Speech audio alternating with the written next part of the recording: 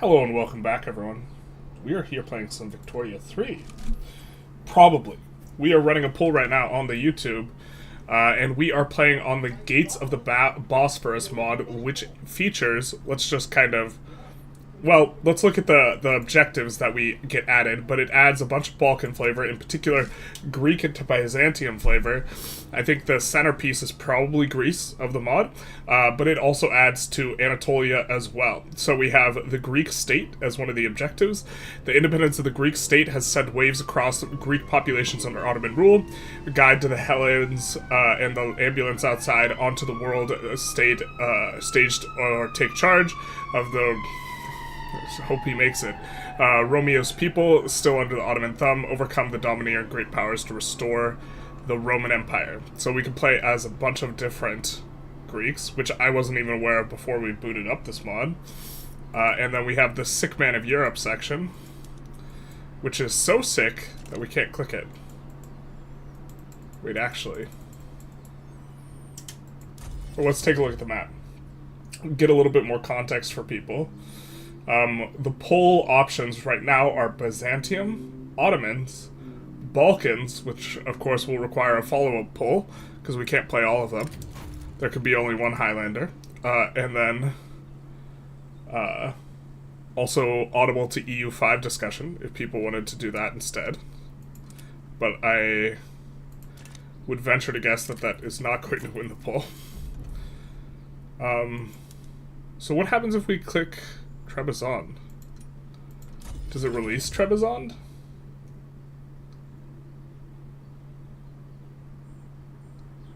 Because I didn't see Trebizond on the map. Or I just don't know where it is. Oh, it releases them. But they're an Ottoman subject. Oh, that's fascinating.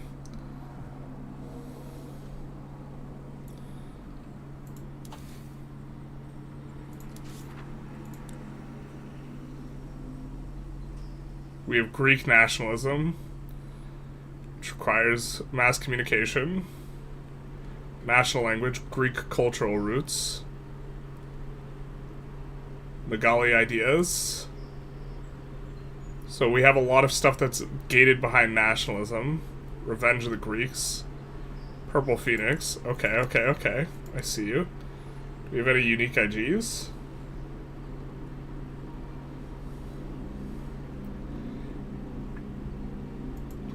Resmite. But that's fascinating. Okay, so we can have different start conditions depending on what we want to do. I'm supposed to be studying RIP. You should study. The VOD will be here when you get back.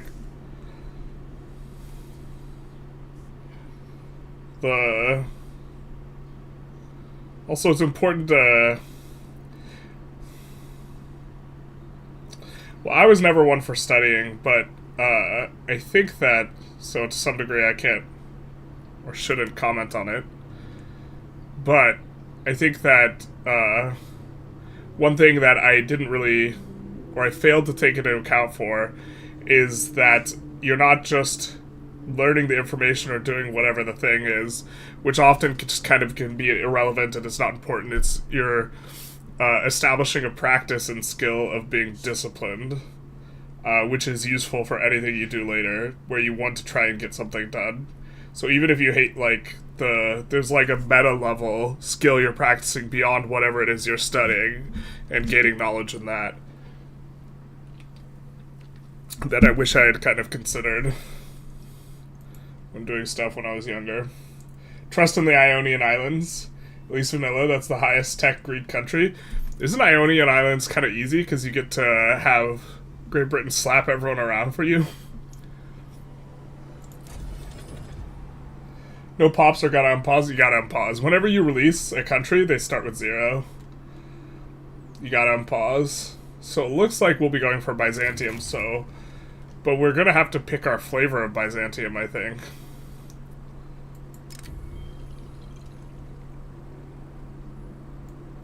Republic of Seven Islands. I don't think this is vanilla. Colonial administration is British. Gets xenocracy.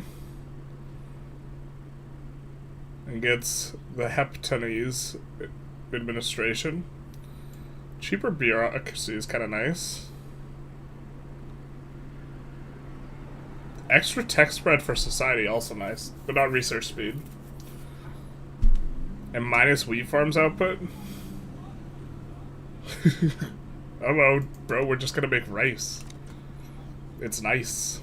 And then we are going to have probably, yeah, a bunch of the journal entries. We already have one active. Oh, wow. So it looks like you have a lot of agency in terms of forming biz in this mod. Lich Lord, thank you for the follow, big nice.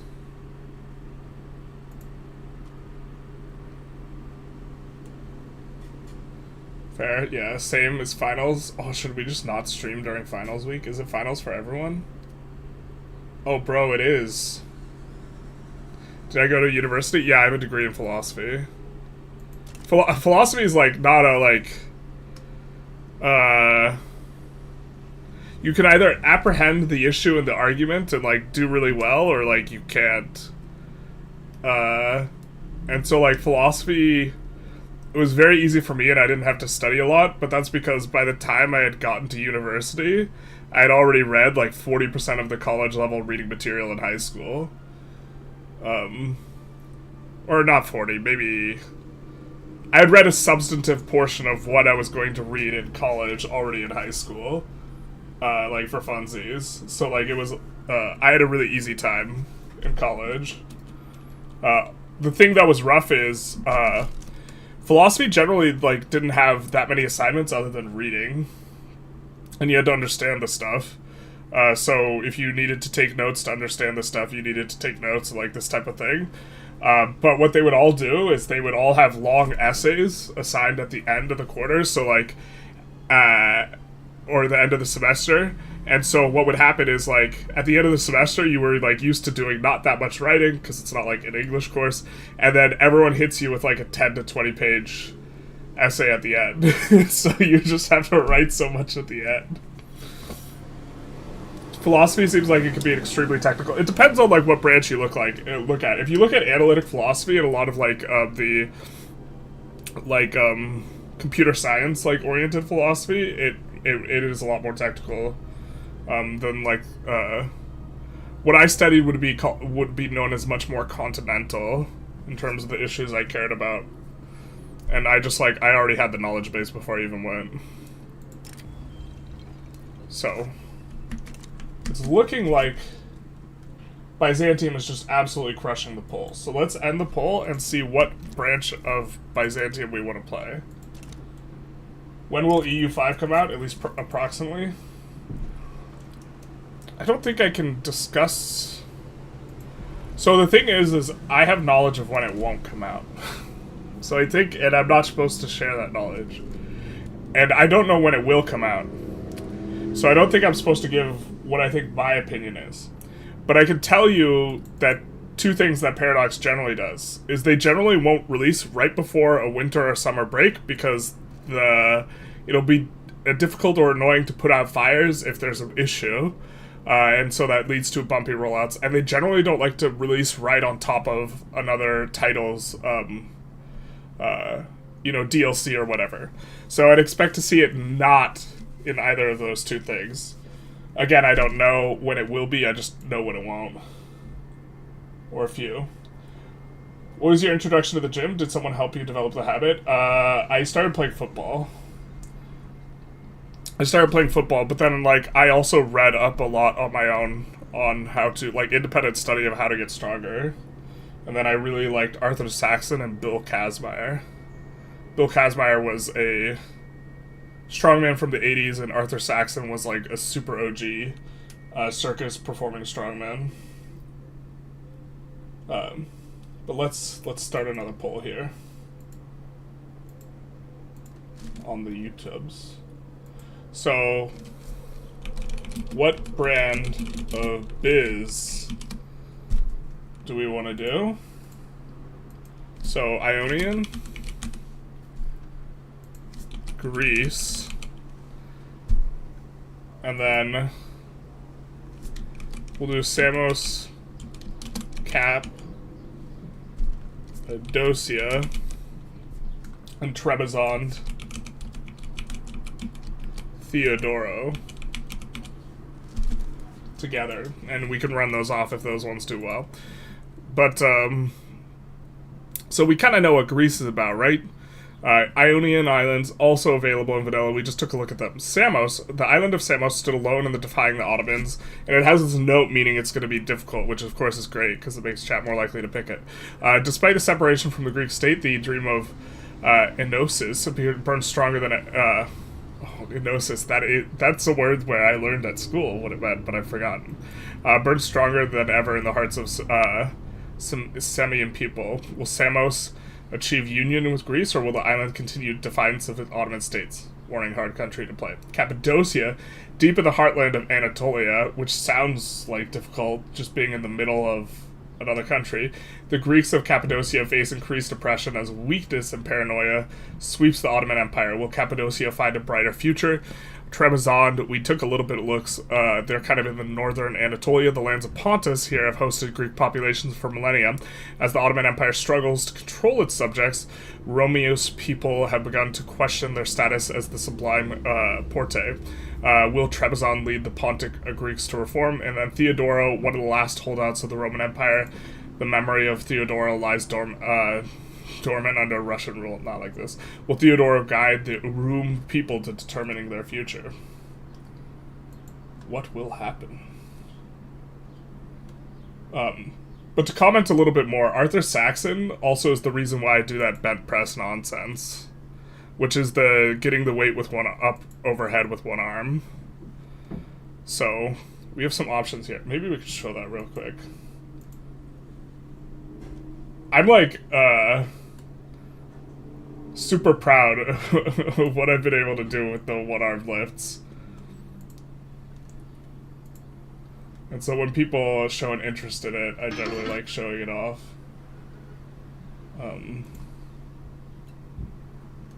Let's mute it.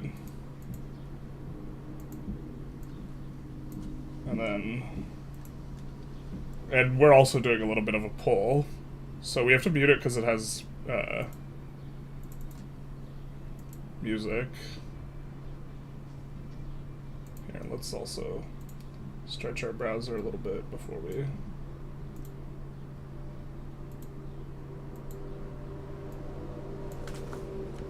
do this.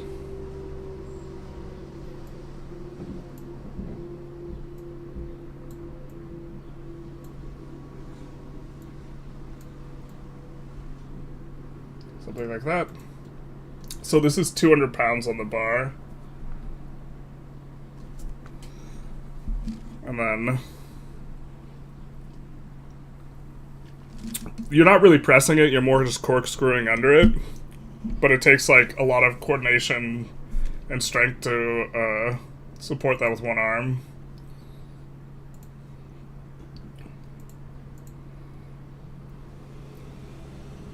Where's Samos? Did we not put Samos in there? Samos is an island.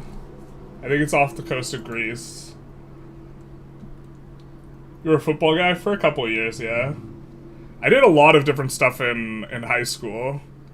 Like I also did like theater and choir. And I bounced around a lot. So I transitioned from like football to theater. Which is, that's the thing. What do you like more, football, hockey, or baseball? Watching football, almost certainly. We swapped back, yeah. I think I wouldn't play football because the head trauma stuff. What kind of workout do you do? I generally do 4 to 8 to 12, and weight you can do for 12 reps. Why don't we show where Samos is, because someone asked, and then we'll...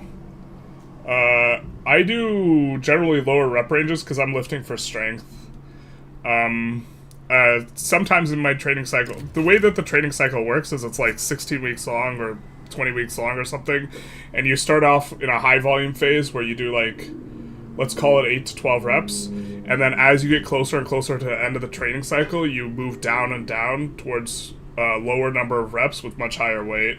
So I'll start out with like maybe 10 sets of 10 with like, I don't know, what's a reasonable percentage? 60% of my 1 rep max. And by the end of the training cycle, and then the next week it like might be 8 with like 65% of my 1 rep max. And then maybe it's like, depending on if you like want to undulate, maybe I go back, and the week after it's like 10 again, but with 65%. So the idea is you're overloading and the weight's getting heavier and heavier, but the reps are slowly dropping, and eventually you like are trying to hit like 105% of your 1 rep max or something, or 102. I can't make 5% jumps anymore in weight. It's too hard. I'm too my training age is like I've been training too long to make that big of jumps, and I'm also like too old. I think you don't have the community mod framework for some of the UI stuff, which is why you can't click the sick man menu. Oh. That makes sense. This is Samos, though.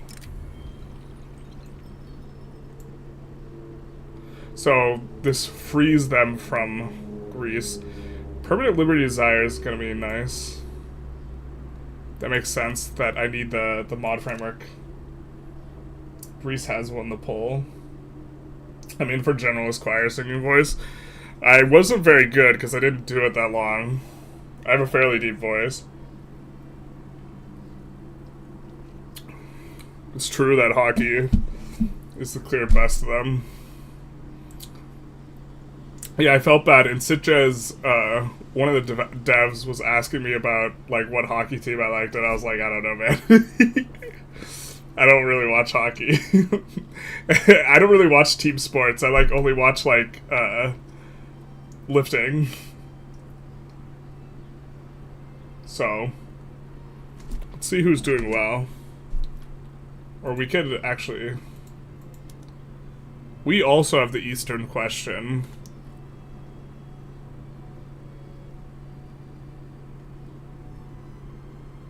So it looks like they have a fairly nice railroad. You don't have to do anything too crazy. We'll try and like stay on the railroad that the mod provides and not like do anything too weird to like do this easy. Here. Let's do a poll. And we won't do a third runoff, but we'll do Greece versus the ones that were really close. Okay.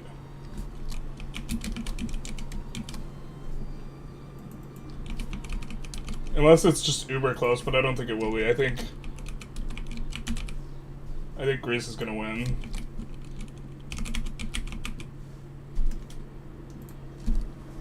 But we will see. Trebizond Theodoro catching up. Yeah, we'll follow up and see what people want to do. Let's take a look at. We took a look at where Trebizond was going to be, so let's take a look at where Theodoro is. Yeah, the mod framework's probably why this doesn't look correct. Why is it streaming Solaris 4.0?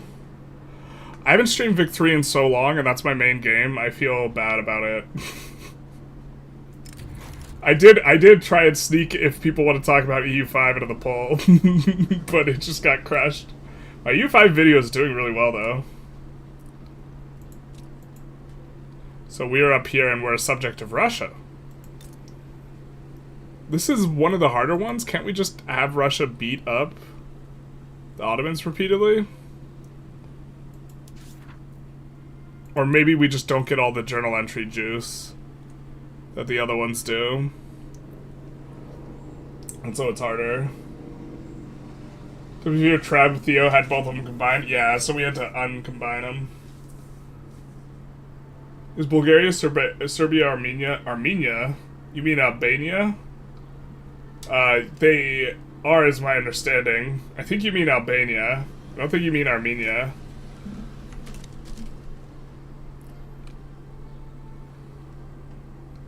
Yeah, Bosnia already starts released. But yeah, the Balkans also have their own flavor. Wait, poor Greece is getting wrecked? Oh.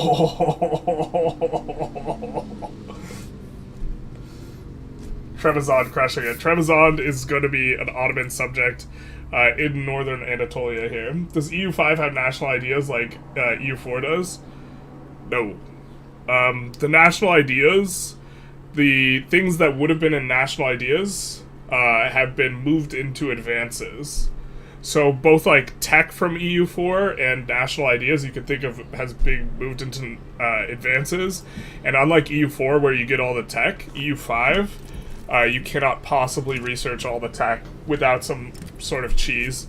To be fair, there was cheese in the version I got, but I left feedback about it, and so I'm pretty sure it gets removed.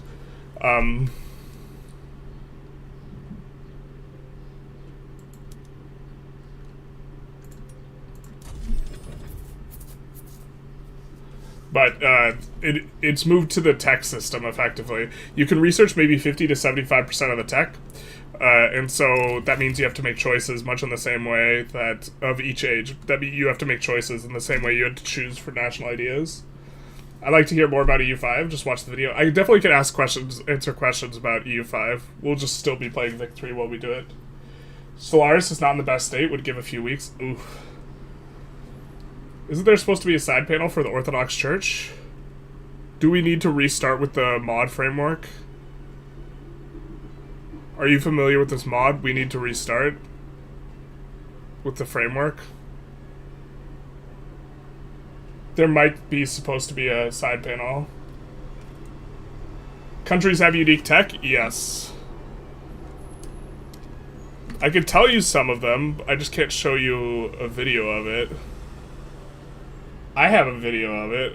I just can't show it. I have almost every country's unique advance recorded on video. So if I wanted to make videos about it, I can. I just can't show the screenshots or videos I've taken. I think I have over 1,000 screenshots.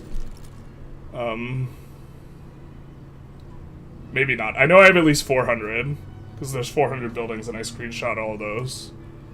Or 400-ish. So maybe if this is broken, maybe we exit and restart.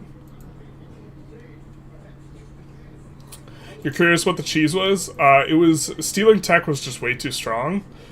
And allowed you to like double your research output while simultaneously taking someone else's. And you would just do it to multiple people. And even with like zero investment, you would just... Yeah, this requires community mod framework. Okay, got it.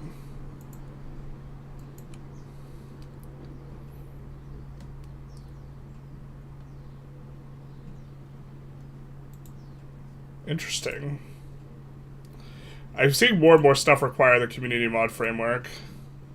Alright, so let's relaunch.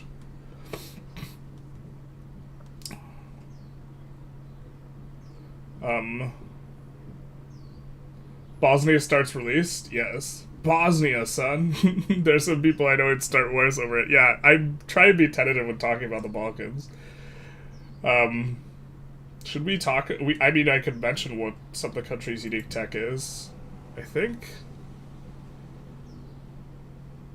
Oh.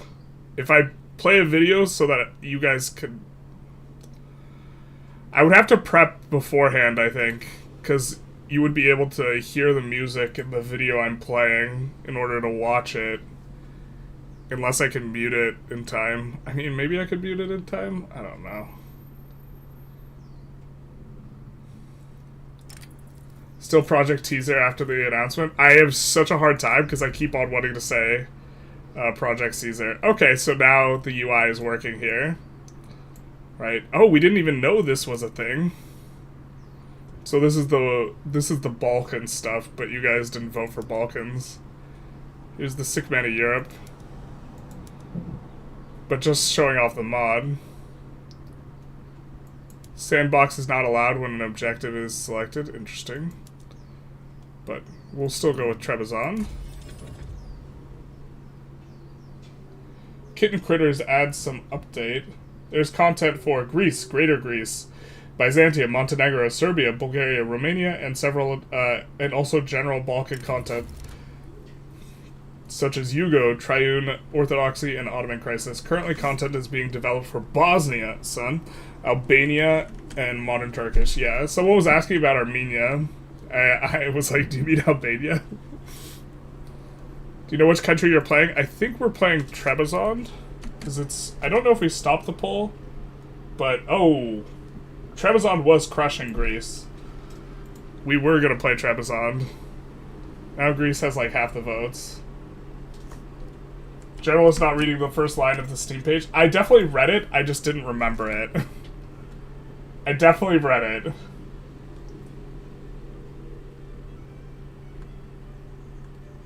Genuinely amazed at your archival skills? Well, I mean, I knew I was going to have access for 2 weeks and then it was going to be gone. So, I could either record everything or I could just not, but... Okay, so it looks like you guys are feeling Greece. Or you guys are feeling me exiting and entering out of menus. Oh, that's not... We needed to do the Greek start. I think. It starts with a poll. We do love democracy.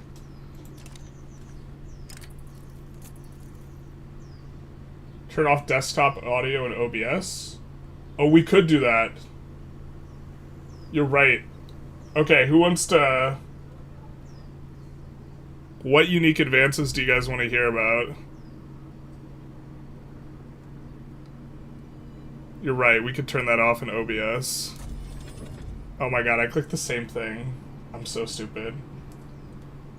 I was just like thinking... I was just on autopilot. I was like, we're starting a game. And I was thinking about like, I don't have every single country, and not every single country has unique advances. And just to be clear, unique advances can get changed before the game releases, and so I can only speak to the version I received, right? You mean Armenia, Georgia, Eastern ERE lands, since you showed Theodore, which is Russia, like Armenia? Oh, okay. Yeah, I don't expect this mod to have unique content for Armenia, but I do expect it from Albania. So if EU5 starts in 1337, does that mean Biz will have an easier time to deal with the Turks? Biz starts out in a ton of debt. In the version I received, like, dealing with a lot of stuff is, like, easier than it ought to be. I think that it will be, like, if the AI gets developed in this sort of stuff, I think it actually will still be a rough start, but not as bad as EU4, probably. Your EU5 video was honestly the best IMO and most informative. Thank you. Thank you, thank you, thank you. Why don't we actually just say the Biz stuff? So let's mute the audio output.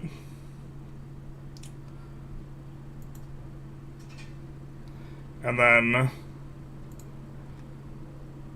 we have a video for Balkans and Anatolia. God, I'm so paranoid opening this video.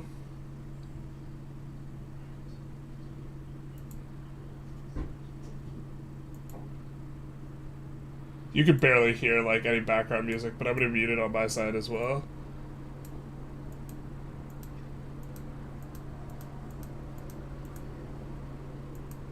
Okay.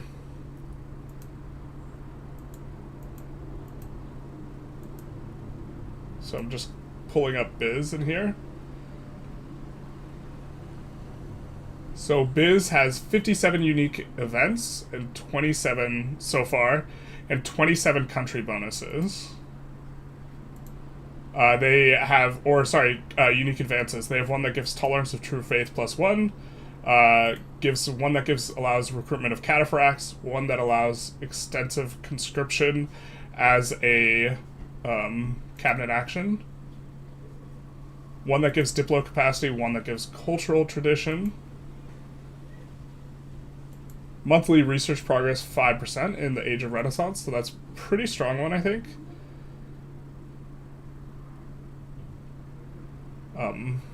Monthly prestige, number of Varangian units +4. I don't even know what that means, honestly. They have one that gives trade range +20% in the Age of Discovery. They have one that gives unique cannon regiment. They have one that gives Orthodox cyanide cost. I didn't interact with the Orthodox religious mechanics, though, so I don't know what that means. One that gives pop conversion speed, plus 10%. Reformation. I don't know how good that is. Speed of integration, plus 20%, so you can integrate your subjects faster. I don't know if that makes integration cheaper as well. Army tradition decay. Oh, and in Age of Revolutions, plus 10% literacy. The literacy modifiers are generally strong. Manpower plus 10% in Age of Revolutions.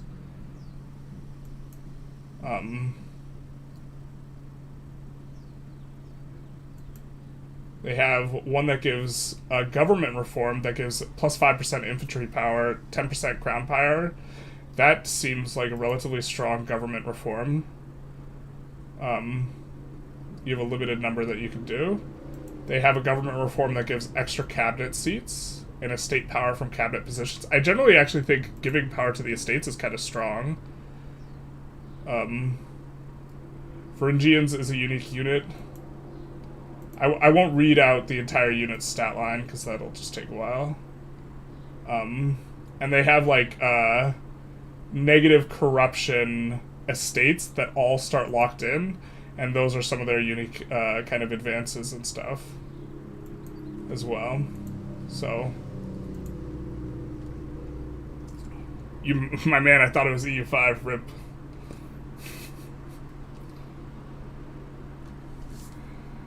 Also, was your EU5 video actually spread out? I won't tell anyone. No, it was actually slowed down because I talked too fast, and I had a little bit more time, so it's actually, like, a little bit slower.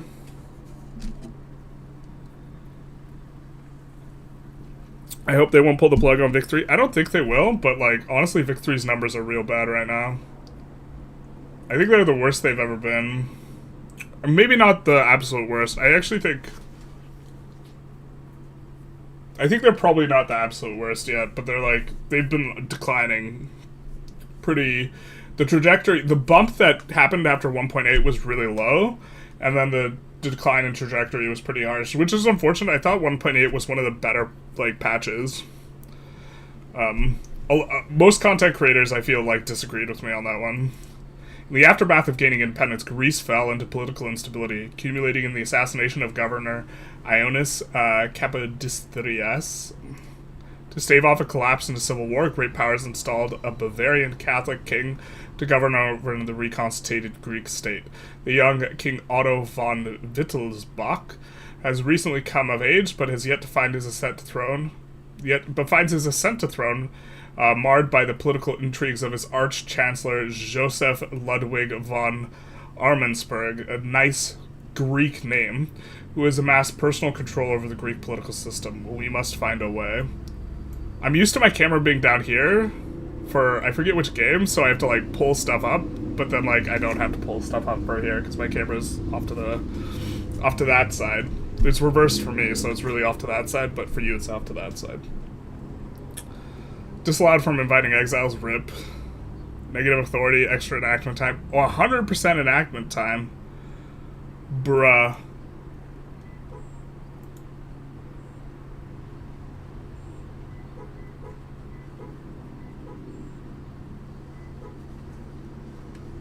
Regency holds the throne.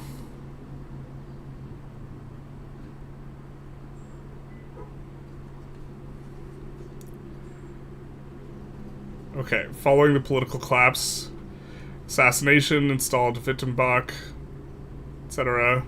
Regency has a stranglehold. He will soon take action against Amsberg and his lackeys.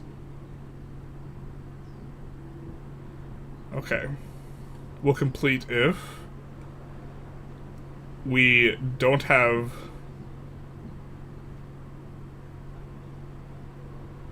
none of these enacted. Regency Council has been discharged. Mandate secured. Okay. So we have an interesting power struggle here at the start, politically. Which is going to be rough for us. I see that we have some agitators that look unique.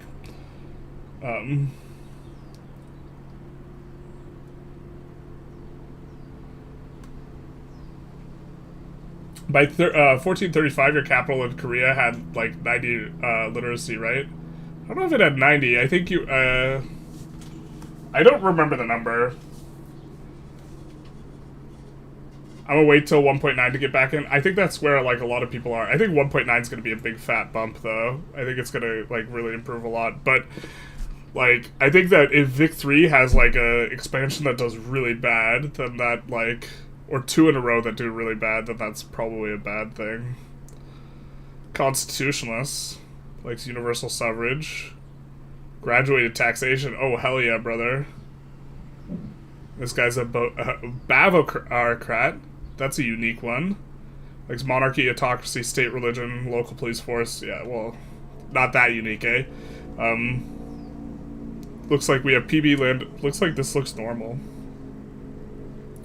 Do we have unique? Anything? It doesn't look it. Or I've forgotten the face of my father and I can't recognize. No, this looks all normal. We have a liberal movement to start. All of these guys are supporting it. We could bolster it. Doesn't have a lot of support or activism yet. Could roll a Venezuelist. Interesting. They like state religion. Universal suffrage, graduated taxation. What an interesting one. Well, I'm excited about being able to pass nicer tax laws. June through October 2023 is the only time Vic 3 player count was this low? Yeah. Yeah. And, like, that is, like, an outlier. Like, so, like, this level is, like, pretty unusual. My biggest problem with Vic 3 is everything feels the same. There's no reason to play multiple countries in the same region. Most South American... Yeah, this is my biggest problem, is, like, every run feels the same. I mean, when they patch stuff, every run, like, feels a little bit differently, but fundamentally, like, they all feel very similar. And, like, I have a lot of hours at this point. I've done the same thing a lot. To be fair, I mean, you can find creative and different ways to play it. Maybe I'm just not creative enough. Alright, we'll swap off this. I don't think we'll try and go straight for parliamentary.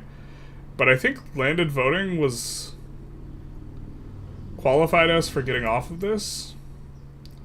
Looks like we would not have that big a difficulty doing census suffrage, though.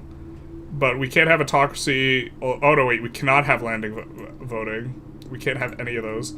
So the wealth voting is the easiest we could do. Or well, it looks kind of the same. I think we go census. It's gonna pass really slow though.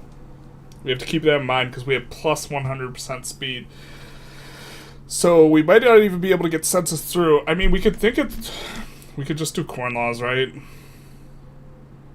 And then make the landowners super happy and then pass right through them.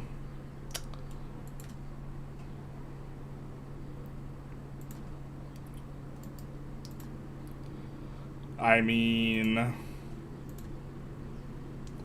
the big standard.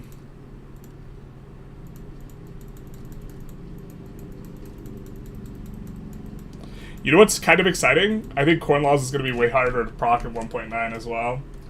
Vic 3 lacks flavor. I have 800 hours at this point. Anything, there isn't anything new the game could throw at me compared to 2.5k hours in EU4, and I still have unique addition trees I've never played. Yeah. No, I 100% understand the sentiment here. I don't think there's going to be unique tech. That'd be kind of crazy for a mod like this. So we won't go scouring for it. So we could go stock exchange. Could also go Atmo engine and then talk about how we can slingshot by not researching lathe and then forget to swap off Atmo engine and just end up researching stuff slower. I think that's how we're going to play it. I think that's the plan, boys. I know one of these has iron. There we go. Is it just them? I think it is. Okay. So, first construction sector we can't really afford, but it will unlock our investment pool. Just go wood first. Oh, we have an easy peasy homesteading. That's crazy, man.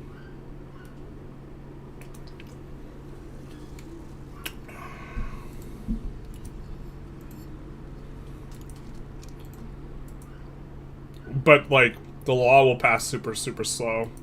Even easy isolationism, too.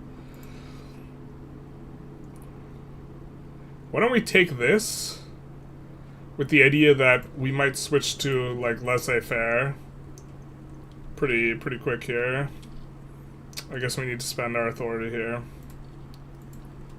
I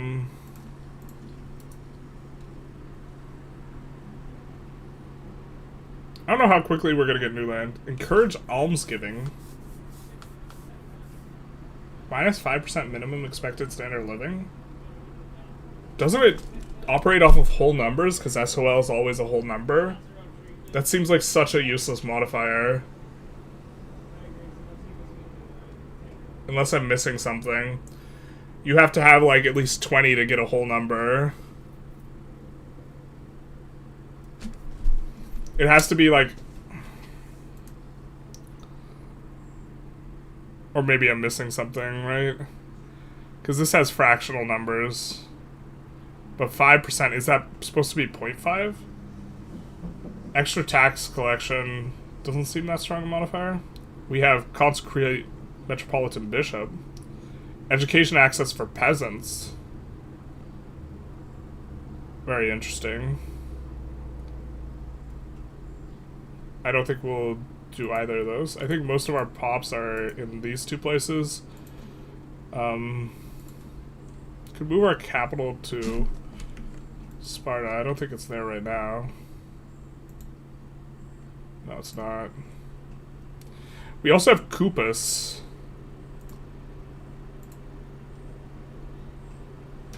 Which is gonna be important. One of the better tooling companies is in Greece. Ajax the dish soap is stronger than all of Greece. Get it? It's one of my favorites. Alright, I gotta get back to chat though. I know I'm already behind. I apologize. Where's Kupus? Oh, there it is. So what is it? Attica has to have tooling workshops. I believe that's Attica non-localized. So we will encourage manufacturing industry there. Something like this. And we can float the rest, I think. Can we get away with this? Increasing taxes. What's our minimum expected? We probably can. It's also, like, inconsequential, though, in terms of our budget lines, so maybe we don't. Oh, whoa, whoa, whoa. Holy shit. Wasn't expecting that. The fuck is a Bavarocrat? We have a Bavarian king, so in that direction. Yeah. Combat is a big problem for me. Yeah, combat's not something I care about very much. The way I see it, there's no point in playing Vic 3 until a trade rework. I'm so excited for a trade rework, because that's going to be a major thing to sink my teeth into, like, trying to reevaluate stuff. And I have not done a trade tutorial in so long, just because trade was, like, so deeply unsatisfying. So, I did enjoy the Australia favorite pack. That was sweet. I agree. You probably abdicate to a liberal movement for universal suffrage. Yeah. I think that we want to, like, not immediately kill the journal entry from a flavor perspective. Across Europe, it is held certainty that Ottoman Empire is in decline. A dissent spreads across the empire. The governing government in Constantinople has found itself grappling strife and separatism across its holdings. As the tenets of nationalism emanate across the Balkans, boy do they, many people begin to dream of a future where they determine their fate without the abuses of a king or the court. It will take all the efforts of the ailing imperial bureaucracy to exert the king's influence over his flock. We get involved in the Balkan nationalism conflict. What does involved mean?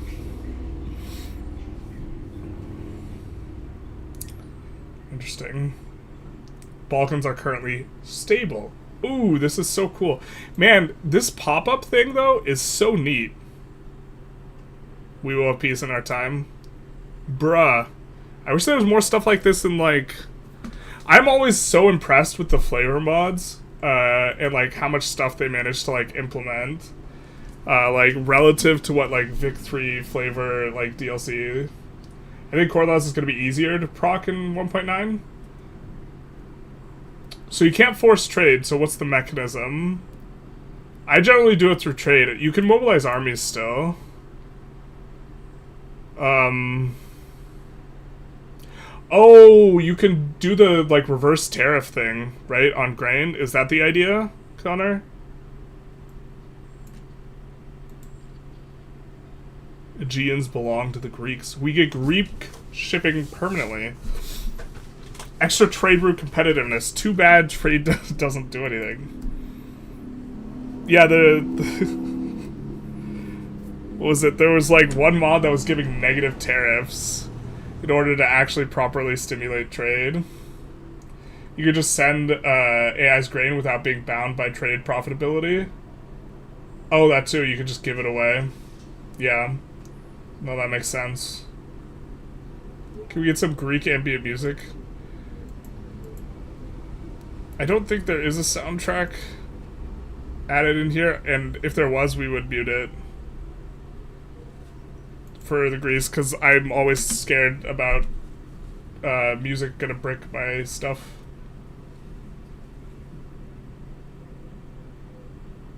What would you suggest to specialize Vic 3 when EU5 arrives? Will the two games compete with each other, or will one of them eat the other? My impression of the community... can maybe take it on pause and see what flies at us. My impression of the community is that... oh, we need the landowners in power and happy, or in big. Oh, they're not powerful. We could recruit a bunch of generals to make them powerful. Maybe let's do this without corn laws. So we'll delete all this bad trade routes. We're making way too much money now. So we'll add a construction sector in the capital. Greece enjoys a high degree of autonomy from the Ottoman government in Constantinople, yet the fledgling nation is gripped by consequences of decades of neglect by the Porte. I thought I clicked alt-click, so I don't know why that didn't go to the bottom, the top. Can we get the Imperator soundtrack going? We could.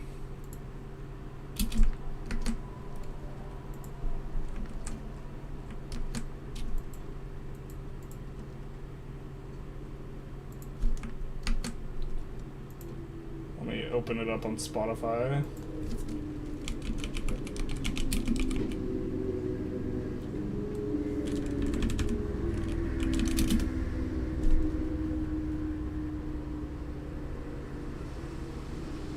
Oh, yikes. No one's organized Imperator Rome. We cannot. Or I don't have the soundtrack just sitting on my computer. Vic 3 was most fun, I think, around Voice of the People in 1.5. I really enjoyed 1.5. I also enjoyed 1.7 a lot. 1.7, though, was when my channel, like, did the best. And so that might be just, like, a super confound. Like, maybe the game was less fun, but my channel was just doing really well.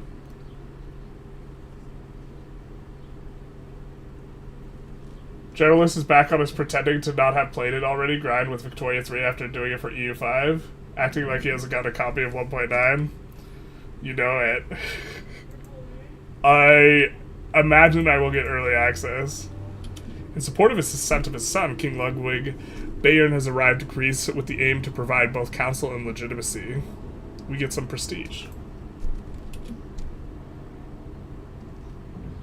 It's like CK with the struggle mechanic. We are getting unstable.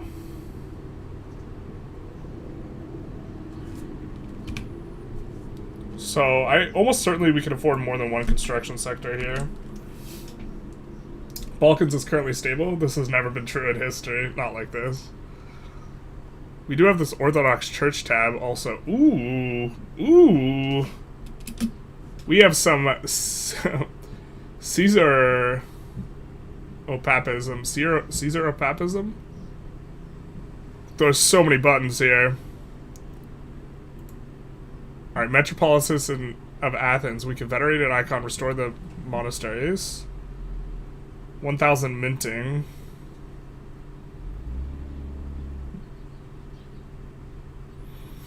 Okay, so we're getting... We lose...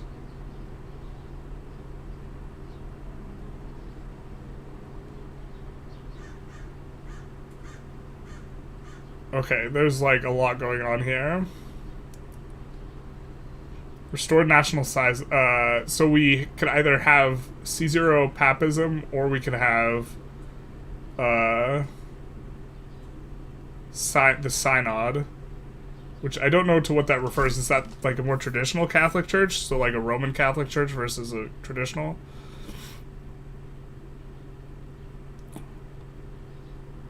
Subsidizing the church, Sunday schools.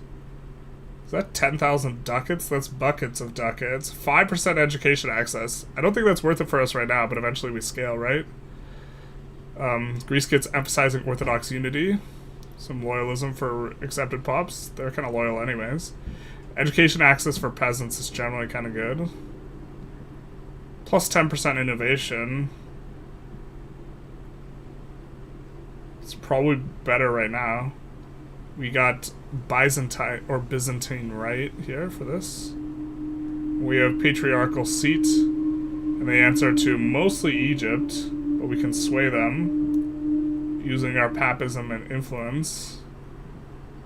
So this is a resource that we get more of. We get some from dissolving the monasteries and reforming the national scion.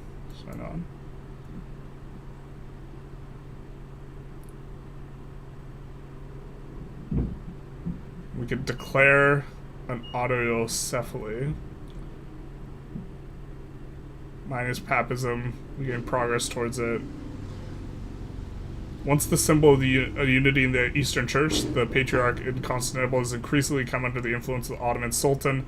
Unless we sever our connections with Constantinople, the Ottomans are sure to continue to interfere in our politics and even try further attempts to suppress our culture. This is quite a big amount of stuff going on here. Should we interact with it? I mean, I think we want to select one of these, no?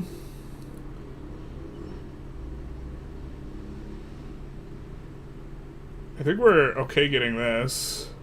And we can only focus one. Eventually the education access is better. Maybe?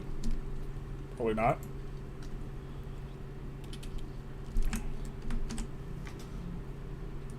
The mods really show up the official paid paradox stuff. Yeah, but the paid paradox stuff is like... The thing is they do stuff alongside it in the free patch that makes, like, comparison not quite fair. But also, like, I'm just... like, Hail Columbia... I'm generally more impressed with than I am with, like, the India DLC's flavor. But, like, they also added an entire framework for discrimination for the India one. And that, like, framework is, like, more impressive than the... You know what I mean? Are you picking what I'm putting down? Royal Bavarian Auxiliary Corps. When Otto arrived in 1832, he was accompanied by a force of 3,500 Bavarian soldiers to solidify his rule. Yada yada. expenses mounting, etc., etc. We get some extra expenses, minus morale loss for 100 years, or 9 years. That seems good. I was thinking of using diplomatic treaties, but reverse tariffs would work. Yeah. Yeah. Oh man, I'm quite a little bit behind. It seems like you have a lot of interesting tools with the... You have enough interesting tools that there's going to be so much experimentation, it's going to be a lot of fun trying to figure out stuff.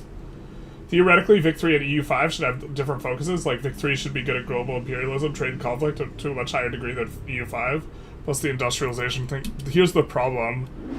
So one thing I think is super important in terms of representing in this time period is the extractive nature of colonialism. And I think EU5's trade mechanics do it better. Because trade advantage makes it so whoever has the trade advantage in the location, or sorry, in a market, really extracts like most of the value that is to be had from trade. They get all the juiciest routes, especially if they control multiple markets. As you control more and more markets, because let's say there are 3 markets, and there's a market down here, and then there's a market here, and then you're back here, and there's another market. Let's say it's A, B, C, right? Well, if you control both B and C, and there's a really profitable trade opportunity between C and B, you get to go first, exporting or importing, if you have trade advantage from here to here.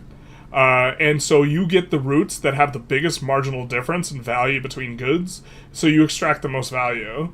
And then the next person goes, and then the next person goes, and then the next person goes. But the idea is you really, really hoover up most of the value if you have trade advantage. And what a lot of the mechanics of colonialism is like you have like a trade outpost that helps you to give trade advantage, or you extract it from subjects that give it to you and this type of thing. And so there's a bunch of collapsed price goods in these developing areas, and then you get all the value of the marginal difference between this collapse price and them being super expensive in Europe as you just hoover up the values and send the goods to Europe. And, like, in Victoria 3, the relationship between the colonial nations and, like, the colonized nations is, like, way more equal in terms of like the economic exchange and like value between trade and like this type of thing. Question about EU5, do they have some kind of mission trees? I think mission trees are getting reworked and they weren't like available for what we saw. I'm not 100% sure what's going on with mission trees. This has been a common question. I'm sorry I don't have the answer.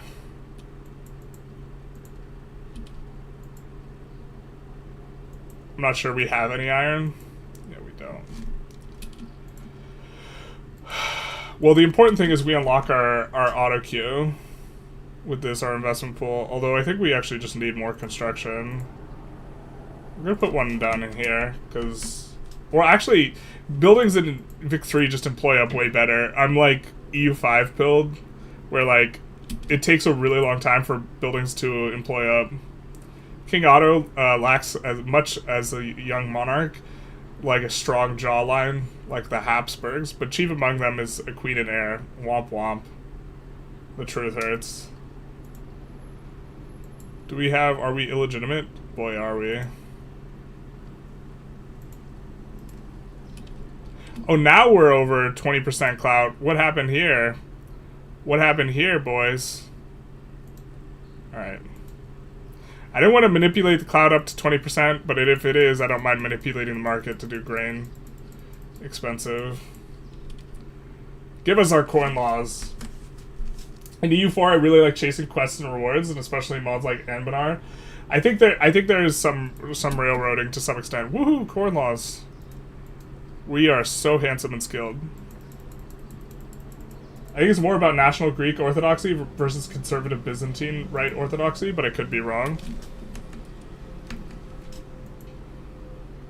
I think that's kind of the impression we formed. I'm catching up now, though. Are you going to form Hellas, Byzantium, or Greater Greece? Oh my god, I didn't know there was decisions. I think we're going to do Biz. I think the people want Biz. Right?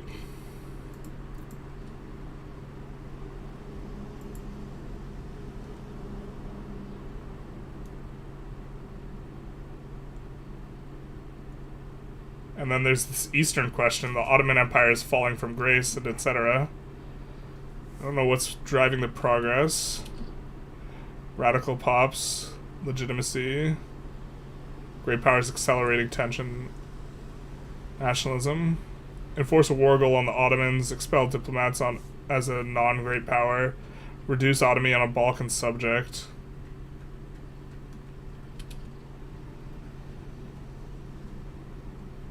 I guess we should also research nationalism relatively early.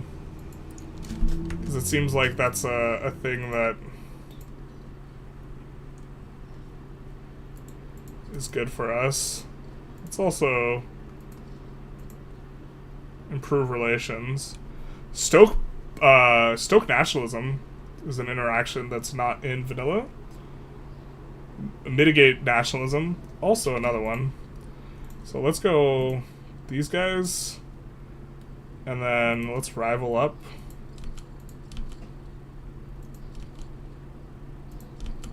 Landlocked people, and then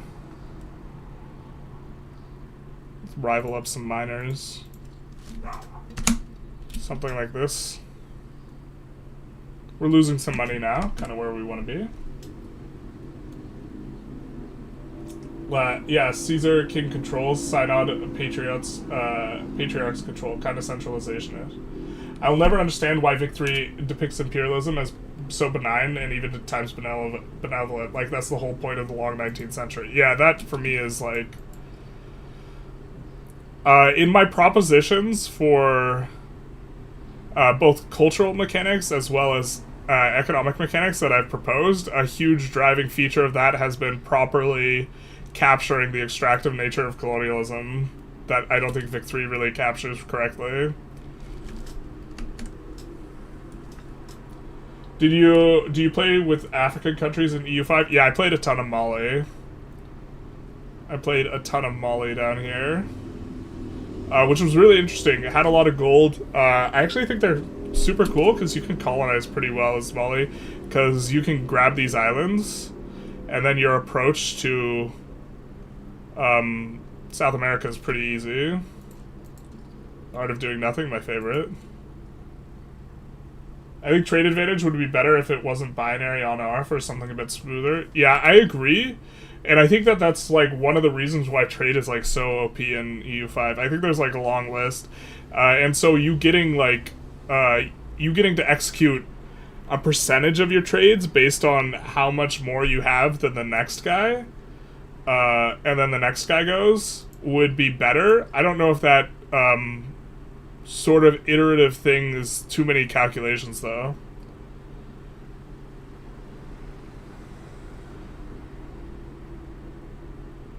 Bruh, we don't want to marry any of these people. This is cool, though. I guess we'll go with French.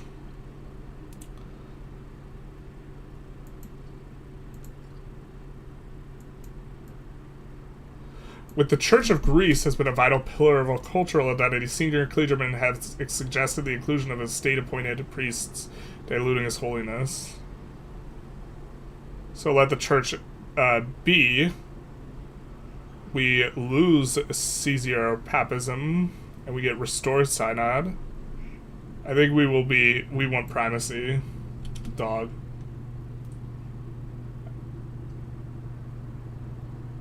Then for Byzantium, you have to go full Roman identity. Alright, that sounds correct. What's the biggest culture at the game that started EU5? Oh, like who has the most cultural power? Well, so the cultural tradition and cultural power are two different things, but it's probably Yuan. Yuan is like the biggest in a lot of ways. But they have an event, like, they have the Red Turban Rebellion, which will break them apart, like, super hard.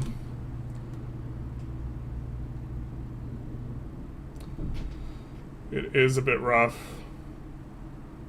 Yeah, it's so, like... Project Caesar, this was... Or, sorry, EU5, this was, like... 50 provinces. And now, like, looking at the map in Vic 3 is so weird for me. Because there's, like... I think there's 10 times roughly the amount of locations. I don't know if that's exactly right.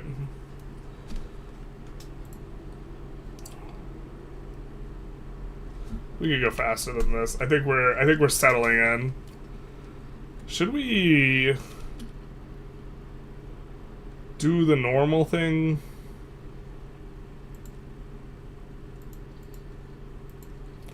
I think we will have enough power from the events that won't be necessary. You know what I mean?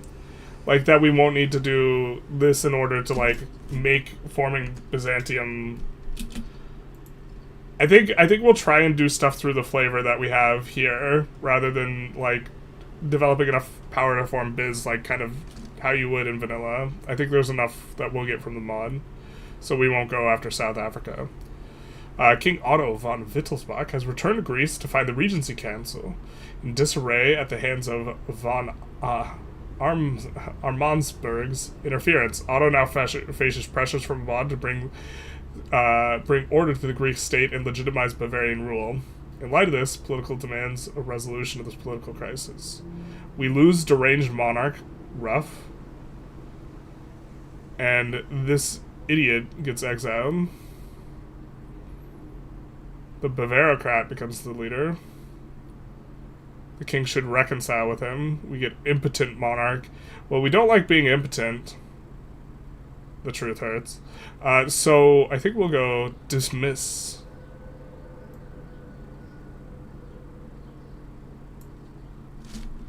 Get out of here. With the independence of the Greek states comes endless cries for unification, or enosis, with the various Greek population. I think enosis is a word that gets mentioned in philosophy. I don't know exactly what it means. I mean, it means unification, but that word looks so familiar. The Greek population is ruled over by powers associated with the Ottoman state.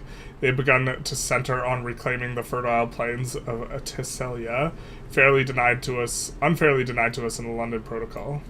We will liberate our countrymen. You can try. 50 times the number of Vic 3 states, 66. Yeah, Jesus.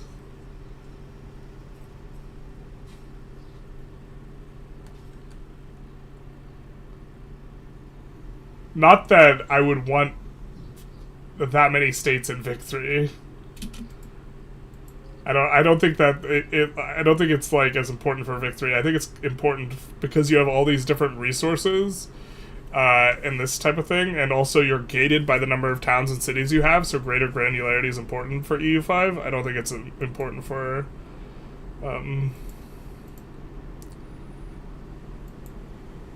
Oh, I didn't even think of this, that we wouldn't have enough slots. It looks like we do. Or do you always get a slot to make this guy, to get the market liberal guy? But, okay.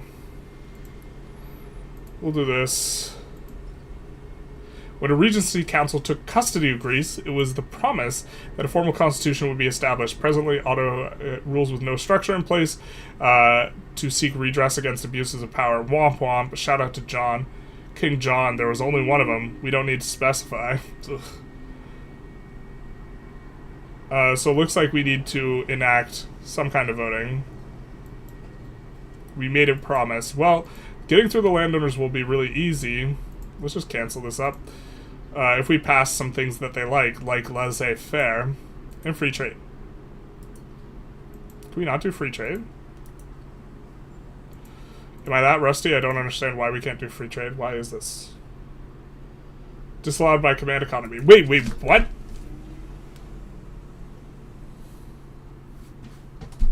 We're not a command economy. Okay, no. Oh, we don't have stock exchange yet? Okay. That tracks. Stock exchange, very important tech. Okay, yeah. It's crushing our mappy, too. We actually probably should have led with stock exchange, actually. I think actually we just swap.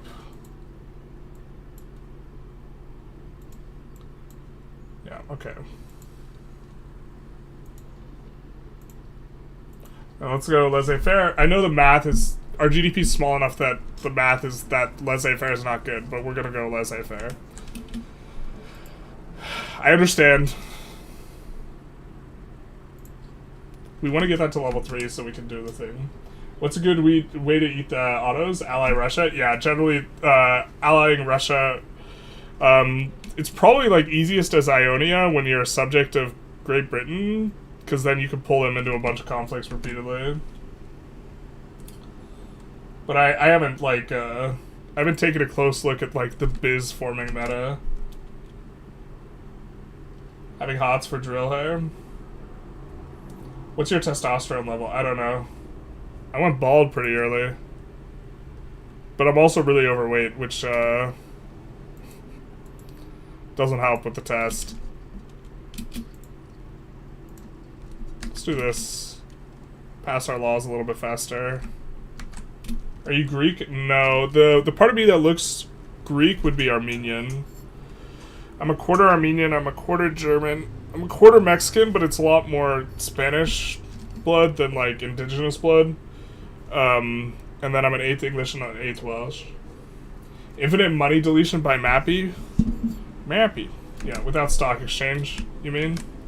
It is a little bit rough.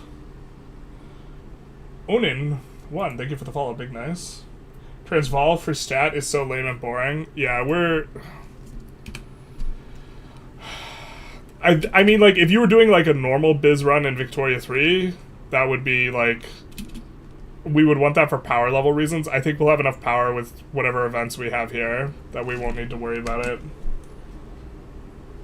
I hope they remove the ability to conquer stuff from the other side of the world. I wish that your ability to... I wish that there was a distance cost for interests, and it required naval power or some way correlated with naval power such that Great Britain gets to maintain a ton of interests, but, like, as, like, Greece, we can't, like, this is maybe something we could do with Greece, or even have more interest than this, but they're all, like, central and radiating, and doing this at game start, and then declaring war on China and inviting Great Britain was, like, not possible for a lot of people. Conquering out without a claim is such a bad game design. I mean, I think that that's kind of something that happened a lot in this era, so I don't know if I agree. Interested in the economic aspect of the game, would potentially be my first Paradox game. Worth picking up at the moment, along with DLC. The biggest hurdles of getting into it. As your first Paradox game or your first Grand Strategy game, I would not recommend Victoria 3. If you like RPGs, I would recommend CK3. Victoria 3 kind of has, like, a little bit of a rough barrier to entry, because a lot of the... Like, when you play a first-person shooter, and you shoot something, you get immediate feedback. You're like, I hit something. There's usually an audible noise for when you hit something. With Victoria 3, the problem is you don't really get feedback for a lot of what you do. And so you have to really kind of understand the game well to, like, understand what you're doing and what effect it's having. And so, like, the learning curve on Victoria 3 in terms of the feedback you feel like you're receiving and having it feel like you have a sense of agency of the Paradox games is pretty bad relative to the other ones. You could also get a subscription to EU4. That might be a good way for entering. I would not recommend buying any of EU4, but getting a 1-month subscription to try it out. Actually, no, don't play EU4. EU4 is, like, also just incredibly rough to enter because there's so many different mechanics. I would just generally recommend CK3, which has more of an RPG-type vibe, in terms of, like, your first Paradox game. Assuming you're going for, like, their flagship, bigger type games. Do we really need to delete our construction sector?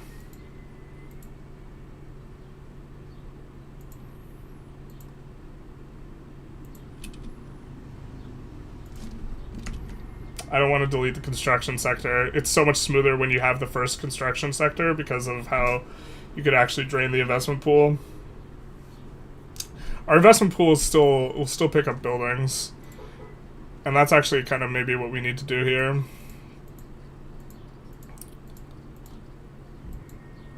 Because when it picks these up, we'll be in better shape. We also didn't check this.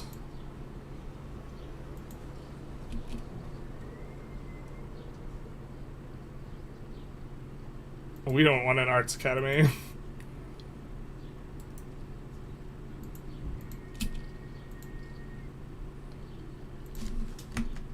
Hey, trolleys, what's going on? Interest in China? Costs the same as an interest in Italy. Yeah. Should interest cost influence? Maybe a combination of some naval thing? Or like Navy decreases its influence cost, or something like this. I wouldn't hate that. I think that whatever it is, it should interact with the fact that Great Britain should just have more power projection because of their navy that allows them to do silly things that other countries can't, and that like historically would track, and that like the notion of like Greece like interfering with China is like kind of absurd. One of the developers really wants to do something with interest. That's something that they talk about, like they really want to do something, but they never do it. So, CK3 is best for sure, yeah. Imperator with Invictus is honestly isn't bad as a starting point. I agree.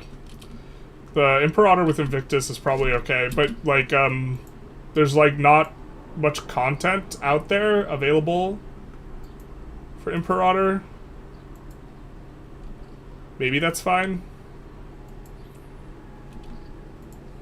Obviously, we can't idle our construction queue. I mean, we're just probably supposed to grab wood and fish, huh? Let's set those on auto expand.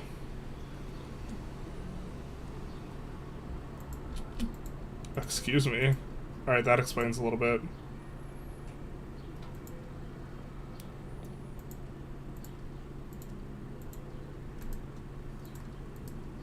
Plato would not approve.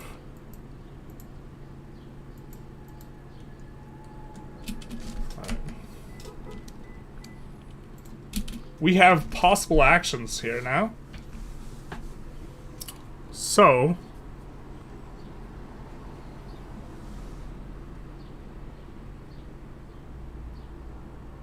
we could dismiss the auxiliaries. We could release Nikitas from prisoner. He's a national hero for bravery during the Greek War of Independence. However, he was imprisoned during the years of the Regency Council for his strong opposition to the Bavarocracy. Seek loan. I think we won't do that. We've seen Greece take on loans before.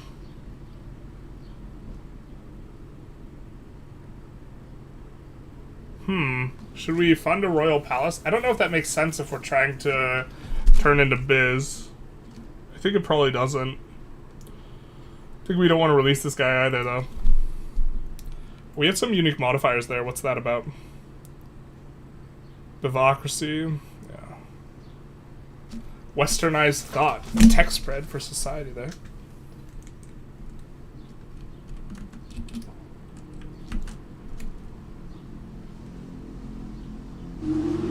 This noob is privatizing under 40 million GDP. Unbelievable. Not like this. Yes, you are correct.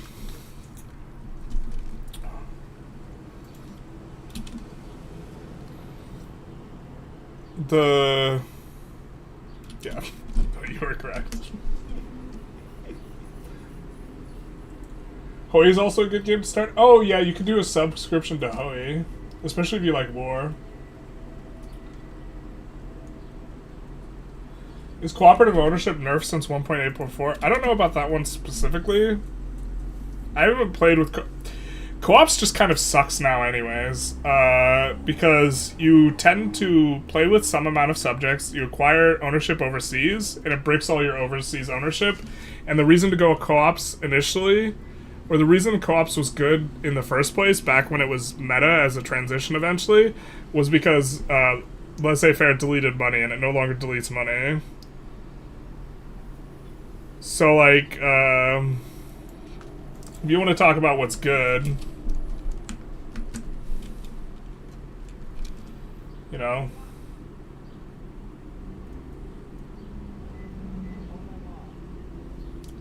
does CK3 have a similar managing of trade and economics? No, CK3 has really, really soy boy economics. The economics of CK are really, really simplistic. The only one that has more simplistic economics is Hoi.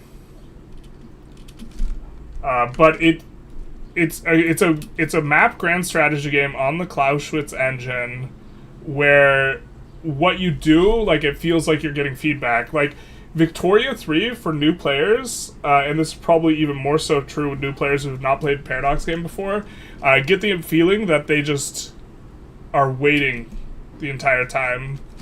And I think that's because you have to have, like, a layered understanding of the deeper mechanics for it to feel really good. The state can't afford that shit. 10,000 in government expenses? What is that? That's a trap. EU4 has a bit of more of like direct feedback, but the problem with EU4 is there's like 5,000 different mechanics. And so in EU5, the Italian Republic seem very interesting. Like Milan's Signora starts off with the Visconti. I forget exactly what the Visconti did. We played Milan pretty deep, though. Alliance with Russia. Don't mind if we do.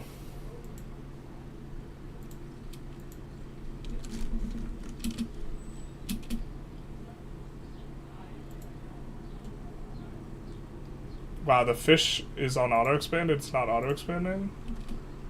Is that right? No, okay, it's not. I thought I auto-expanded it, but I didn't. Hoi is weird and really doesn't fit with the other flagship titles. I mean, if you play EU4 just to do combat, it's not that divergent. Maybe it is. I don't know. There's 3 theoretical use for cooperative ownership because it's bugged and doesn't collectivize nationally owned buildings and has plus 100% government reinvestments. It doesn't collectivize nationally owned buildings? Is that a new bug?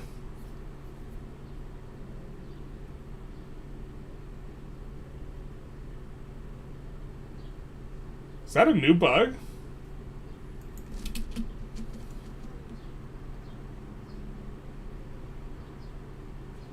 I mean, yeah. Then it might even be, like, one would venture to say meta. Or circumstantially meta. The problem with government-owned buildings is also the negative throughput. The negative throughput's, like, not a factor at low levels, though. It's been a while since I've done some of that ownership analysis. CK3 is basically an RPG. Yeah, it's like an RPG on the engine, though. You play as a person when all the Paradox games you play as a country. Yeah. So which game economy system is more complex, Vicky 3 or EU5? I'd say EU5 is more complex, but Vicky 3 has everything more tied down, and there's probably more emergent effects and trickle-down effects that are nuanced and interesting in Vic 3, but I'm not 100% sure. Stuff like getting minus 66% price on all your buildings when you build as the government and locking it in make other considerations that are like more subtle like kind of irrelevant. In Victoria 3, like a lot more of the subtle stuff is relevant because there aren't just like weird monstrous bonuses out of nowhere. But EU5 is representing more things that like should be represented.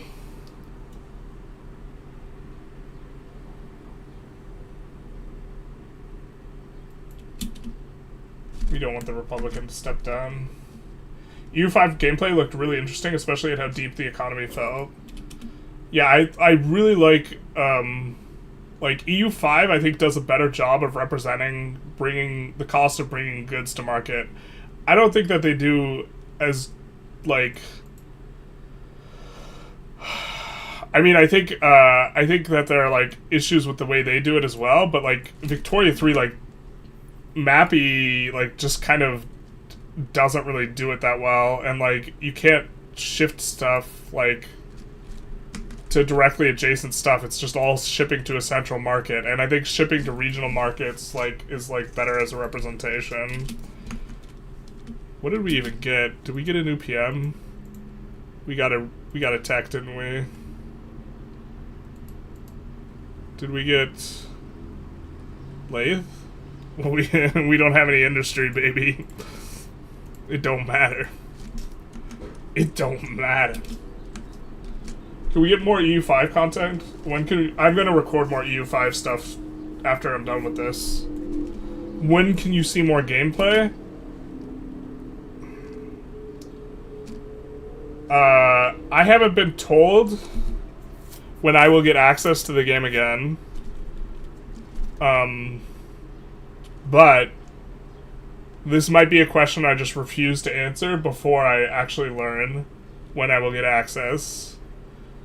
I will maybe answer that question for like a week to say that I don't know, but after that I'll refuse to answer. That way when I do know, I won't have to start changing my answer about whether or not I know. Because in order to conceal information, you actually have to refuse to answer questions. Because sometimes your refusing to answer is revealing information in itself if you only refuse to answer under certain circumstances. And so by having more of those circumstances, let's just go for the company. Yeah?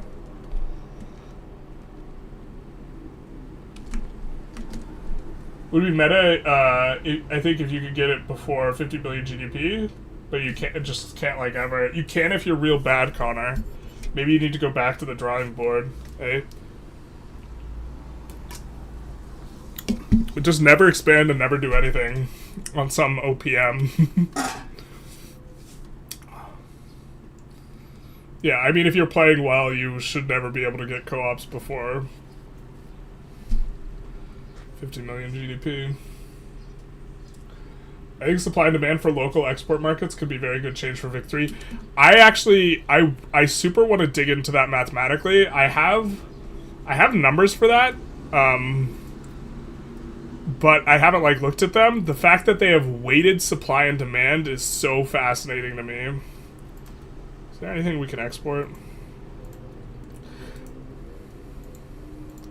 And so your market over-informs the price. So, like, it's always direct supply and demand. In EU5, it's not. And I think this is one of the mechanics that actually pushes trade and makes a lot of trade happen. I haven't looked at the math, though. I haven't taken a super deep look at anything EU5, because I just think that would be, like, kind of inappropriate time usage.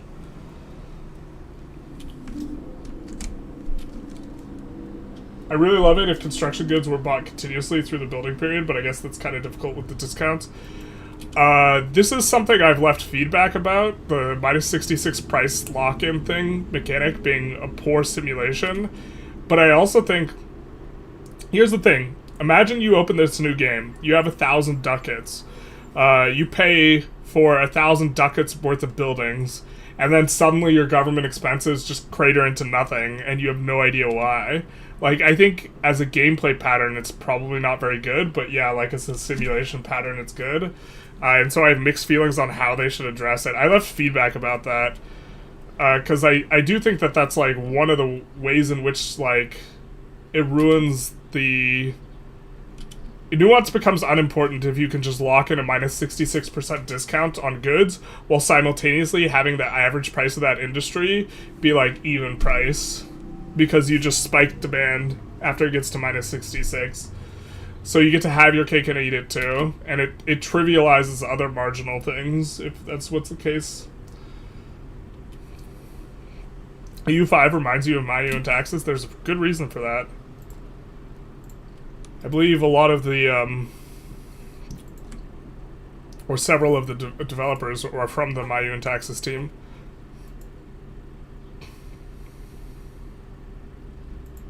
We're gonna go iron frame for 1 level. And then we're gonna import iron.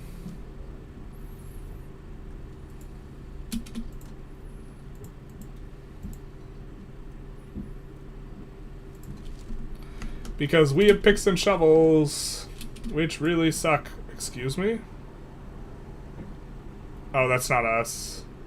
Oh, baby. What is this? Bro. Is this standard? That's a fat uprising. Bro, do we just get biz like this? We could side with this. I think these guys auto-join us if they win. Is this part of flavor? Are we supposed to do something here? We haven't gotten a pop-up.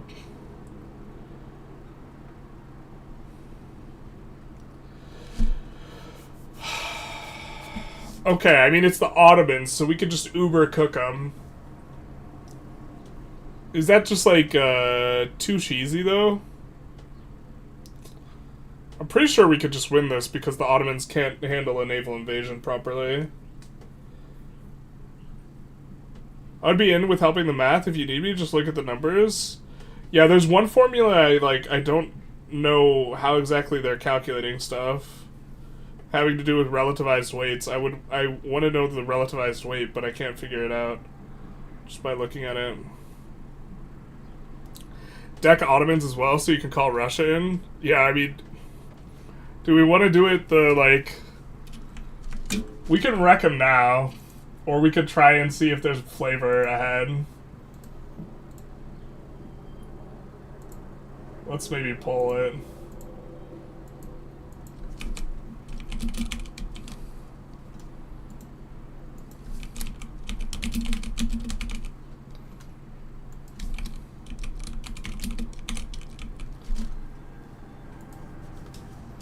Because we just get all these provinces for free, I believe.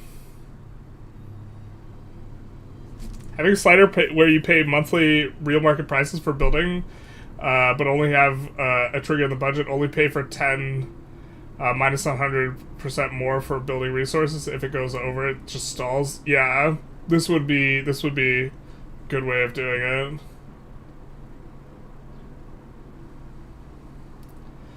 My even taxes, when I used to play it on like my laptop, which wasn't that great in terms of performance. It looks like you guys are feeling wreck on that. We're just gonna save, because obviously inflection point. But my own taxes, I used to play with a book, and every yearly tick was like 10 minutes long, and so I would just read during the yearly tick. All right.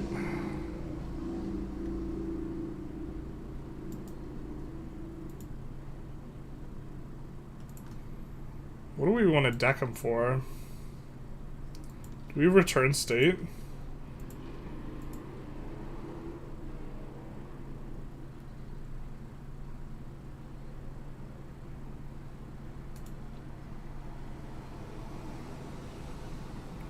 That's Egypt.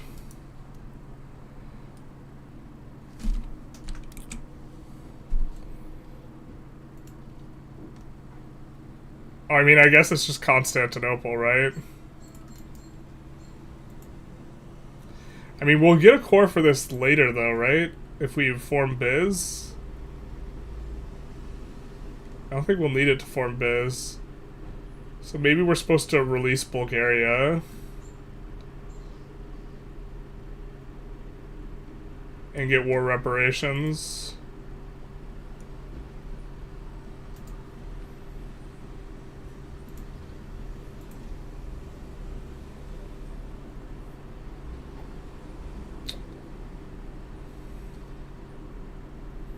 Oh, we could also release Trebizond, too.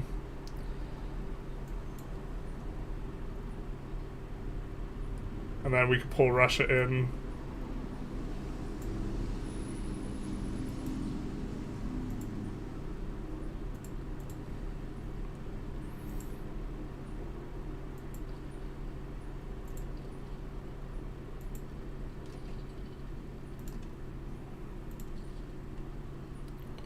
Yikes, let's upgrade all of our units. And then...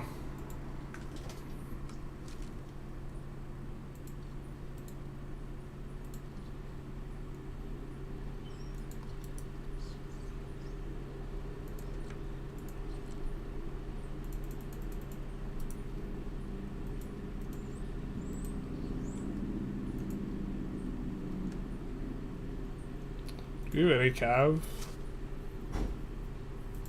We do.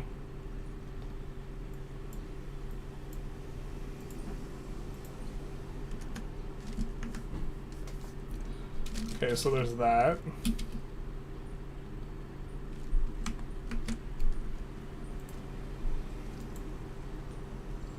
Go for Crete. Crete is Egypt, unfortunately. Oh, Cyprus.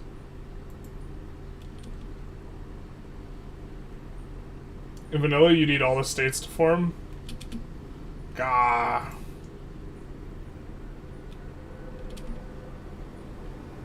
We can probably still get him in.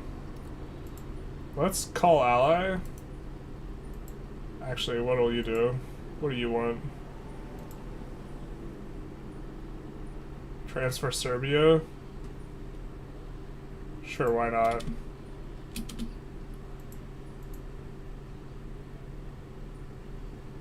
Become subject could be a little cheeky.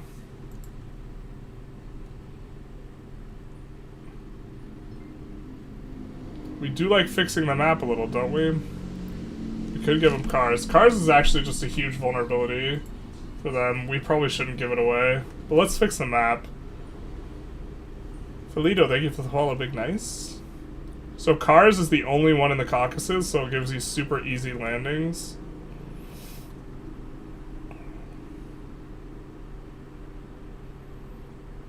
Actually, let's fix the map by giving them to Brugge. In theory, we should just call ally, though. And not help him out. Yeah, let's just call ally.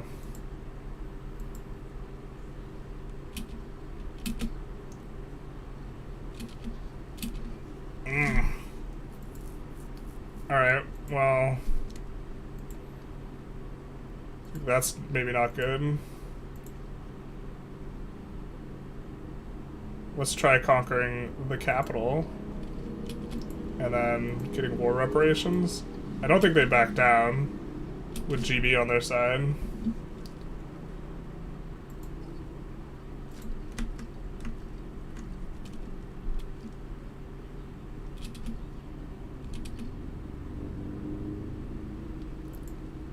And I think we put this guy on the front here.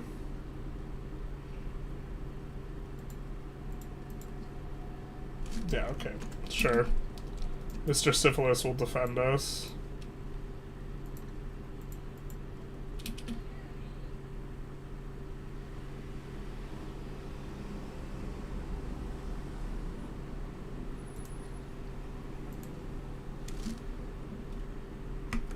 Cool.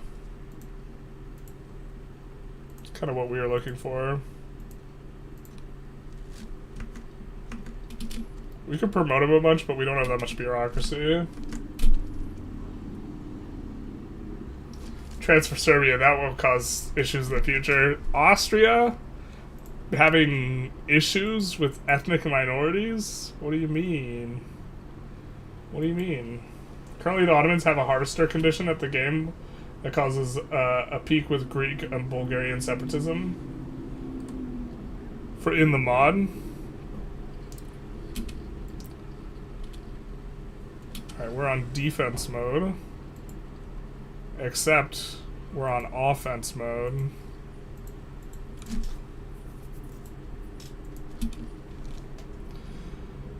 Oh, what are you gonna do? You gonna stop us? Where's your fleet? It's nowhere to be seen. Oh, we get in so free. The front spaghetti. Mom forgetty.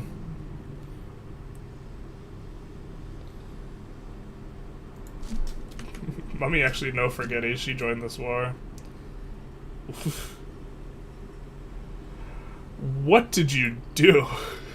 How much infamy do they have from that? Jesus. Why is the AI going over 75? Oh god, we maybe even could have invited more people. I don't think we have maneuvers now, but... Alright, Philodox conspiracy. What do we do? Royal family will join the church. This doesn't sound very Roman. We'll say this is nonsense and suffer the indignities of the church being mad at us. Did we have two guys advancing? Yeah, we do. And oh no. Also, your navy just being able to categorically just evade and, like, you can't block waterways is a little bit rough.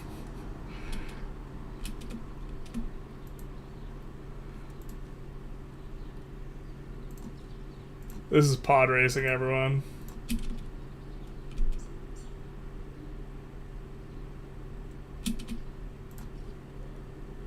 Sure. France.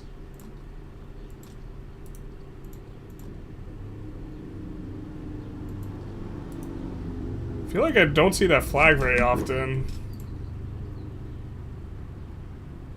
What's going on here?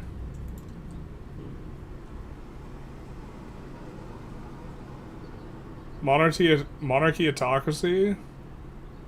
That doesn't seem right for monarchy autocracy on France. Oh, and we get in! Fighting the Ottomans is so hard. How will we ever do it?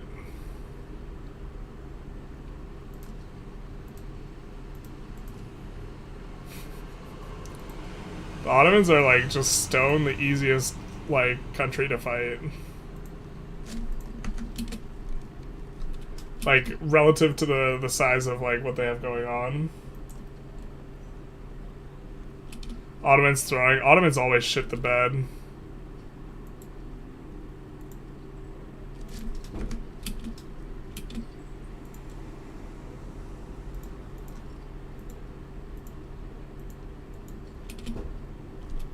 Like, if they try and stop you here, you just flip to the other side, and they have 5 different. So the issue, the reason why they are so bad is because of this. I said it's because of this.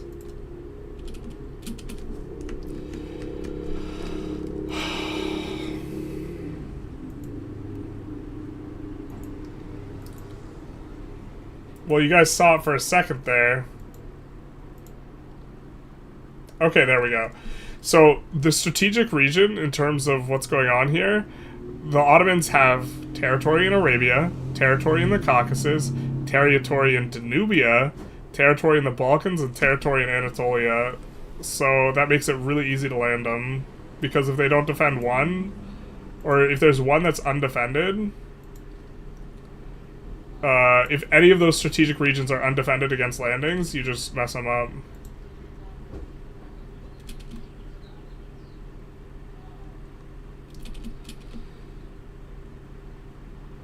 Did we... Yeah, our 2-stack get in.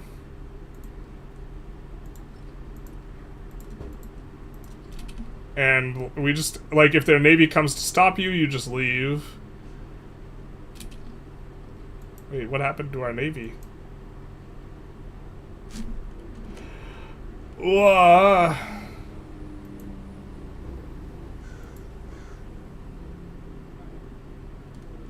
The armies are fighting, so they actually have someone defending here. We'll cancel the naval invasion. We'll say just kidding, and then we'll look to land in a different HQ.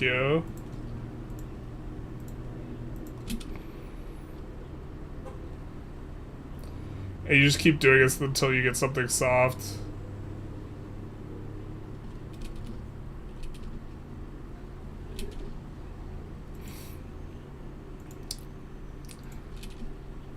Pulling this guy to a different front because he's getting bricked, and then if the naval invasion, if they catch your navy, you just cancel.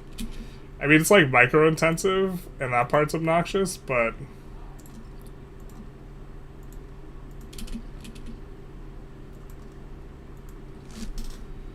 they are hands down the easiest person to beat relative to their theoretical objective power level. To be fair, sea tiles or whatever they're called are going to need some visual indication anyway before I'm able to see what's going where. Yeah, sometimes fleets are not where they visually look like they are, which is a problem for Vic-3, so you kind of have to keep an eye on what's going on. And look, we spaghetti that front. Mamma mia. We'll sign and see if we can push into Wallachia.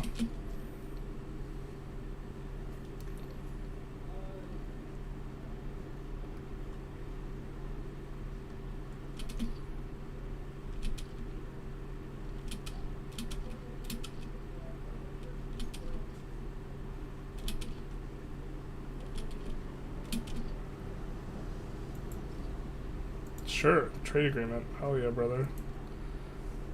Alright, you. Let's see if we can land Albania.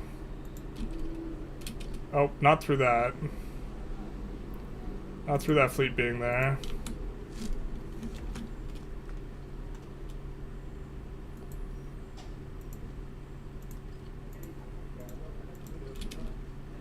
Oh. Is that that is a fleet. The British fleet is a little bit annoying, or that Britain is in this.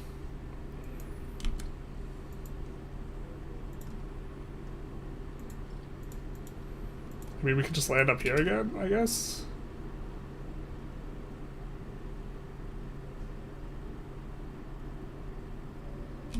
We get a real battle.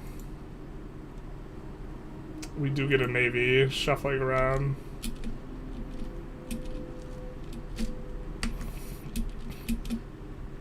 It also, like, matters which one of these guys is in front. I forget exactly how it works, but if the army's in front versus if the navy's in front.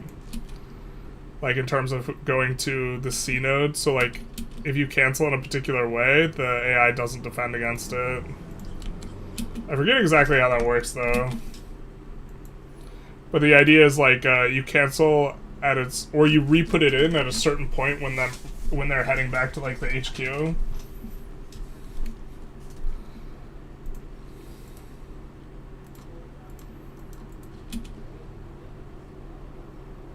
Now they're caught in a battle.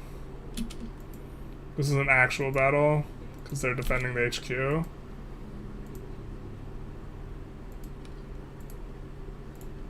Oop, not that. Oh! Where'd you go, bud? And then we get a landing in here. We'll pull this guy off the front.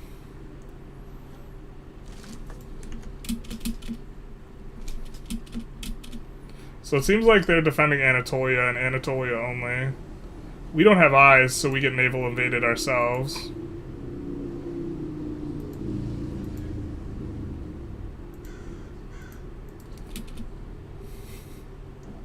Necesitos los ojos.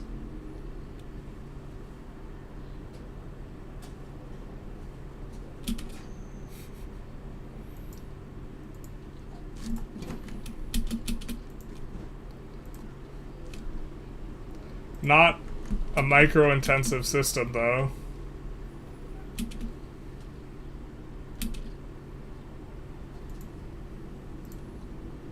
Micro-intensive. Victoria 3 has hands-off military combat.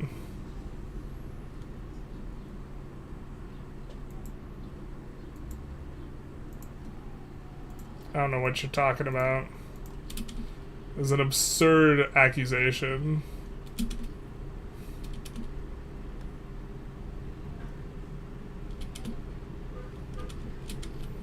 We pick up a battle, it looks like. Absurd and vicious.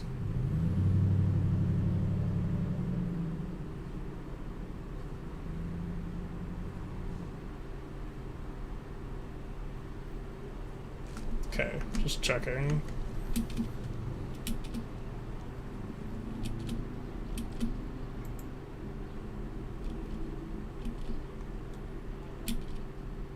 What? Okay.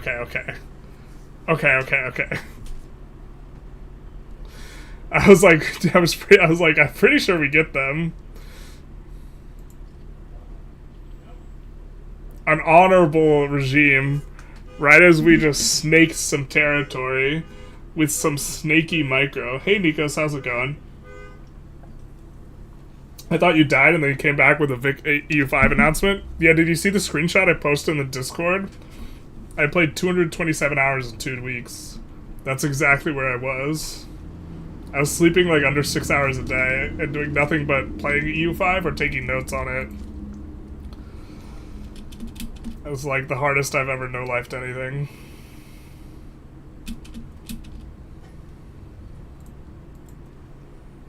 Oh, baby. Actually, let's just delete this army.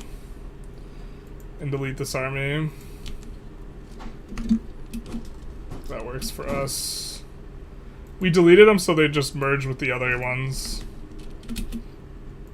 Of course, the guys got pulled off the front, eh?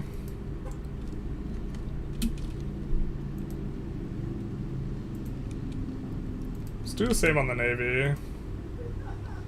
Just simplify things. You could use this to teleport troops.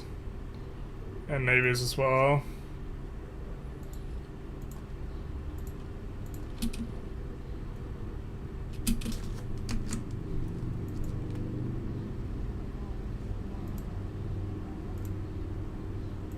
Not that.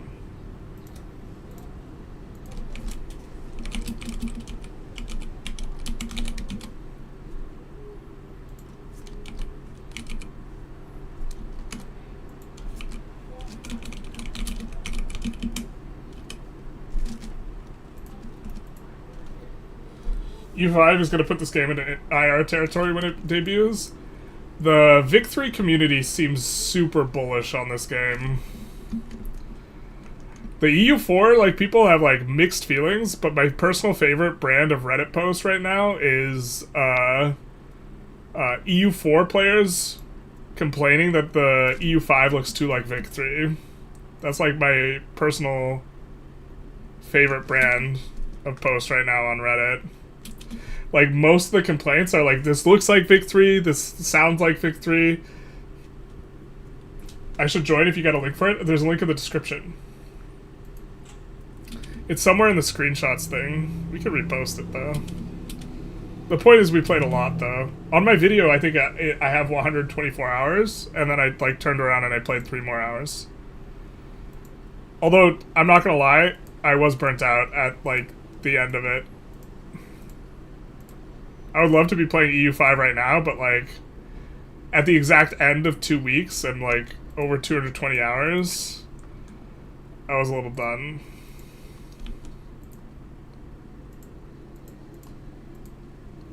I was trying to get as many hours as possible in the game.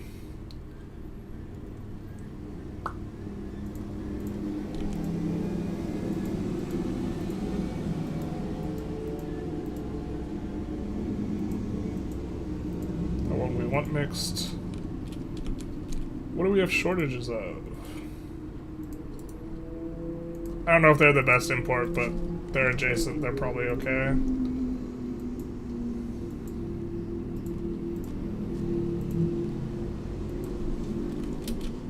Let's do that, kind of the standard, and then let's go nationalism after, because I think some of our flavor's tied to that. And we'll look to do Koopas as our first company. We could do generic. We're just going to do Koopas as our first company.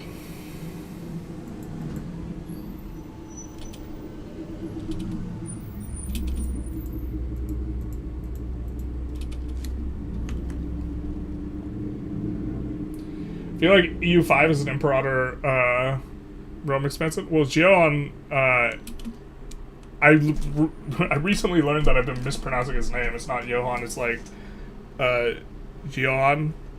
But he worked on Imperator and Vic 2 and EU4. Those were all of his projects. So the fact that it looks a lot like Imperator should not be, or it makes a lot of sense. Yeah, it's always been Imperator Rome. Yeah, basically. But dynamic prices are like, they're in there. That's like the thing that excited me most about Vic 3. That and the military was supposed to be really hands-off in Vic 3. Although we've seen how the light part has turned out. Not only is it like hands-on, it's like hands-on because the system's like weird.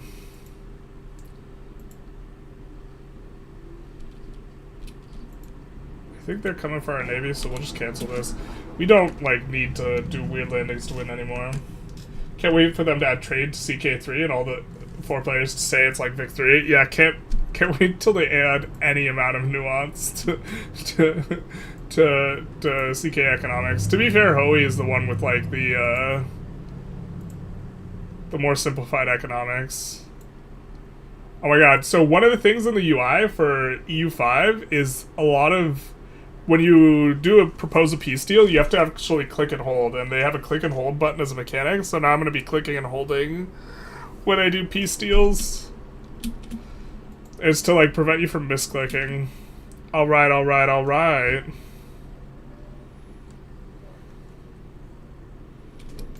Easy peasy.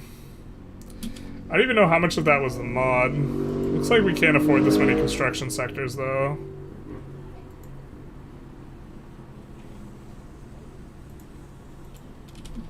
Or can we?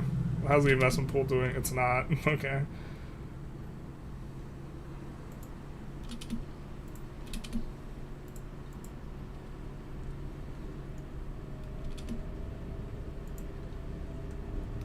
Give me Koopas or give me death. Can we really not?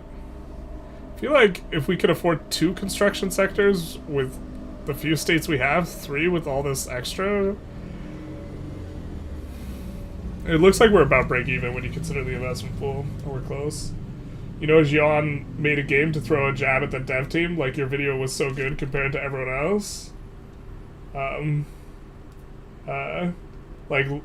Looks like Vicky players might have the upper hand in EU5. At least in the economics. Like, the economics is, like, very familiar. Like, the economics in EU4 is weird. It's, like, just about stacking modifiers, and, like, it's not, like, interesting decision-making, it's, like, stacking modifiers. Or at least, I guess from an outsider's perspective, that's what it looks like. Check the C-Nodes map, and that looks not enticing at all to play with. Even in the mechanics would be better. The C-Nodes map like this for Vic 3. Boy, economics be like GDP doubles every 2 years. Yeah, and like the only granularities you have a military factory or a civilian factory.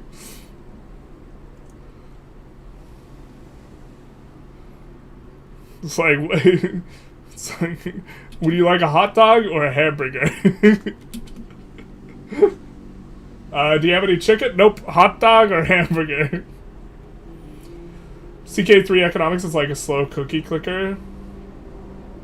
Yeah.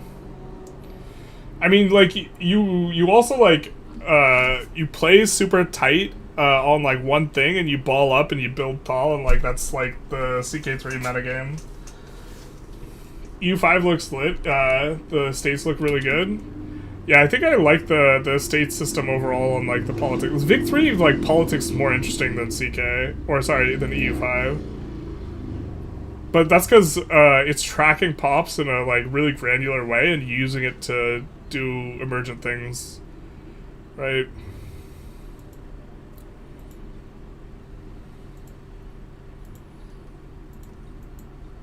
We have Atmo engine now, right? Yeah.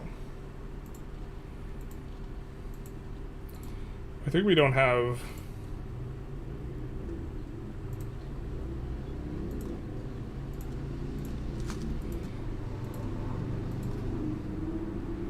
I feel like these should start out incorporated, but whatever. Maybe I'm just forgetting how Victoria 3 works.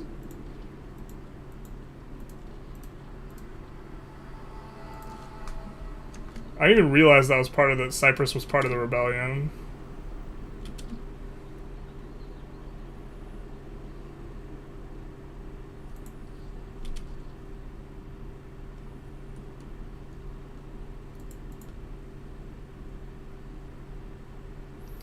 Yeah, so I think nationalism is going to be a big one for turning on, like, the other flavor that we have kind of coming up.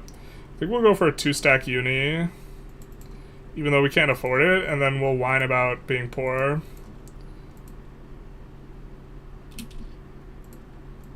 And let's pretend like we didn't just idle our political capital for forever. Have you done a run as UK before, or is it too boring? I've done one as UK before. There was one time where we did the only wars we can do are reverse sways, which is kind of interesting as GB.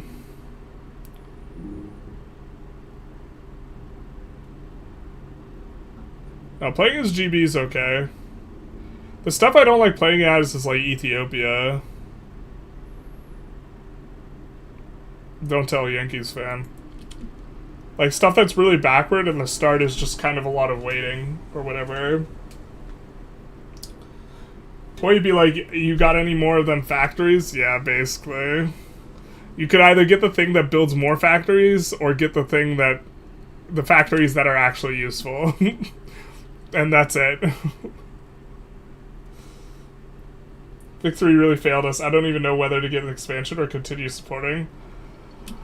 Well, I think that the market system is going to be a big improvement and is going to add a lot. Haven't we all been Greek? It's all Greek to me. Our choices in the Greek nationalism entries. So, Greek nationalism opens up. Greek national identities come with the emergence of nationalist thought. We didn't even research nationalism, though. What? It's all Greek to me. Intellectuals have emphasized language and religion as the delimiters of Hellenic identity. Okay. Okay.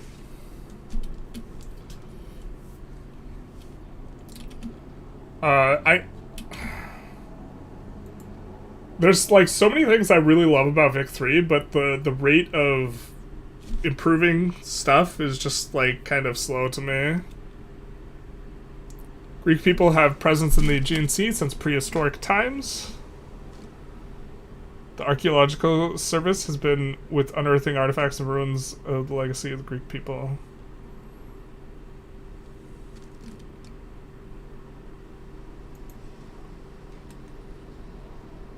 Oh. Well, we do like the Acropolis. Yeah.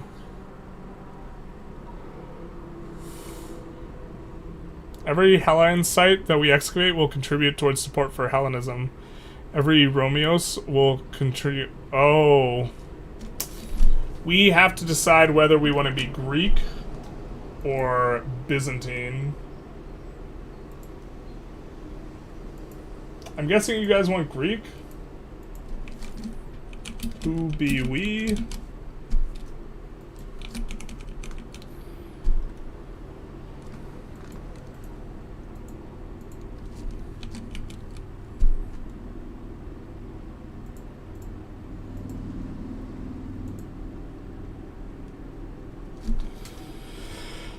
But, like, specifically, I really wish they would fix the Diplo play.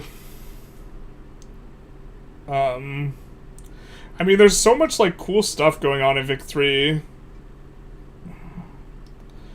And, like, a lot of interesting things happen as, like, a result of, like,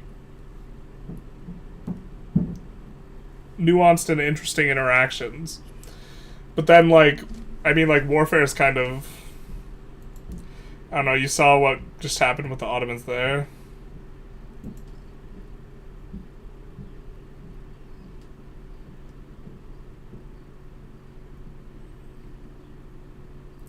Now, like, just looked at the globe, what all the routes and connections are.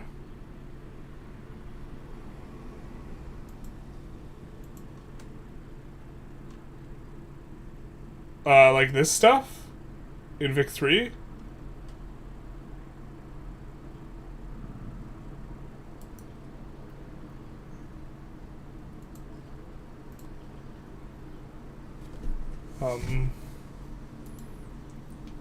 You guys are feeling biz. Alright, 28 votes.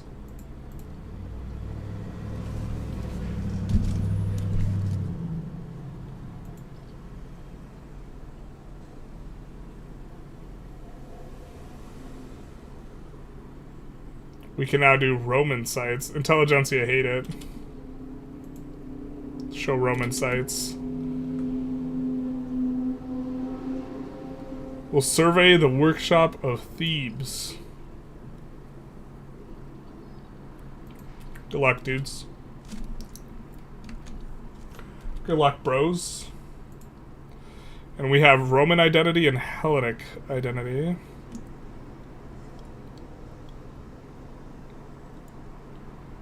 Zero progress to either.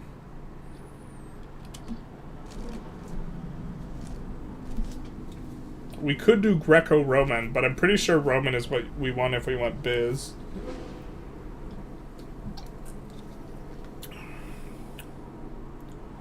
Wow, this is so cool.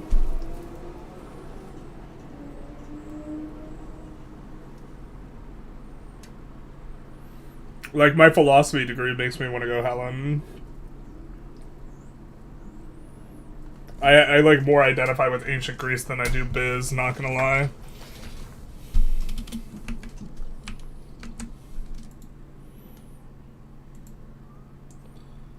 Hi, question about EU5. How much does the construction stop in winter affect the game?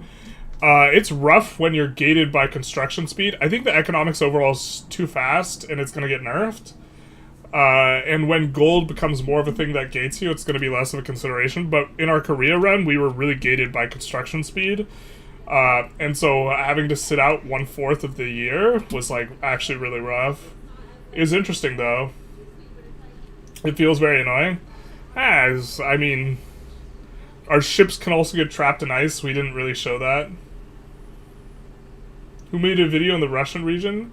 I think there was someone who made one in Russian. You can, if you can track down their video, you can find it and, like, you turn on the auto subtitles and watch it like that.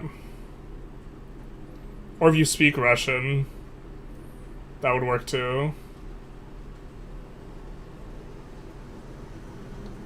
Jerusalem. Okay.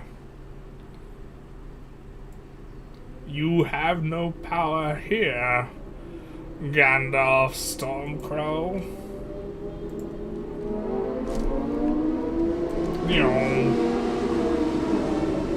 What about Marcus Aurelius? He was a philosopher, kinda. I would consider him a philosopher, yeah. He was a Stoic. Marcus Aurelius is alright. So Seneca. You want to talk about the Stoics? When King Otto was crowned, many hoped he would bring prosperity to Greece. Instead, he has stonewalled reforms. What the hell? They rallied for a constitution.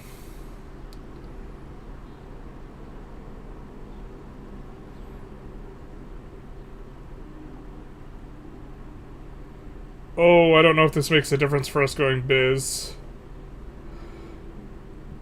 I think we're okay with census suffrage, though. Kills our legitimacy, but that's just a temporary thing. Till we have an election in 30 days.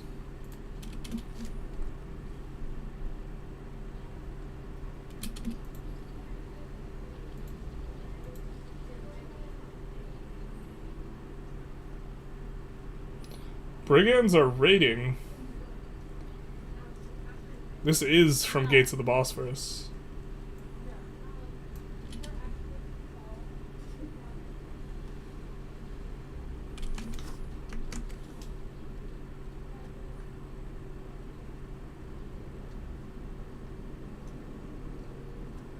Oh, I thought I was watching live chat and I was scrolled up.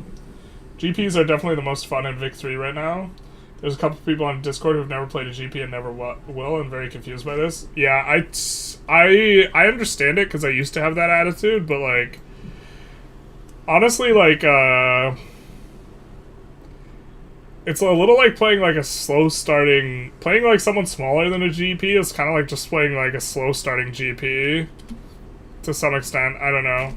It's hard to describe.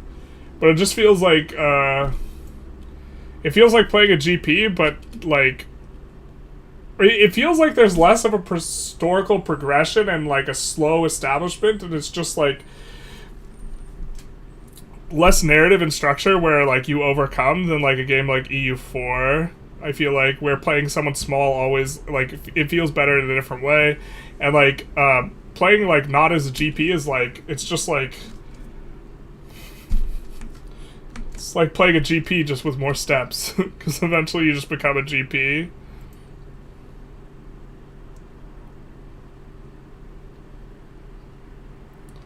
Yikes. Well, I know we have the...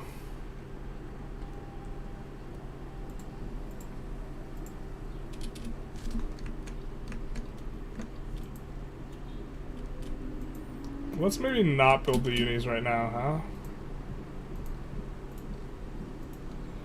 We're getting some sort of fat negative modifier. I didn't really read it very carefully.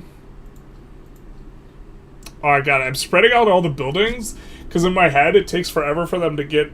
Qualifications actually mattering in EU5 is actually super sweet. and is like a major like thing that like changes how you build. Like right now we're just building weird for Vic 3 because we're so used to EU5. Looking forward to the trees, me too. Who made a video in the Russian region? I didn't see it.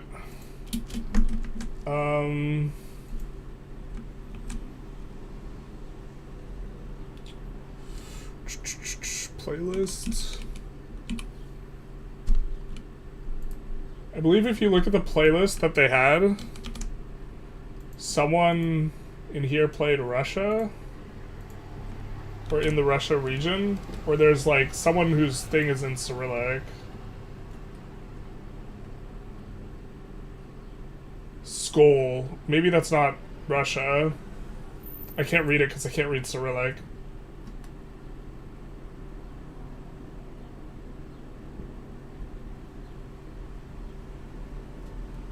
I feel like in Vic 3 they need to make Navy so much more important than it is. I 100% agree. Especially at the very least, what they could do is they could actually make the AI like competent at using a Navy. Because right now, there's like a really silly thing where if you have more than one admiral, it just like really bricks your Navy. And the AI uses more than one admiral. And it makes your Navy really useless. So being able to beat the AI navally is like trivial. Seneca's my boy. Yeah, I think Marcus Aurelius is probably more quotable than Seneca. Seneca might be more substantive. I don't know. Platonius, my beloved. U5, are you wasting time if you're not consistently building, like, Vic 3? No. The way the meta looks right now is you have to collapse prices and then you invest. So you actually, like, stall, accumulate, and then pulse a ton of investment. Having stuff constantly going to stimulate the economy is less important, as it stands right now. I've left feedback on that kind of incentive structure, though, because I don't know if I think it's... I think it's a poor simulation. And John seems to care about the game as a simulation, so... I was trying to leave feedback that is, like, relevant to his design kind of thing. From a gameplay perspective, I don't think it's terrible, like, in terms of how it plays. I just find it, like, from a game mechanics perspective, like, unaesthetic.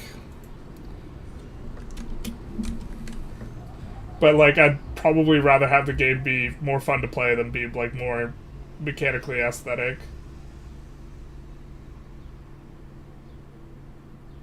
Papa Quasi? Yeah, the Chinese guys aren't in the playlist either.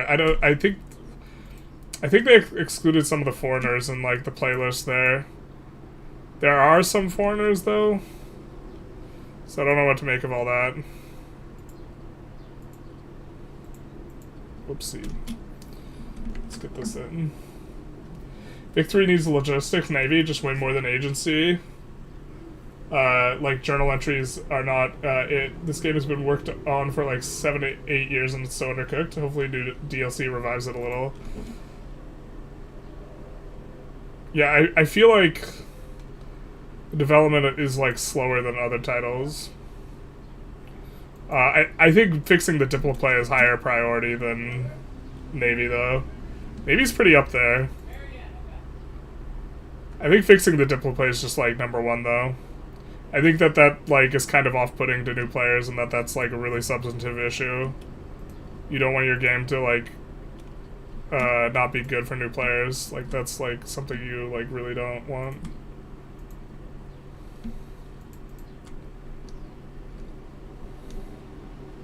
Turkish national movement. No.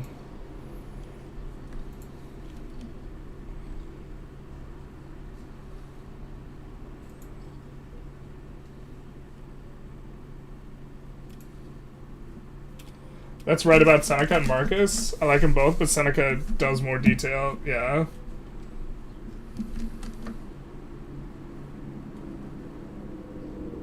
Lath just made a second EU5 video that's a tutorial an hour long using footage from his first impressions video. Are you allowed to do this? Yes, I am.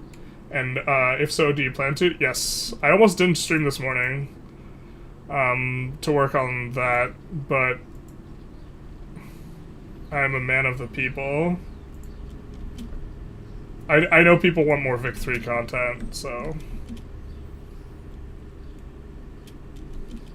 Although, from the perspective of the channel, I probably just should be just doing EU5 stuff, because there's an EU5 hype window that's gonna go away.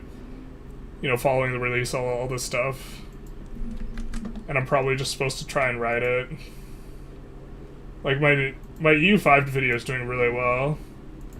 I was shocked when it made, like, the front page of the EU5 subreddit.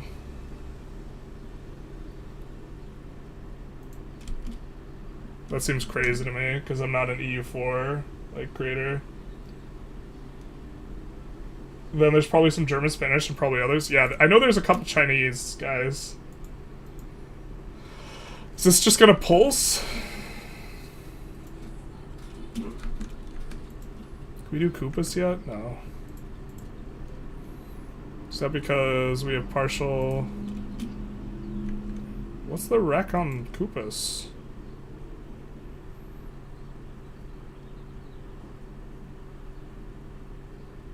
Ah. 12 weeks we get Koopas.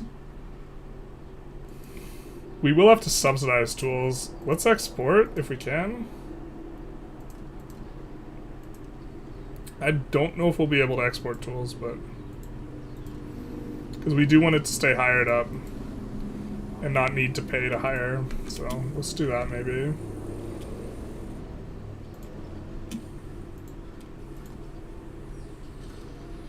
Hey, we've completed a Roman excavation, dogs.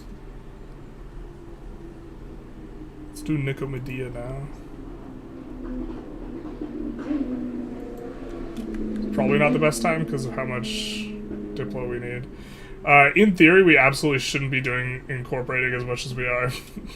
We should just slow down on the incorporation so we don't eat this huge negative thing and be having way more construction. We're just trying to move things along, though.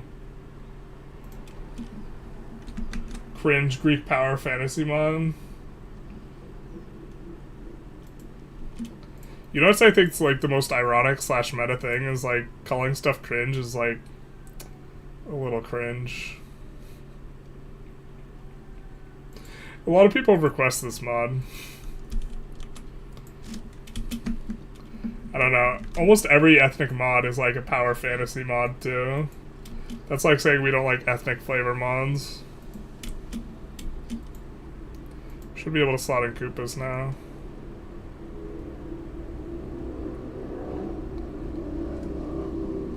Like, calling stuff cringe is like a little like saying, oh, you shouldn't do that because people will think badly of you. I mean, sometimes that's actually just true, but I think you know what I mean. Happy to see some Vic 3 again, but you should also just do what you need to do. It's been weeks. Yeah, I think your EU5 one was the best one released. Thank you, thank you. What do you think about the rumors of EU5 integration with CK3? What do you think they'll do the same for Vic 3? I have no idea what that rumor is. By integration, you mean development teams? That seems really unlikely. They're also just completely different things. Yusuf, English only, please, because I can't moderate other languages.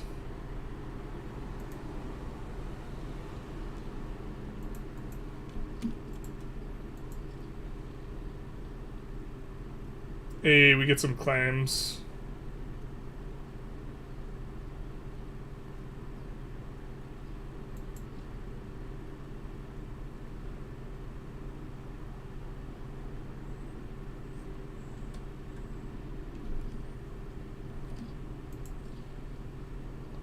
Constantinople. Hell yeah.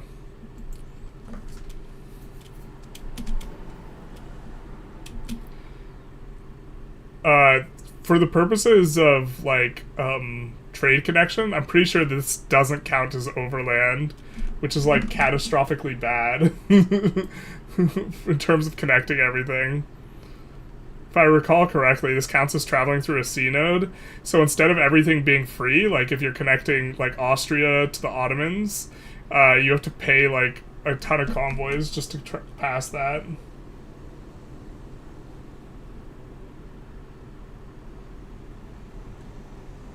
I'm not talking to you, bro. You mean you're not talking to Ivar? Or you're not talking to me, bro. I don't speak Turkish or / Arabic. I think that's Turkish, right? Yeah.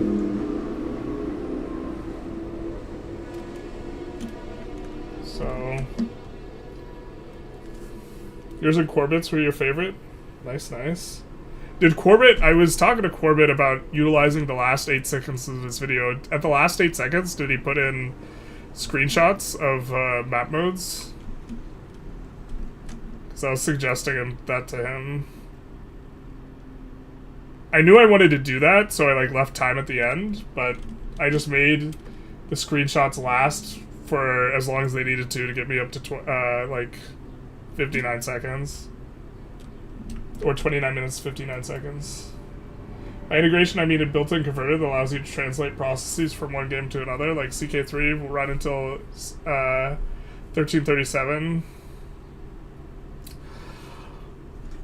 Oh, Jesus. A converter to EU5 will be so rough. There's so many locations. Have you ever played a game called Liberal Crime Squad? It was made by Tarn Adams.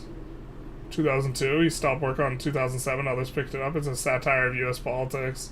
Satires of U.S. politics are just like some of them are just like emotionally painful right now. Maybe we Google Translate what Yusuf was saying. I'm a little mad at Ivar here.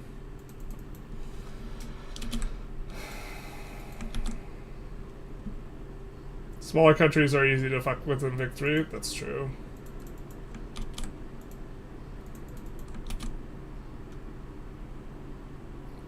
Was there a Greek uprising in the Ottoman Empire? Vanilla's getting stronger. The games, we're playing modded. I don't know if that was vanilla or a product of separatism that's driven by the mod. But also, please speak in English. Just because I can't tell if you're describing something or talking about something you shouldn't be.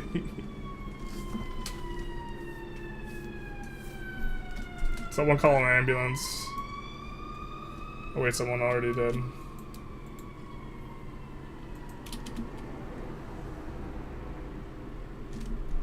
I did that too, it was fine, yeah.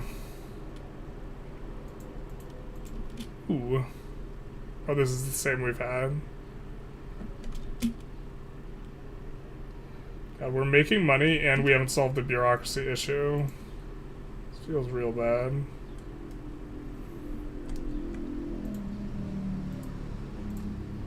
Alright, where else do we have iron? Okay. We're gonna drop one construction sector. In Skopje. One here.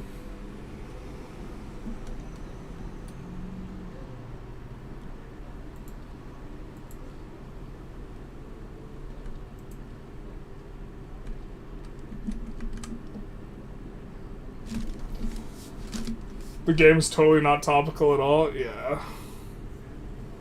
Yeah, I'm not happy with the state of American politics.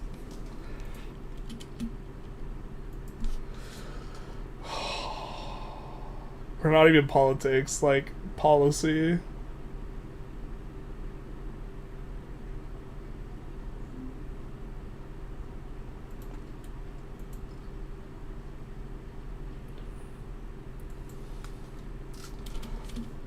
Hey, going through your EU5 theory crafting videos, really looking forward to more redacted content for EU5. Yeah, now we can talk about everything. Almost everything.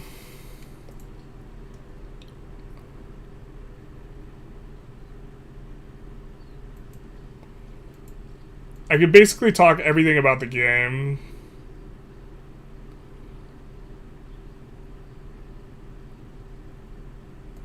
Try and keep him around. I might have misclicked there and exiled him. That's fine if we did. So we do want to get... yeah, we're still a little far from nationalism.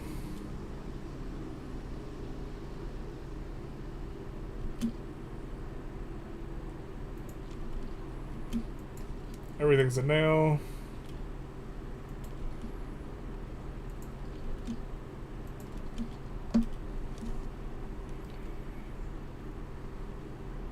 Turkish national movement went away on its own. Hell yeah, brother.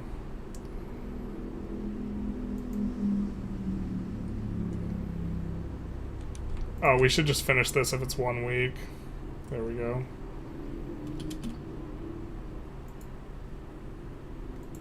Why did that crush our bureaucracy?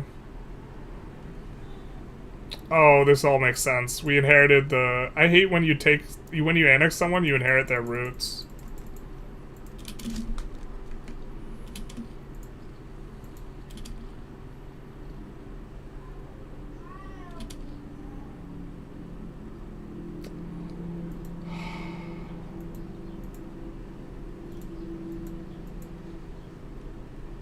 Oh, they're all incorporated now. I was gonna cancel some.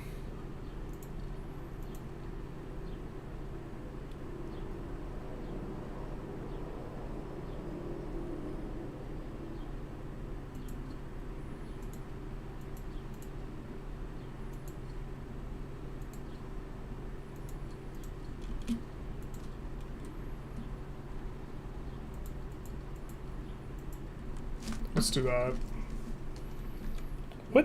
What is pulsing that in a weird way?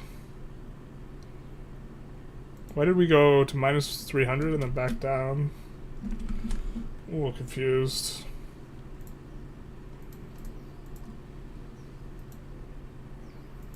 Put a couple more of these at the end.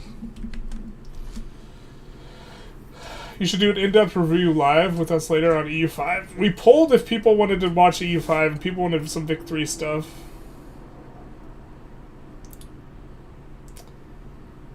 Oh, bro, tariffs are good for the economy just in Vic 3. Yeah, this tariff business is so stupid.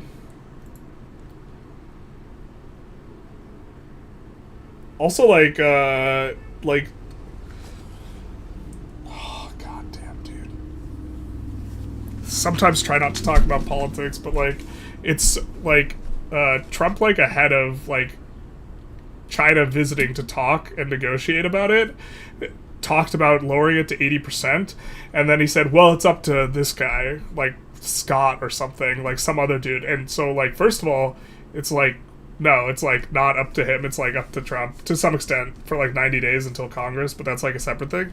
But like, it's like simultaneously being like both a bitch and a dick, because like he's saying it's up to someone else, and he's also giving ground before the like Chinese even come to negotiate.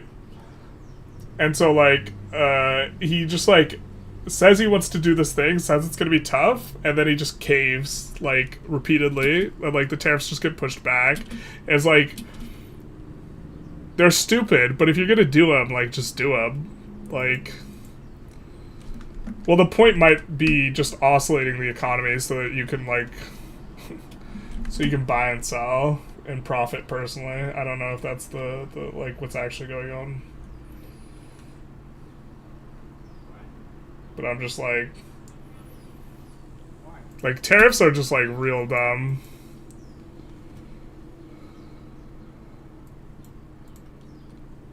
Sorry, not tariffs, not categorically tariffs, blanket tariffs. Tariffs on everything is really stupid. Tariffs, like, targeted tariffs, have legitimate, like,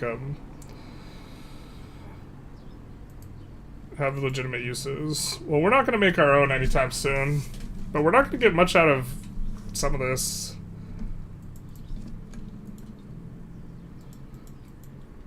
Or we're not going to get anything out of their stuff. Let's make sure we have a good relation with them, though. I'd expect the EU5 to release this year. It looks more ready than Vic 3 leaks 6 months before release. That's interesting. I don't really have context to, like, understand how close something is to release based on what I saw. I was expecting it to be more polished than it was.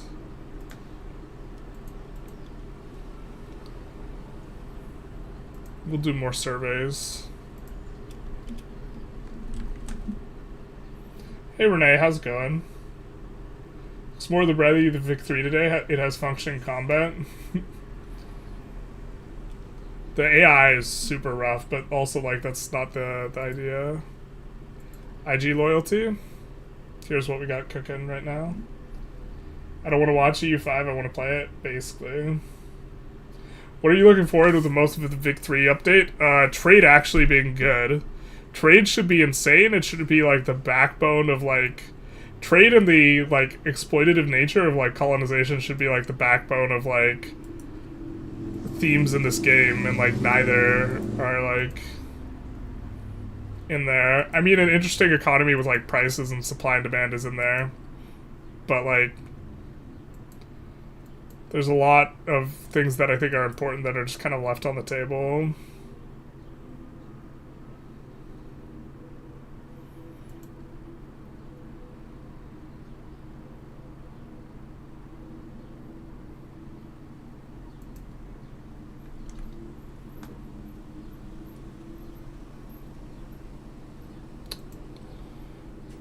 Trying to think what things look like right now for us.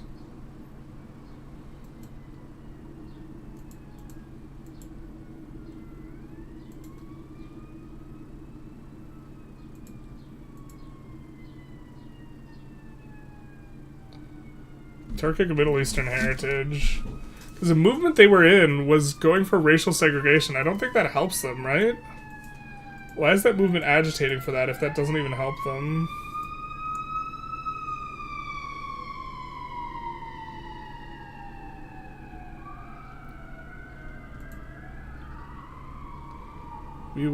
Do I just not... Is it just because it's a step in the right direction? I don't think that makes them not discriminated against.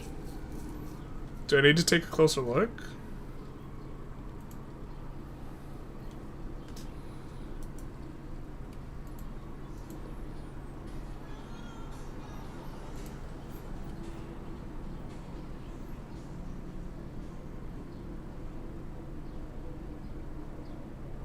We don't accept that. Middle Eastern heritage. We don't have either. We don't have that heritage group either. Do we as Greek have something weird?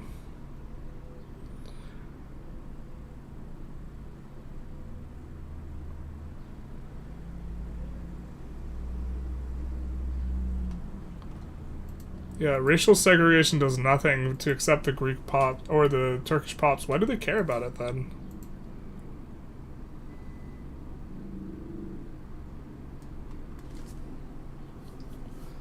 Weird. Just remember, the good parts of the economy is the Trump economy, while the bad parts are the Biden economy. Yeah. No, I mean, Trump just categorically never takes responsibility for anything that bad that happens.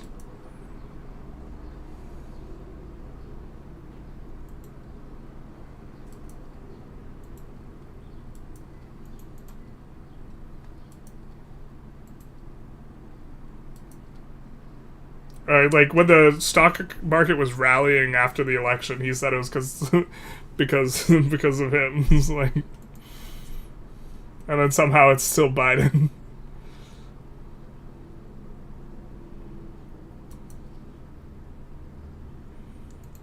I don't know. We need to cook here as Greece more than cook Trump.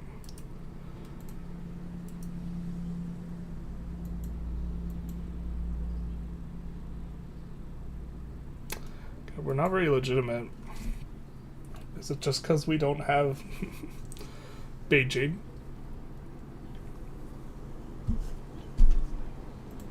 I mean, I guess we'd want to move towards this. I just think that's like a brick wall.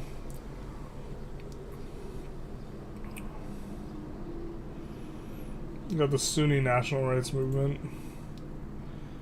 But I believe we need more activism, right?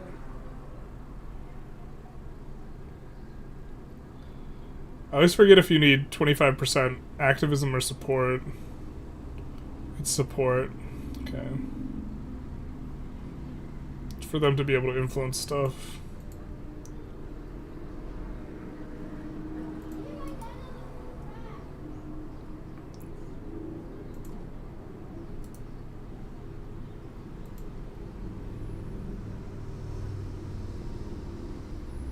I mean, will we accept anyone else?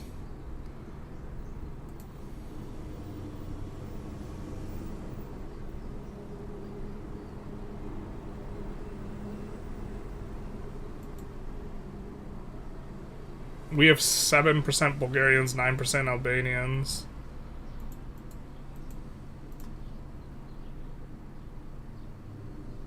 So I guess racial segregation is probably alright. Let's go with it.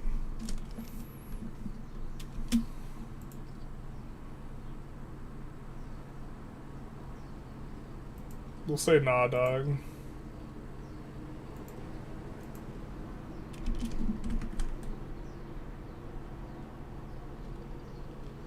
And the British trade deal that Besant and Trump was trumping about is a massive nothing burger. Yeah. You don't even do that much trade with the UK. Like, you want to talk about significant trade deals, it's like Mexico, Canada, and China.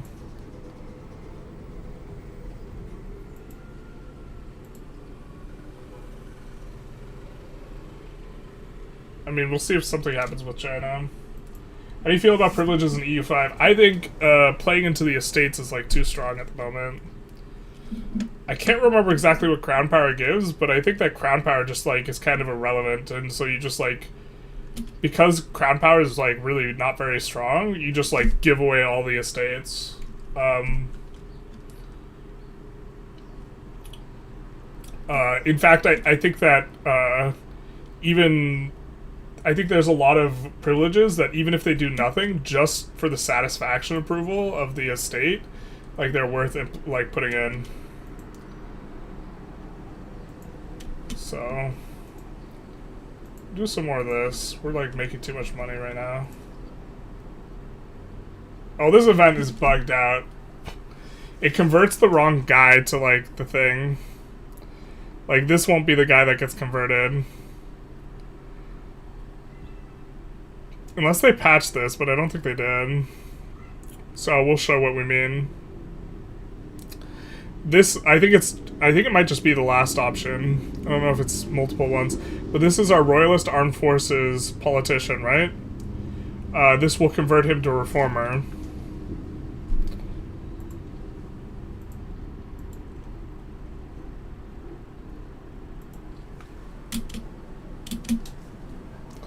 Still a royalist, but someone else got converted to reformer. Our industrialist did, which actually is kind of fine with us. I think that's better.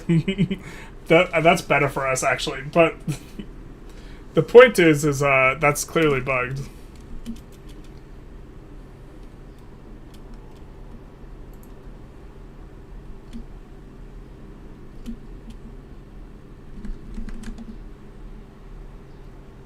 Does he really need to do that? Isn't he already a bazillionaire? Well, I don't think you become a... Actually, I don't know. You don't become a billionaire because you need it. If stopping when you had enough was like a play pattern for you, you wouldn't become a billionaire very easy. You can lower taxes, you're stockpiling gold. That's true. I think I'm just trying to add construction here, but... Why do you feel trade isn't good in Vicky 3? Because it's really hard to run big routes. Convoys are too expensive. Mappy hurts trades and forces economies towards autarky because trade only affects market prices. Mappy affects local prices, and so when you trade and are dumping a good into someone's market, it's hard to outcompete stuff that they build locally, because when they build something locally, it gains an advantage to Mappy, and this play pattern makes it so that you can't bury people's industries via trade, because they'll just be able to do it themselves. Also, trading substitute goods, because of the way substitution works, where pops consume based on buy and sell orders in a market rather than price. If people have tobacco, and the tobacco is... Well, that's really cheap tobacco, but if the tobacco's base price, and you dump opium, which is a substitute for tobacco, that's minus 50%, they won't consume opium until it's the same price as tobacco. Instead, when the degree to which there are sell orders in the market, that are created by the trade, they'll consume proportionally to that, like the number of sell orders there are in the market. So they don't care about price, and so that makes it, specifically with trade of consumption goods, it's just very, very weak. That will get pseudo-fixed because there will be a workaround with the Diplo agreements, which is kind of amusing, which is you can force people to send you opium, for example, which creates a bunch of buy orders, which can push the price up, which can facilitate more trade. Because if the local price doesn't go up enough, which it doesn't when there's not consumption because they're under consuming it, then the trade route can't increase in size. And so now the trade route can increase in size if there are more buy orders.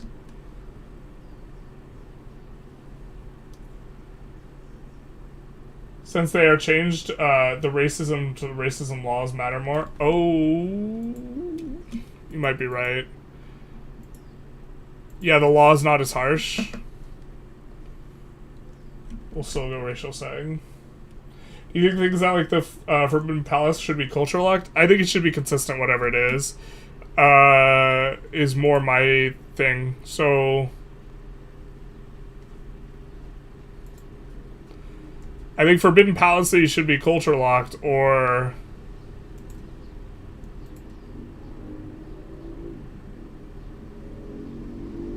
that's part of the mod. Or this shouldn't be religion locked.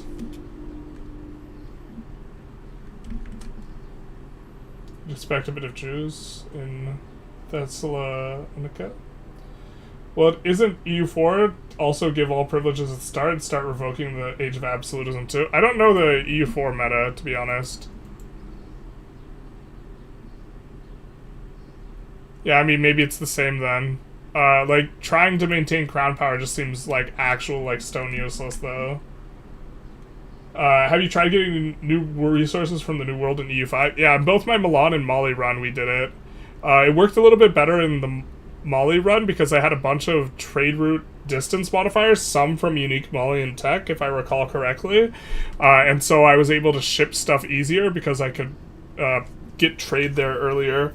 But also because Mali's pretty close, especially through, like, this approach. And what it does is when the goods appear, like, the prices are so high. And then you start exporting slaves so you can actually use the RGOs. Because you need more pops to, like, utilize the RGOs. And slaves are the best, like, way to do it.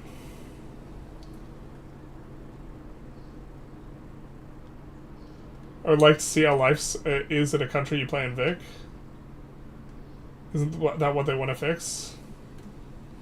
Oh, I don't know what that you're referring to is. I apologize.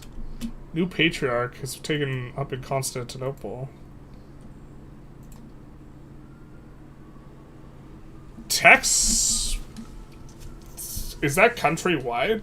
I mean, there's not such thing as local text spread. Oh, it must just be in capitals, right? God, this tooltip's actually, like, so hard to, like, look at properly. Yeah, okay. It's just the one thing.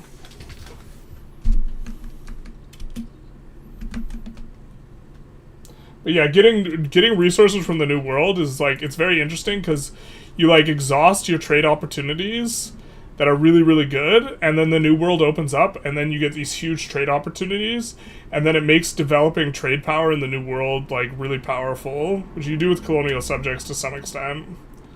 But you can also, like, found new markets in the New World, and so, like, in one of the runs, I, like, kept this island, and I just built, like, bailiffs there. I didn't have a lot of control, but I've made the trade center here because it had really good harbor access, which kind of doesn't matter for market access, but that's a different thing.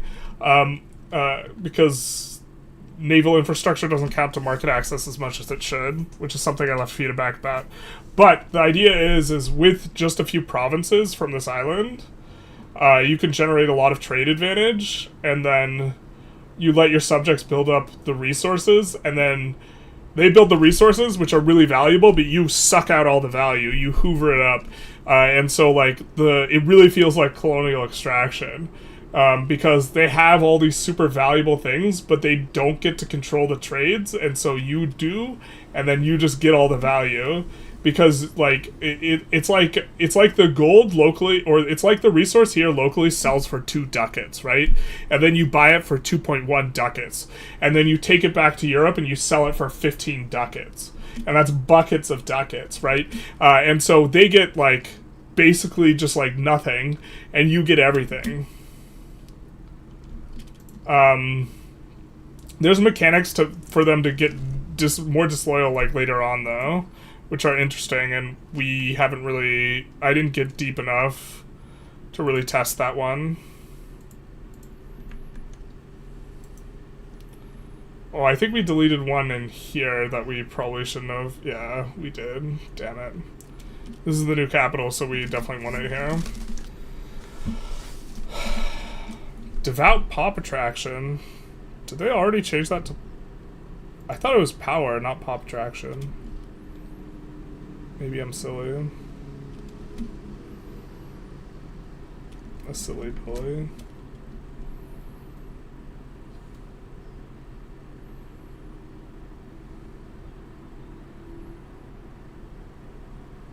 The cultural traits mod I'm working on, I wanted to add trade volume and cost modifiers. Trade volume. Yeah, trade volume's kind of like a powerful modifier right now, but that's just because the way trade is you just get locked. You get gated by only being able to run, like, land routes. Or, like, the land routes are the only ones that are profitable, and so the bigger those 5 levels of land routes that you can run for free are, like, the better. God, historical transatlantic slave trade simulation. Yeah, it felt so good, especially as Mali, because I was creating the slaves as Mali. So, like, I was getting other people weren't really importing slaves from me at that point, but if the price of slaves were to spike, I would also get most of the value there because I had more trade power in Africa. How you get free labor in EU5 is like RGO, or are you exporting your own pops? It's RGOs,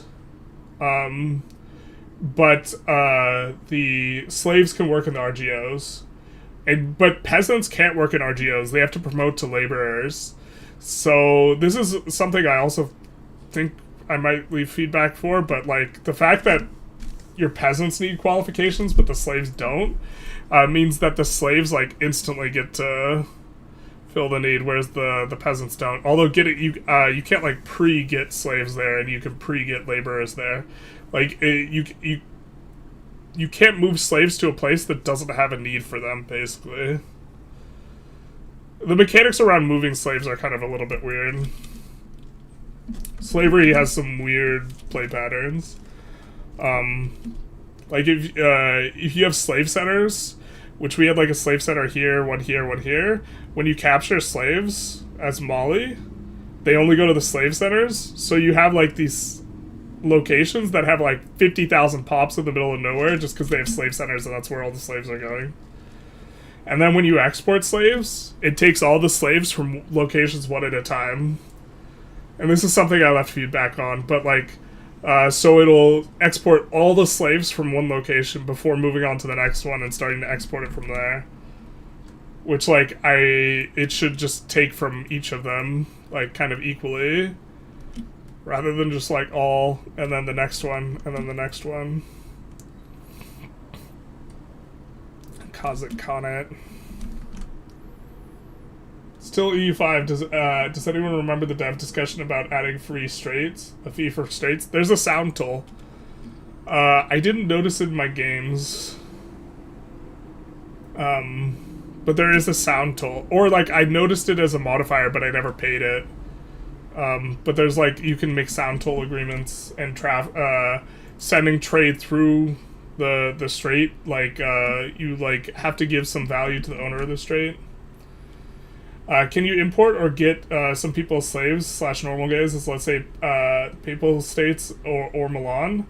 Yes, but you have to have the advance for it, or this is my recollection. You have to have the advance for it, and you cannot enslave someone who's an accepted culture, and you cannot enslave someone who is your own religion or religious group, might be what it is, rather than religion.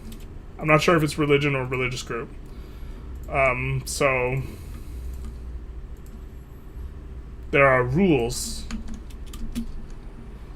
But also, that makes it so there's like a weird kind of cute interaction as far as slavery goes, where you can accept a pop to free all the slaves of that group. So what you can do is you can be enslaving people of a certain group and then exporting them to the locations you want to get to them, but then you don't want slaves for whatever reason. Like, slaves don't really experience pop growth, so let's say you want the pop growth because you want them as peasants. You accept the culture so you can free all of them, and then you stop accepting the culture so you could start enslaving them again. Bingo bongo. It's the art of the steal them from their homes. Not like this. So yeah, slavery seems like it's going to be hyper meta. In our Korea run, we were sending people to the Arctic who otherwise never would have gone there, and we could exploit a lot of really good resources up there because we could just send slaves up there.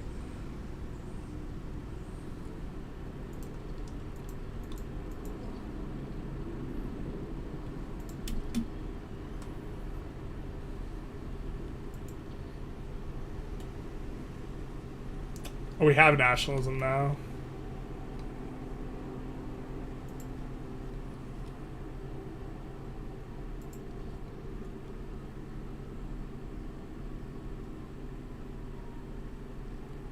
We need literacy.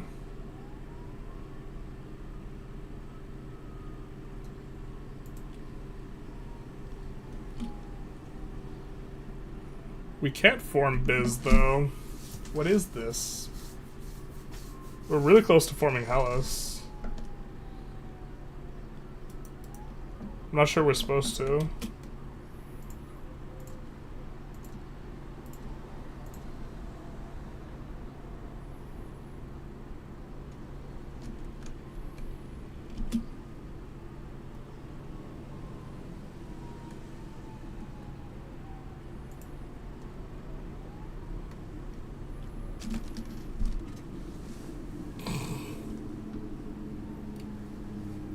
I think we wait for them to lose this war that they're losing before we do that.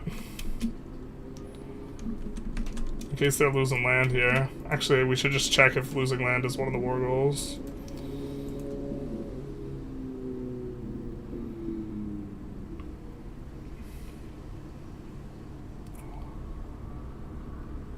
It's not, right? It's just independence.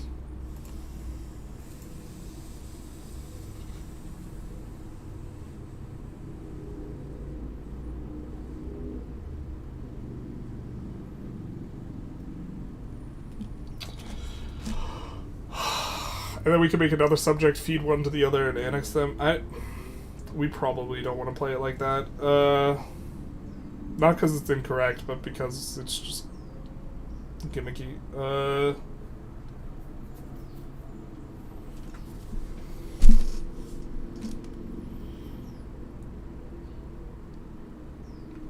I mean, they're not losing any territory here. It would be really nice if we could keep Egypt as a sub-subject. I don't think we'll be able to here. Oh, Russia can't join. Or sorry, Russia doesn't want to join us.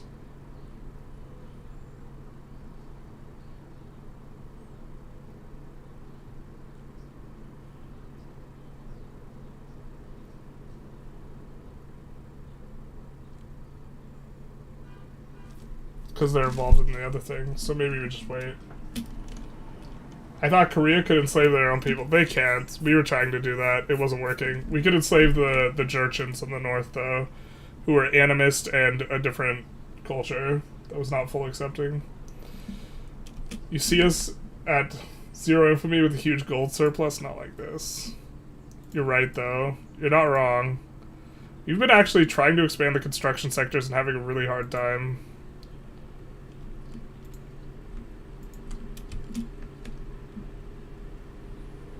It feels like whenever we add construction sectors, it doesn't, like, drain any more money.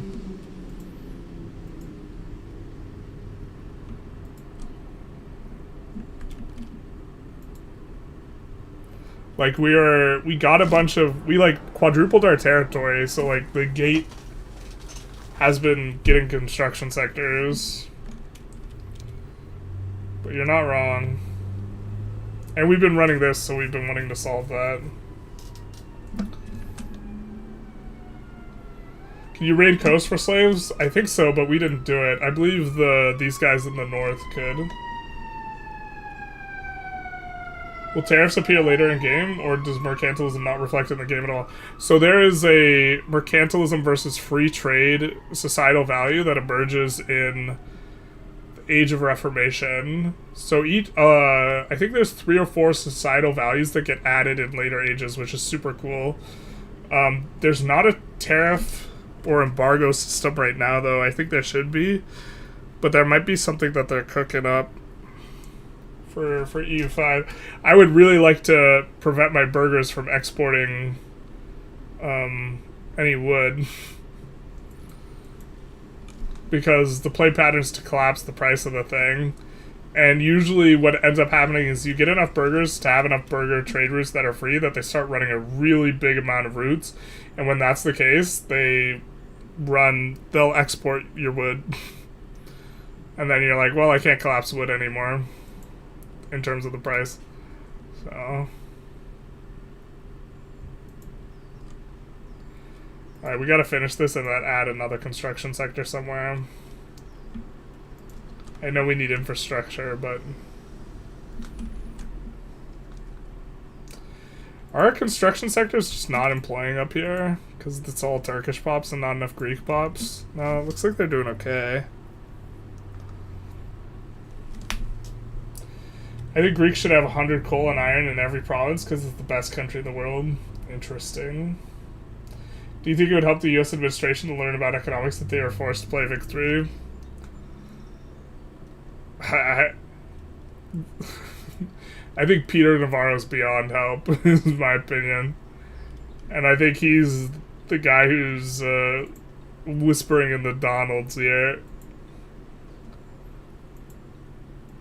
That dude is, a lot of people are super impressed by people with, like, graduate degrees. And Peter Navarro is, like, a shining example of why graduate degree doesn't mean anything. Or everything, sorry, rather. It does mean something. It definitely means something. It's just you could have really, really stupid people with a graduate degree.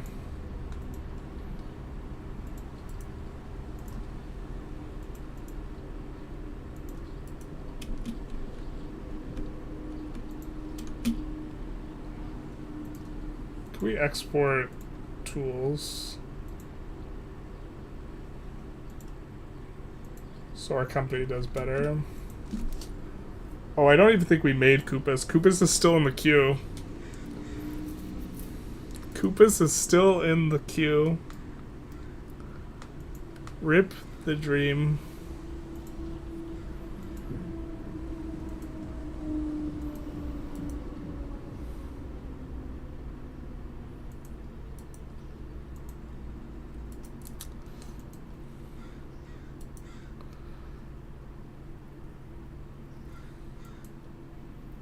Yeah, we could try for it.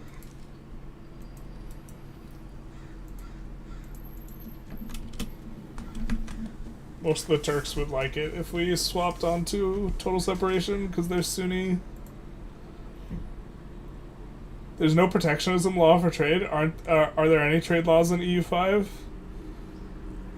Not really, but there's like trade advantage. So you get to dictate trades, but there's not really laws. I think there should be. Specifically, like, I think tariffs and embargoes should be a thing. But I don't know if that, like, gives the player too much agency. And countries probably in general, like in terms of the simulation, had like less control over the inflow and outflow of trade during that time period.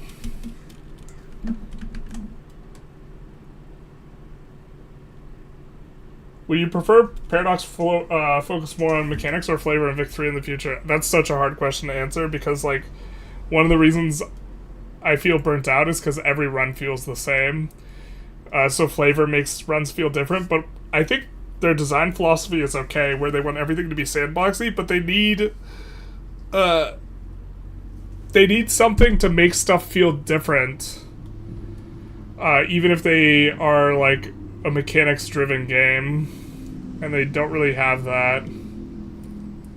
And I think what they would need is like an underlying cultural system where there are significant deviations in terms of starting condition, but that and you could like transition your culture, but that different countries have like some way of like seeming different. I don't know. I don't like every run feeling the same, but I also think like I would rather the Diplo play get fixed. I think that's really bad for the health of the game. I think a lot of people come and try the game and they play the Diplo play and they're like, I hate this, and then they just stop playing.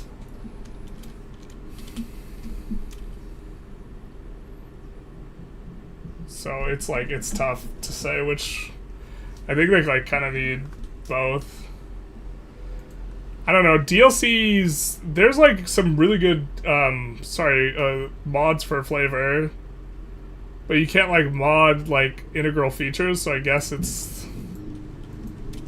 I prefer the mod or the flavor idea.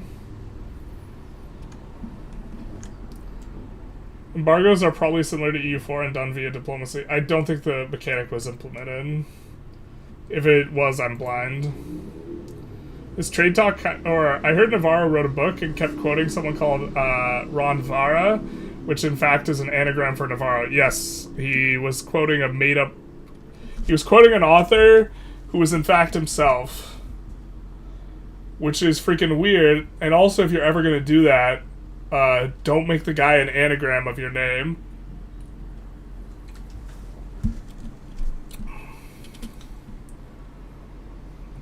Also, he's a moron who doesn't understand how trade works. And he sometimes has a graduate degree in economics.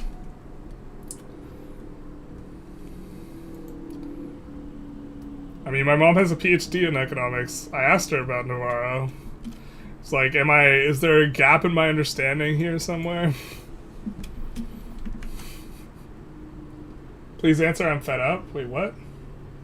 I didn't see you ask a question. Can you guide me over this? I didn't see your first question, man. Did YouTube delete your comment? I'm not a fan of removing national ideas. There's unique advances in EU5, if that's what you mean. What question did he ask? Yeah, my guy, I don't see what question you asked, so I can't answer your question.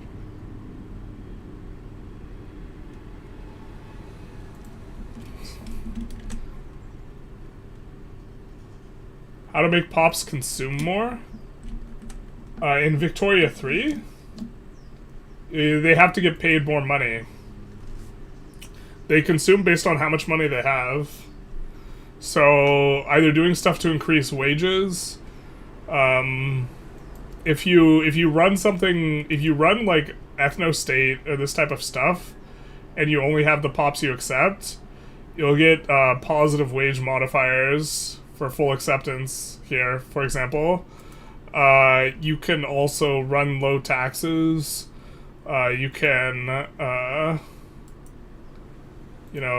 go towards commercialized or you can go towards, collectivized agriculture. Although this makes your pops on average or median consumption rise, but like capitalists getting paid less money, they won't consume as much. So it depends what you mean by pops consume more, whether you care about median or average. If you care about average, the everyday man having more money doesn't matter to you.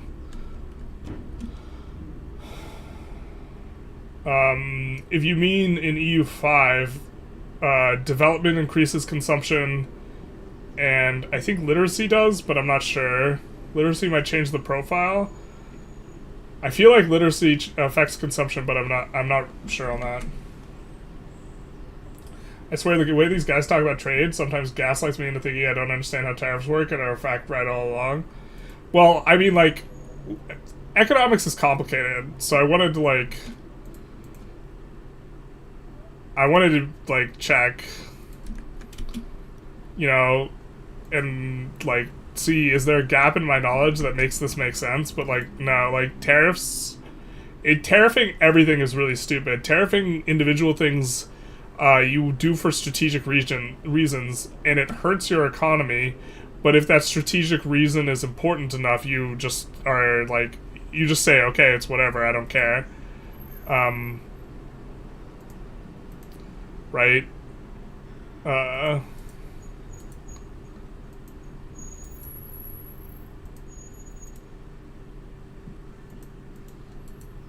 We've really just been running shortages this entire time. Bro, I'm so victory rusty.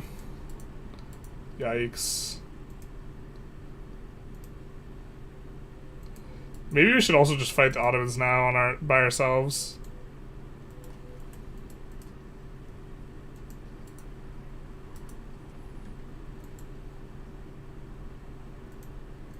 I think we're already importing from someone for lead, so maybe that's less the problem. What's insanely cheap? Tea? Not a ton of roots, though. We could probably afford to export a little bit more hardwood. And I guess the alcohol, too.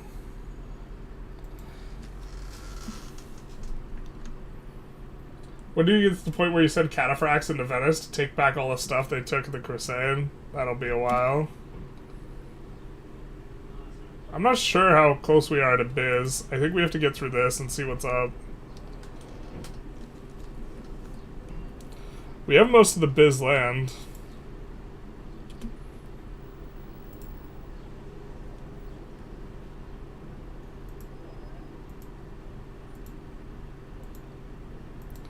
Maybe we return state Albania here.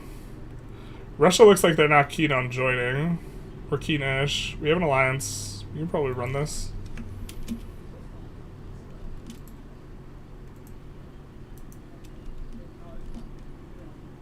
I guess we should have saved before we did it, but it's kind of whatever. I think we're like kind of fine enough.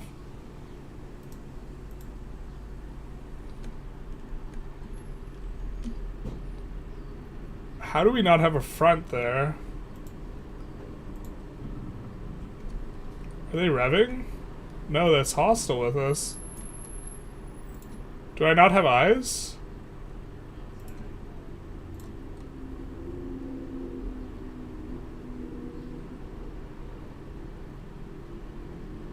No way it wants to consider this all one front.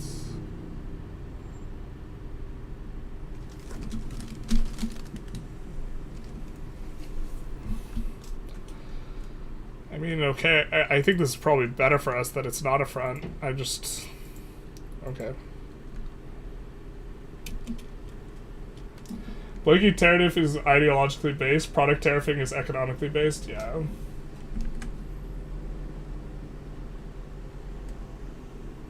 Yeah, in order to drive up consumption, you have to make people just make more money. Or have more money available to them, which you make them have more taxed money, so they don't necessarily need to make more money.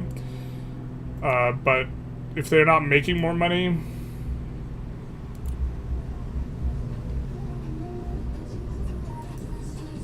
you need to be extracting less money from them.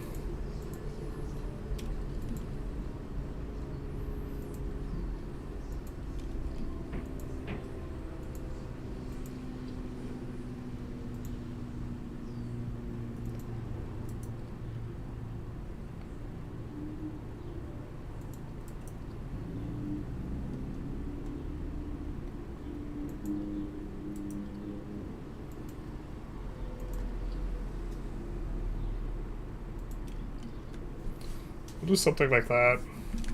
I really like your economy and trade focused EU5 video. Thank you so very much. Based on your playtime, do you think EU5 could actually replace Vic3? It depends what's important to you. There's like, Vic3 is doing something that EU5 is not doing, which is the really granular tracking of pops. So if that's important to you, no. Or the way that this informs politics, like, is also not going to occur. These things are not necessarily that important to me. I don't know how important they are to other people, but Vic3 is definitely doing something different. And if you care a lot about the politics, and the way that you have emergent effects, especially from material conditions, because Vic3 tracks wages, and has pops operate in a more dynamic way. Like, we have people employed here. They get paid wages. Their SOL is dynamic. Their SOL informs their political activity. Like, these types of things, if this is really what you care about, EU5's not doing that. This is what I care less about. But, like, the large communist community that really likes Vic3, I think they care about, like, this type of thing. And so, like, EU5 might not appeal to them as much. Did you ever try Hoi? Yeah, I played a bit of Hoi, mostly modded. Are you going to pub at Bulgaria eventually? I'm going to try and guide me where the flavor of the mod pushes me. So it's probably seeing what's after this. Vic3 top tier combat strikes again? Yeah. Basically. I don't know what's up with this not being a front. Like, oh, hey, it's snowing. Is there a harvest condition? Oh, there is. Pollinator surge. It's not snowing. Bro, let's turn on the day-night cycle. Yeah, if day-night cycle is really important to you, Vic3's your... Ayo. I actually freaking love this. I should look at this stuff more often. The day-night cycle's so sweet, but like, you put it in and then you forget about it. I don't know. But like, for me, like the exploitative nature of colonialism is like more important than the simulation of like, the material conditions of people being driven from rural areas to urbanized areas and then like rising up and unionizing and this type of stuff, and like the political downstream, like that's less important than the extractive nature between nations. Like the intra-national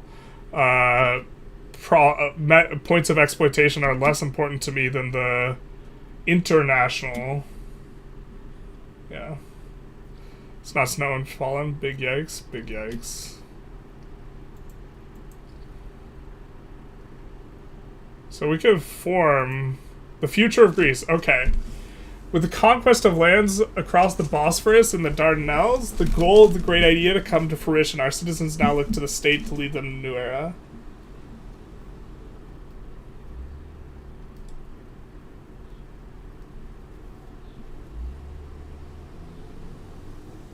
We will form the Hellenic Empire. Well, that's maybe not exactly what we wanted.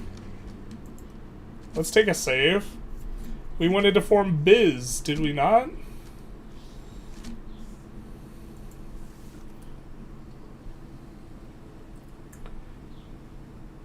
That is, does the satisfaction of the needs not affect the loyalty of the estate? I think the satisfaction of the... Oh, I can't remember what the satisfaction of pops informs... estate loyalty. Estate loyalty informs satisfaction of pops, though. It operates in that direction, so I don't think it can have a feedback loop, so it just operates in that direction. So one of the reasons why I think giving out a bunch of privileges is good is because it pushes up satisfaction, which pushes up control. And estates getting money is not really a bad thing, because they spend it. So you don't need to extract as much from them as possible.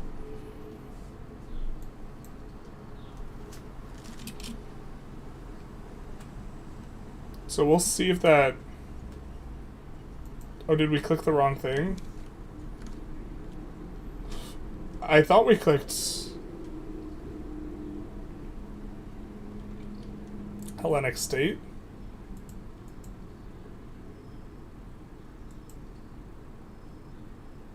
So we'll hold off on that and see if we can get biz by doing this.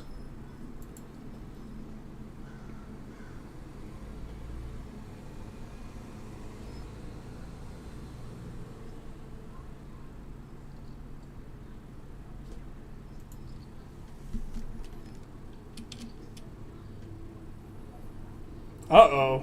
Albanian pirates, not like this.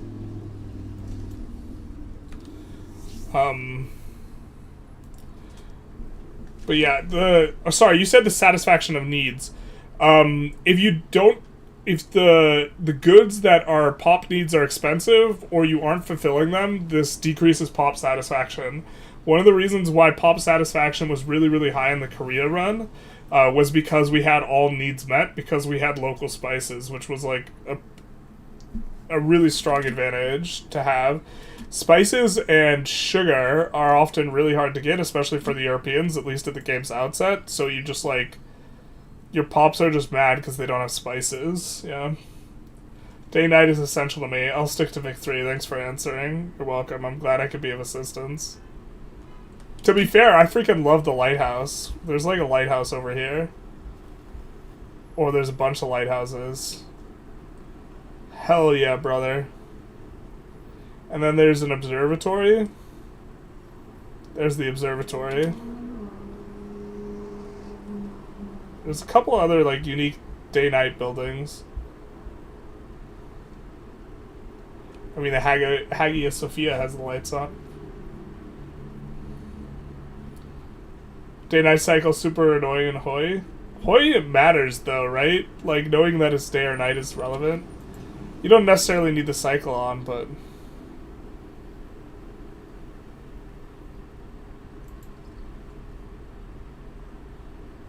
Alright. Pacifying the pirates of the Adriatic. And we get the brigands.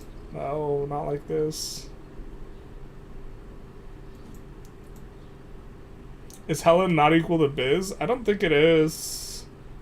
I think that's the ancient Greece revival path, which is why we're not forming Hellas here. Because you guys wanted Biz, not ancient Greece.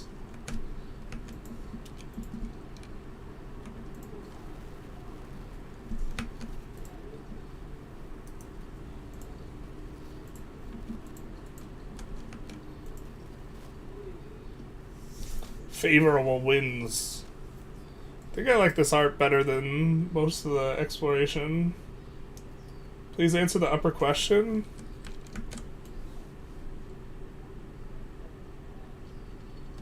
I did answer how to make pops consume more.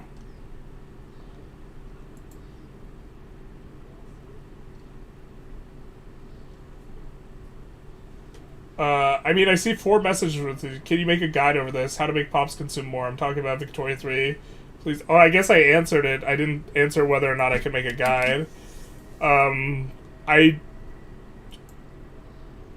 don't think I would want to make a guide on how to make pops specifically consume more, because it's entirely a function of how much money they have available to them. It wouldn't...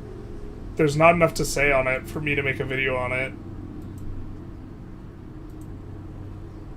Like, it can be part of a video that pops consume more. And this is, like, one reason why lowering taxes stimulates your economies, because pops consume more, it creates buy orders, especially in, like, the short term. Like, this was something we talked about in our video about avoiding debt, about how pops consume more, but they stop consuming more in a less immediate fashion. So turning down pop income is going to destimulate the economy less than, like, pausing construction will. And so if you're trying to avoid default, you would want to turn down pop income first as a matter of preference. But it's, like, also relatively marginal, but that would be how it works. So like we talk about those kinds of things sometimes, but it's not there's not enough to say to warrant a video. The more money pops have, the more they spend. It upgrades their standard of living, and they have a buy basket that's more expensive. I mean, maybe we could show buy basket.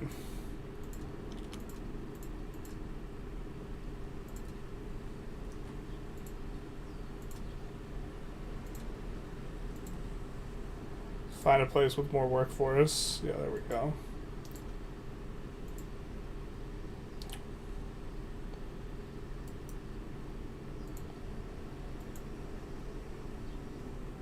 So these guys are spending a bunch. They're spending it on needs. This is what they're spending it on. Their wealth level rises, they will spend more. Currently they're struggling.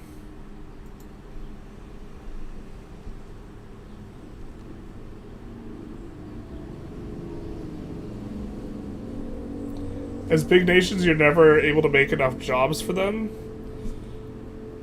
Well, it's important to do something that we're not doing, which is to spend a lot of your government money and not to accumulate money.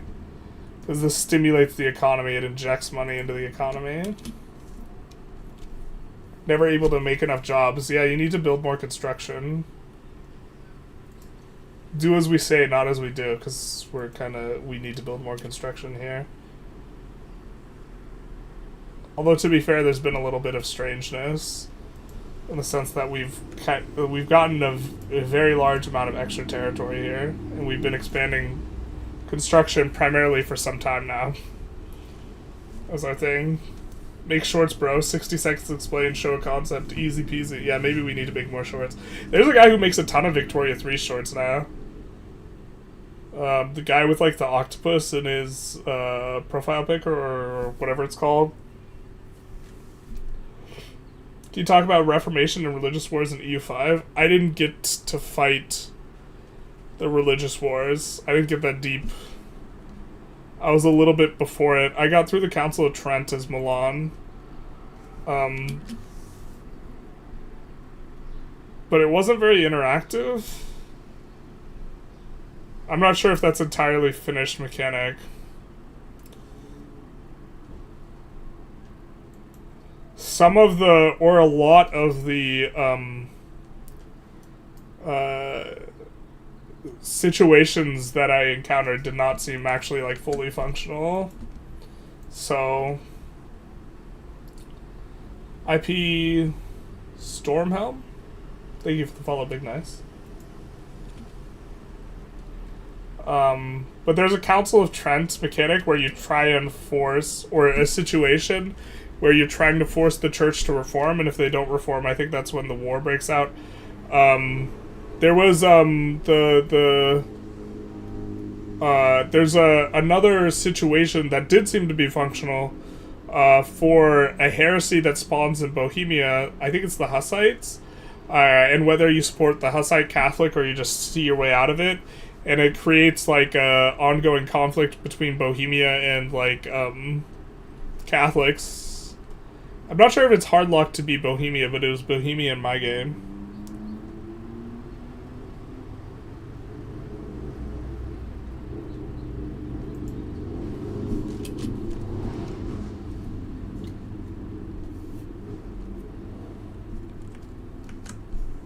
Was boho in my game.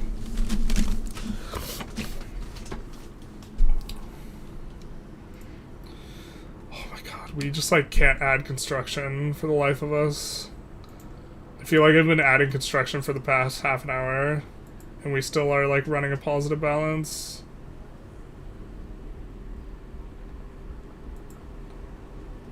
Thanks for answering, but I actually really find it difficult to balance both consumption and job creation. As I construct more, the prices go down, and as I construct more, like as you build more construction goods, the prices go down, and I couldn't make the industries profit. You primarily build the construction good industries, or like these are the ones you want to in particular force, with the exception of fabric, not as much. And then when the goods are expensive, your industries, since you're disproportionately building tools, wood and iron, they're really profitable. And when these goods are cheap, then your construction's really cheap and you can afford it. Hussites, something from your own country. Yeah, I wonder how their technological advantage is modeled. They were the first to adopt gunpowder weapons in Europe. I don't know. I had because I wasn't playing boho and I didn't interact with the event too much, but I got an event that like gave me like gunpowder stuff in Korea because Korea like had a historic advantage in that. I didn't highlight it at all, but we'll take the infamy because we're not doing weird expansion.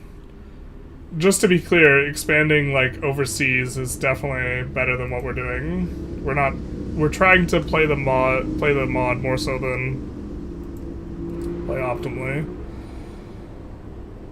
Because if you're playing optimally, boy oh boy do you take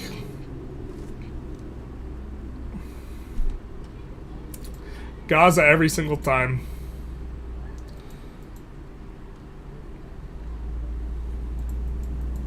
Just Gaza into South Africa. Let's go. Every time. No exceptions.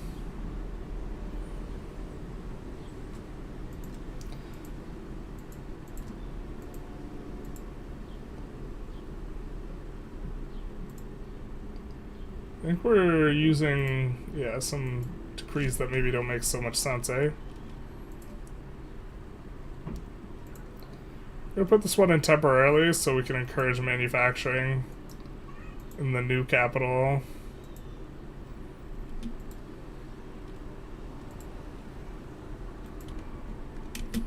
Put on a luxury clothes tax. I'm trying to think if there's there was also like there's the religious war for whether the Pope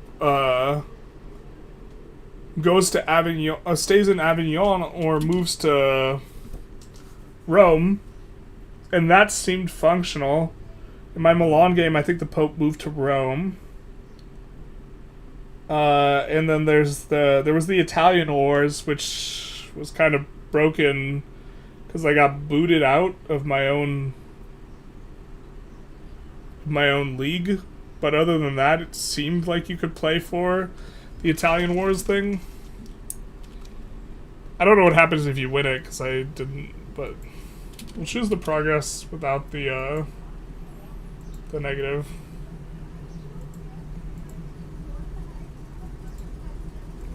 Pirates spotted.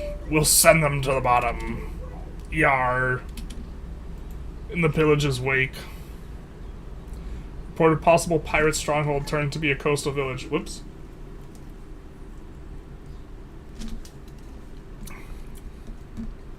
Well, I'm glad we didn't attack them. Not sure. Oh, this'll give us future advantages. Yeah, let's just do that. It seems like the expedition's just doing the slow and steady type of way. It just seems kind of better. We continue to make insane money and not be able to add enough construction centers. So we lose 1 progress, gain 1 peril.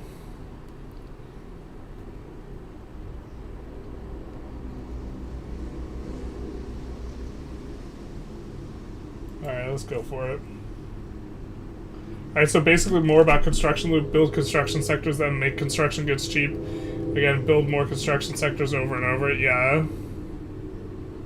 Seems perfect to me as I'm doing this thing you learned from a really long time ago with you guys. Yeah, it's still strong.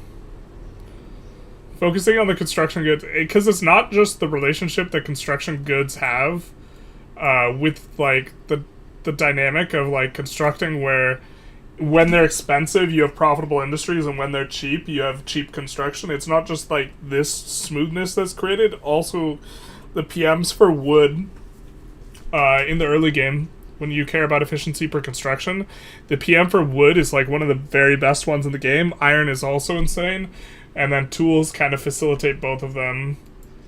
Although it's possible, moving forward, it's better to trade for tools. We're about to enter a very, very different metagame. Retreat is the sensible option. I have some sense, but more importantly, some bulls.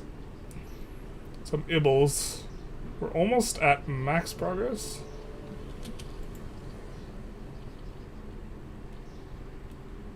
I think the Orthodox Church is like almost even revolutionary, so it doesn't matter that we make them upset. I think they're very upset. We're at 3 progress, 3 peril out of 8 on both.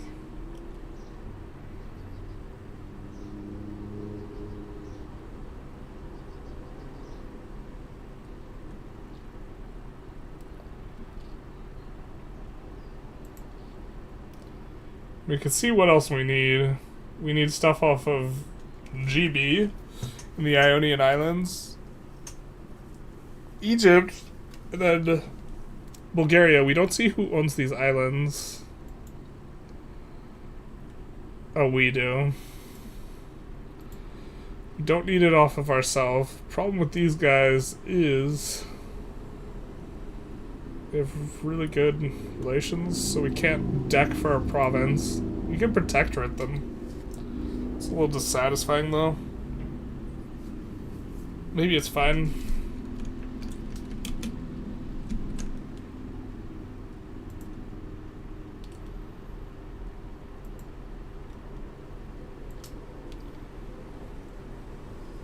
Italy's doing an okay job unifying.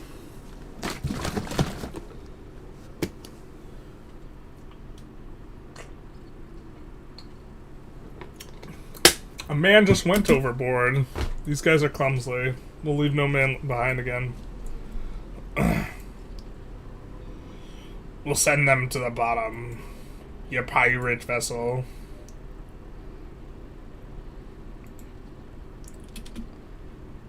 We'll just take the progress. I think we have 4 peril. We just don't want to develop more peril. You must lack qualifications or pops if you can't get the construction sectors to apply. Maybe. When we looked at one, it was employing up pretty good.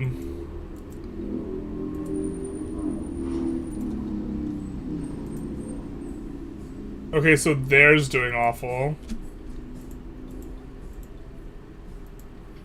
But other than that, mostly pretty good. One of the problems is I'm having infrastructure issues as well. So we will send them to the bottom. We'll also keep at it. Maybe a decree could help? Maybe. We also just added one of these. We don't have much Hellenes or Romans. I don't even know if we can add them. Almost done with this, allegedly.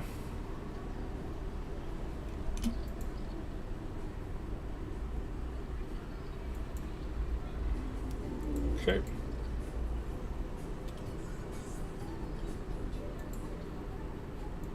Do that.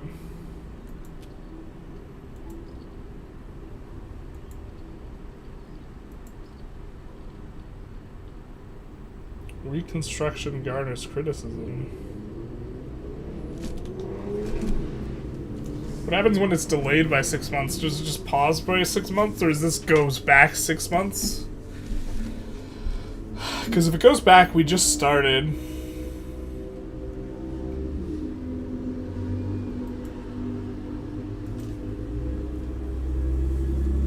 And it doesn't really matter.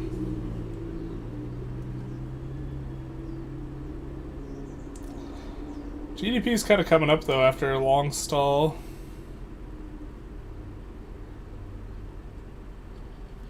Trying to remember what we built's kind of stalling out there.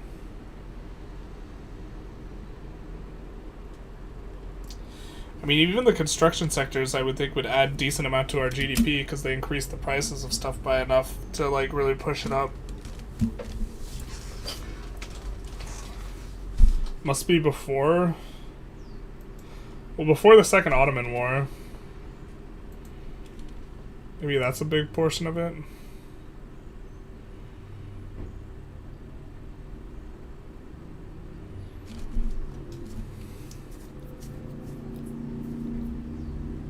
Oh, high literacy is strong.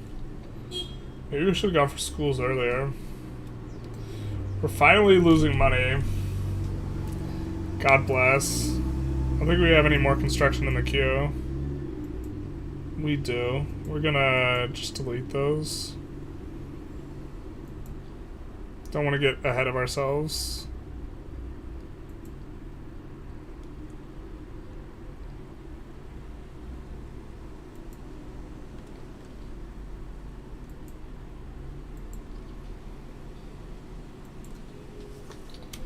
A lot of peril.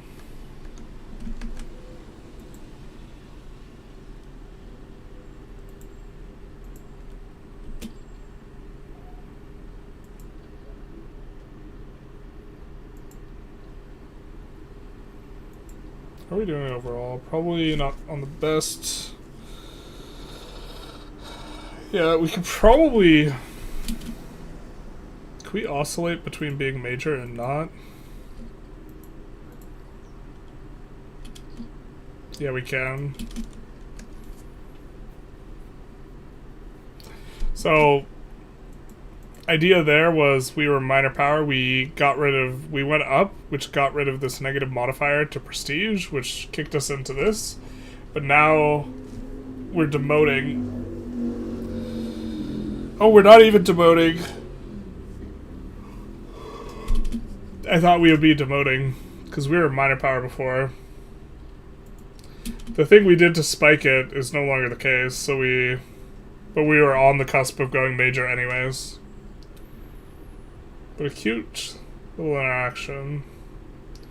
We'll choose the safer option. We're at 6 out of 8 peril.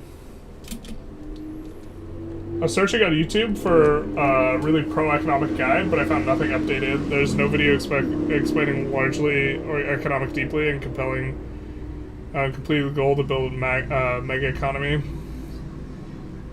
I mean, my Spain tutorial's somewhat up to date, but that's also more for like beginners.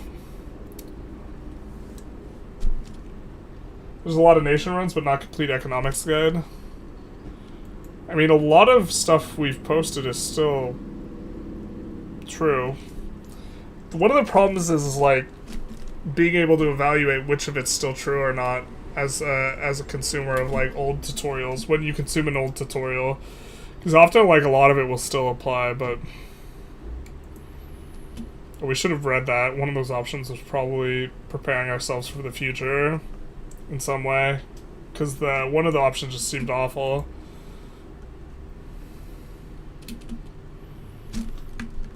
Still trying to get to level 5 so we can make our company. 6 billion GDP. It's awfully high power rank for this GDP.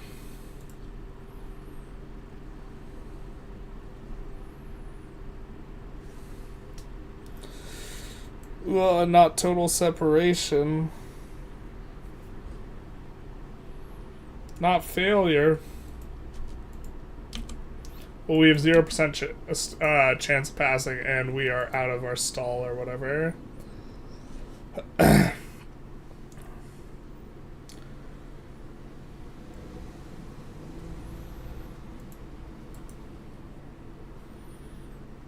mean, we could do dedicated police force. It's like the most straightforward way. Feels like a lot of laws are just hard for us to pass right now. We could do weird abdication stuff.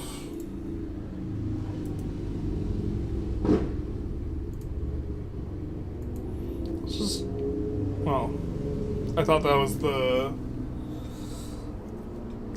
the police one, but we'll just go with this. We have so much bureaucracy. I also don't know why we had a really big negative bureaucracy modifier. I'm not sure exactly what it was. Now we don't seem to have it. We will fail if we get any peril, because we're at 7 out of 8 over here. With the new patch, there will definitely be new videos about the economy. 100% We'll probably try and do as many as we can for the channel.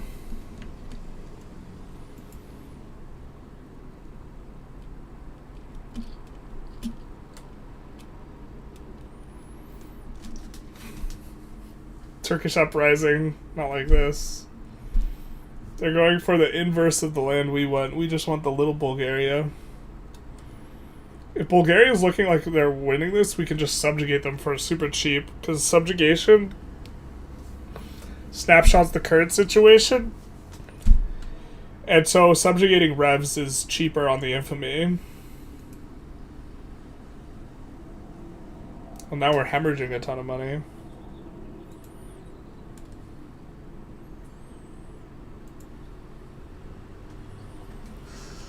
So we overbuilt construction. God damn it.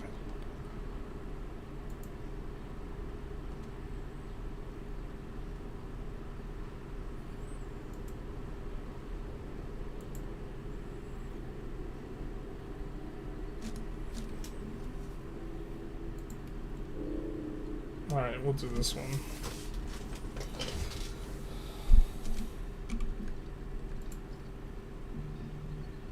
I think we'll go, no, not the peril. Not the failing to the pirates, no! Not the pirates.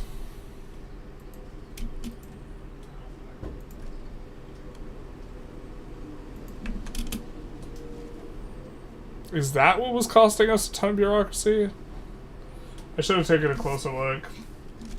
That'd be great. I checked and heard about the new patch. Is it really insane, is it? Well, if trade changes and gets good, then suddenly you can build specialized economies rather than autarkic economies, which means different play patterns might be a lot better.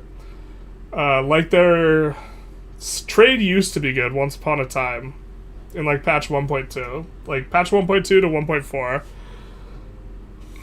Patch 1, patch 1.1, like the AI didn't build anything really, if I recall correctly, or they built a lot less. They still don't build very much, but it was like worse. So it's hard to trade with them because of that. But okay, patch like let's call it 1.3, 1.4. Over the course, like from in patch 1.3, 1.4, trade was nerfed, and then in 1.5 it was gutted. But it used to be the case, the way you used to play in the early game is you used to plop down, encourage manufacturing degree in your highest pop state, encourage a resource decree in your state with the best resources, and then you would do nothing but like spam iron until you had a level 20 building. Just iron and tools. To be fair, spamming wood as well probably was good, and that's something that should have been done. We are definitely going to subsidize this so that it doesn't lose levels. Because we need it. Use labor saving PM member though. But I lost my train of thought.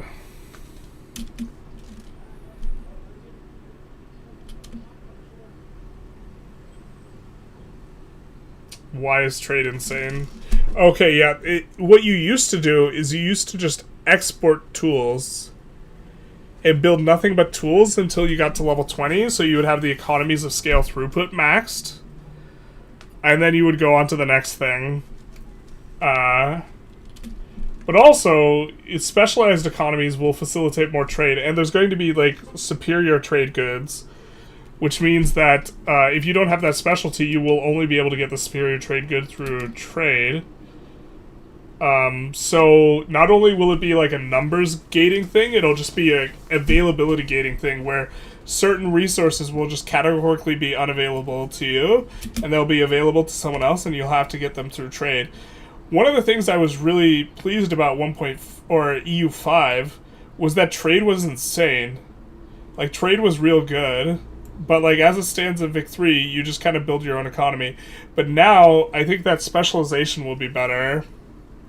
It depends on like a variety of things. Like if convoys are still, or if merchant marine is ungodly expensive and the trade centers are expensive to run, the trade will still suck. They have to make those things sufficiently cheap. EU5 is doing something interesting in that they have prices that are weighted by the market, or so like even buy orders won't be even price in EU5.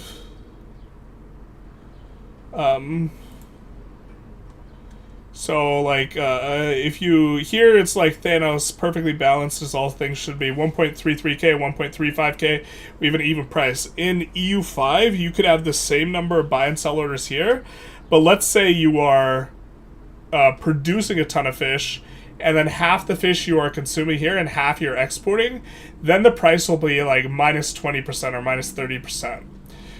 Because more weight is applied to the orders that are occurring in the market. And so since when you're shipping it away, the orders are occurring in someone else's market, then it decreases the price. Similarly, if you are importing fish and you have like same number of sell orders and buy orders, but your sell orders are from trade, what will happen is the price will be higher than 0%. And what this does is this, in the exporting markets, this pushes price down, and in the importing markets, this pushes price up. And so this makes the margin for the trade route even bigger, and so this facilitates and pushes trade. This is like an inverse of the Mappy effect, which stymies trade, which is like, to take a look at this building here, for example, or sorry, let's take a look at local prices. So we probably have cheaper. All right, we have tools, and we have way more sell orders than buy orders. So we would like to export tools. And when we export tools, the rub is that what we will do is we will drive up the price, because we will add buy orders. But we won't drive up the price here. We will drive up the market price. Okay? Our market price for tools, which right now is plus 20%. Here it is going to be less than plus 20%.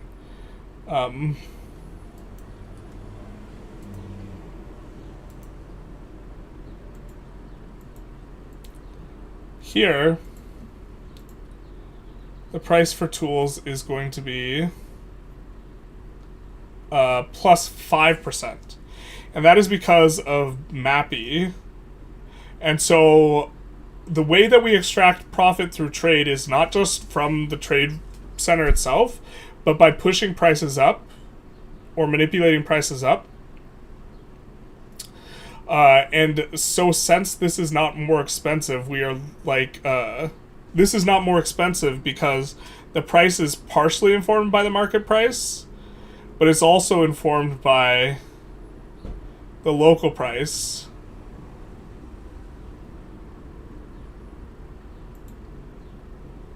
And so here we have market access price impact. So 85% is given by the market, and then 15% is given by local considerations. Trade before 1.9 only influences market price. And so what this means is that we won't get to properly stimulate our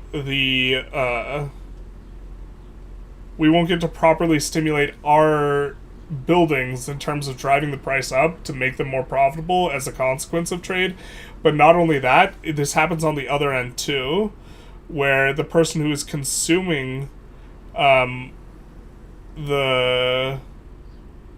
thing, so like let's say we're exporting tools to Austria. Austria is consuming the tools, and since Austria has Mappy as well, right, it only applies the market price 85%, and the rest is local. So when we're shipping them tools, we want it to drop the price of tools for them. And one of the things that does is it gives them less opportunities for profitable buildings. But it doesn't drive down the price by as much as it should. So places that have a deficit of tools will be able to build tooling workshops disproportionately profitable in a way that we wouldn't like, and makes it end up so that we export less to them. And they don't benefit as much from the export, and we don't benefit from as much as the import. But now the way it's going to work is that when you import, you're importing to a particular state, and when you import, it will put the sell orders there locally. Or if you're exporting, it'll put the buy orders there locally when you export. So when we build a trade center in this province, what it's probably going to do is it's probably going to start shipping out tools to some extent, because the margins are really good, and then this will create local buy orders. And so instead of this being 100% informed by the trade, 85% informed by the trade, because the trade only affects market price, it will be 100% informed by the trade because it will affect market price, but it will also affect local price. And so this means that you will not be getting the situation where us exporting tools to Austria doesn't properly disincentivize Austria off of tools, and because of that we can specialize more in tools and try and export them. I hate how autarkic Vic 3 is. It's unrealistic. Like in the mid 1800s, UK got like half its cotton from the US. Yeah, this is like exactly what I mean. Is like trade is so functionally useless that like 5% of your total sell orders are like trade or something like this. Or it's useless after the first 5 levels, if you're getting those levels for free, basically. Let's go with this one. I don't know, hopefully that was kind of a complete explanation. Why is it saying... Okay. I was just bugged. I think trade is the biggest thing they need to fix. I mean, it's a big part of economics. You're making like an economic simulator. In terms of the economics, it is one of the biggest things they need to fix. I'm not sure if I think the colonial nature of... or the exploitative nature of colonialism is more important, but I think they're both important, and... Yeah, trade has not been good for a while. Over half the time the game has been out, trade has been awful. Mappy was kind of the nail in the coffin. They increased the price of convoys, like 2 or 3 patches in a row before 1.5. And then in 1.5 they introduced Mappy, and it was just too much. Trade just like, it's just not good. Like, even if you can run routes above the land route size, like... right now, like, it's probably, like, not worth building the convoys for it in a lot of cases.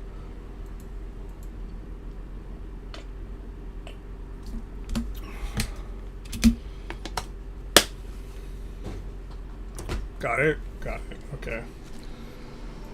I don't know how much you guys like me, like, kind of explaining stuff in depth on stream, just generally.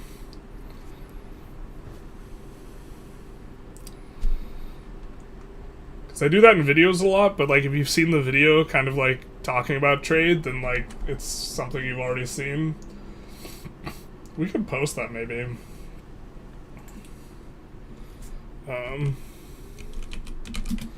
We did it with like half realms of Exthar discussion. But we posted one why specialization specifically like just doesn't work in Victoria 3. I guess we'll repost this here if that's something people are interested in. Oh, it's not going to start at the beginning because I had been watching that, I guess.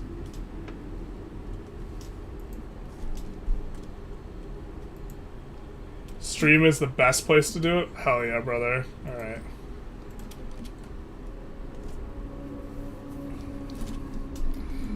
I want to get to the point where we can embrace Roman identity here.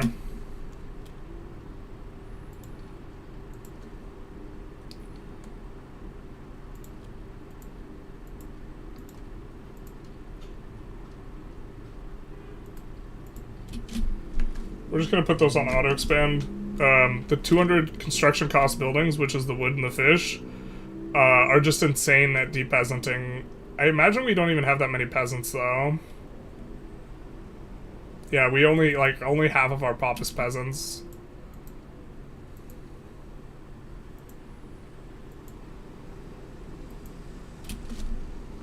Let's do something like this. Just look to pull these numbers down. We're really, like, kind of hemorrhaging a little bit here. Oh, you know what? We kept on adding and adding and adding. The investment pool was draining, and I didn't look close enough. The investment pool had to have been draining, and then once it got empty, then we just get hit with the bill.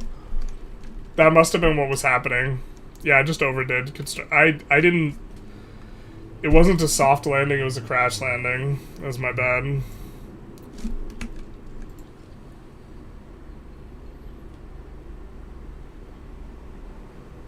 +1 SOL for the lower strat is so good. It helps you to be able to do this. Ba-bam.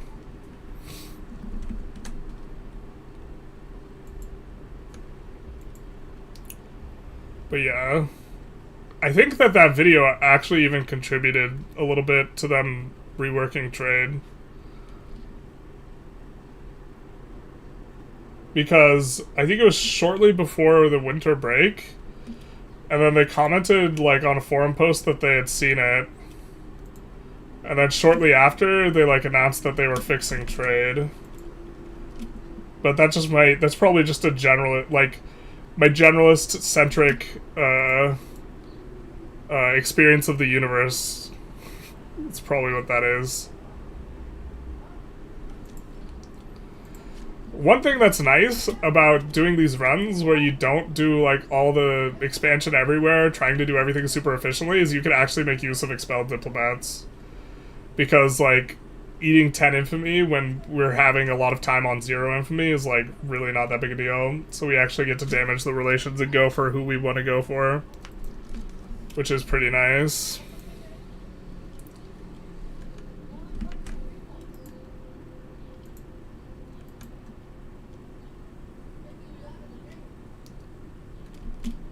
Not legitimate? What do you mean?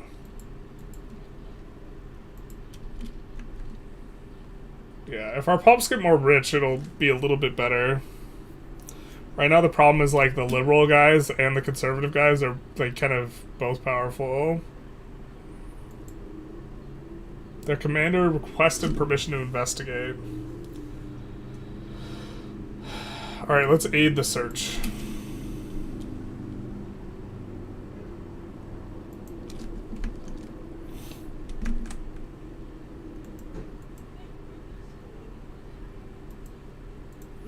Probably just speed 5. We can fight the Roman, or we can fight these guys, but I think we just want to kind of form biz here.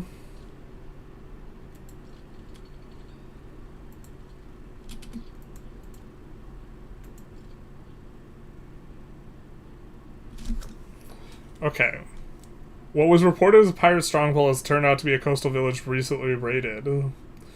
We cannot allow distraction, or we can provide aid. Let's provide aid. Man overboard, that sucks. No man left behind. Cool. Now we have 3 peril. 3 progress. We're trying to pick the options that give us more long-term benefit. We'll get them next time, boys. True if big.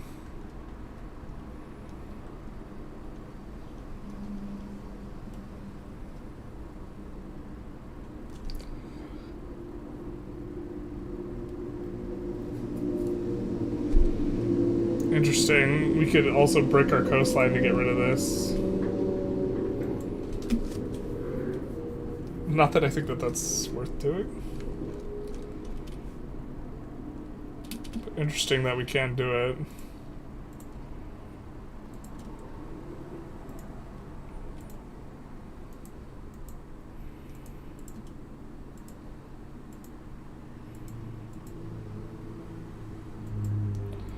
I have a ton of unemployed. I guess we have some here. There might have just an infrastructure problem is the issue. Let's do this and this.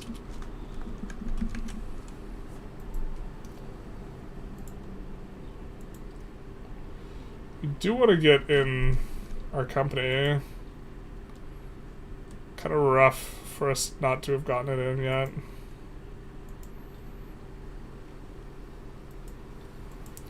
Paying the subsidy is a little rough too.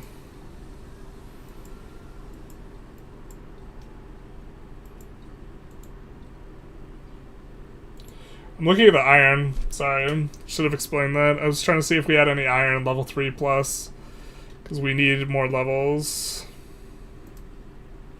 to do the iron company, which I think we want to try and push as well. Let's go sort by peasants. Skopje, I think, didn't have full employment. So is it better to push it in Skopje?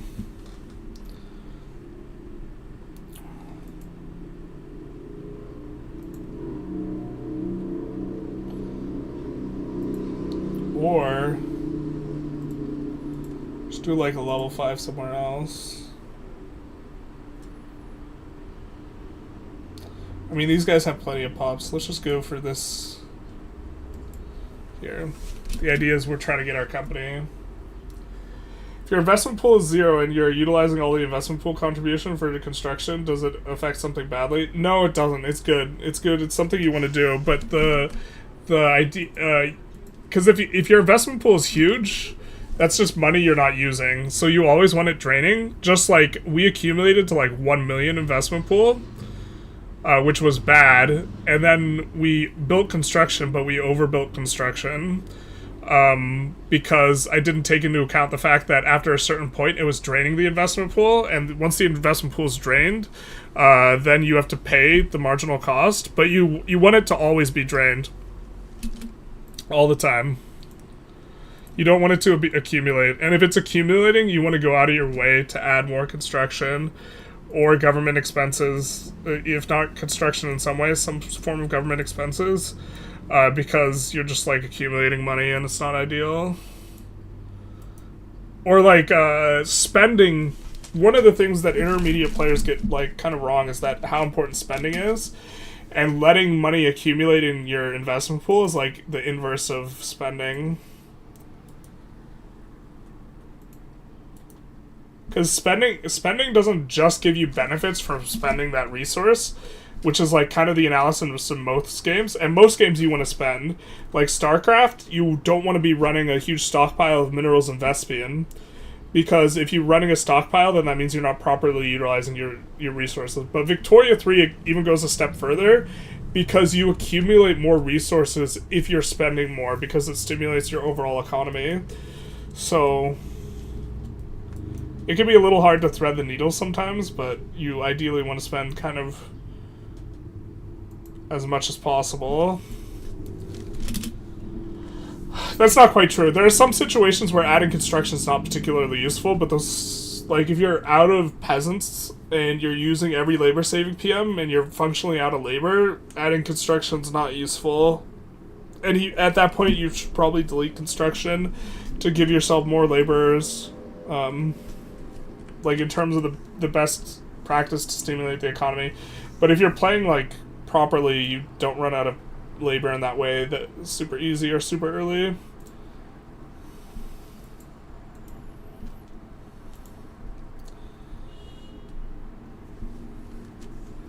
We got a ton in the queue as well here. Way too much of bureaucracy. That was another thing. We were running this massive deficit, and now did we just not pay attention? I feel like we had some sort of modifier and we lost it. It's kind of the only thing that makes sense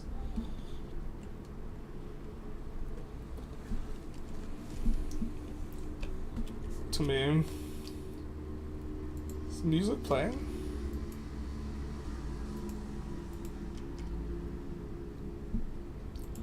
Oh man, the soundtrack for EU5 is such a banger too.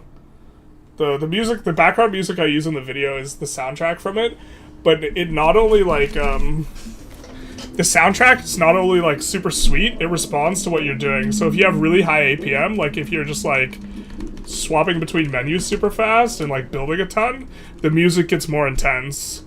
Like, it responds to what you're doing. And if you get a war decked on you, it changes and gets more intense. And, like, it corresponds to what you're doing. And it's so freaking sweet. That's something that, like, people aren't talking about that I think is just, like, absolutely the bee's knees. Yeah, he's fine enough. It's not, like, actively bad.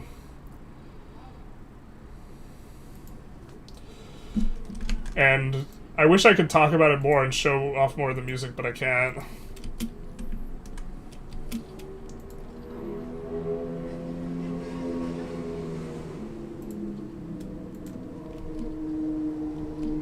Alright, we got one more.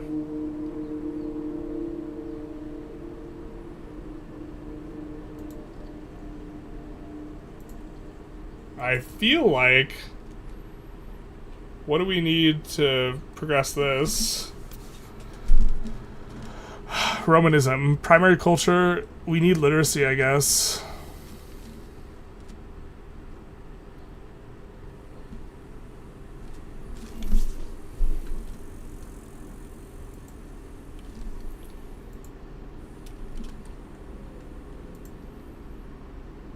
Yikes. This is not ideal.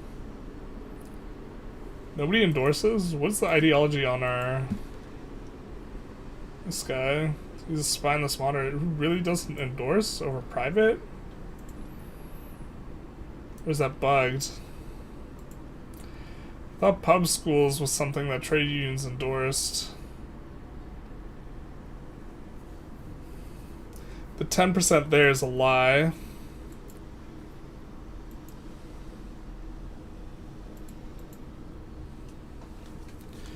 I don't think public schools is in here. No, it's not.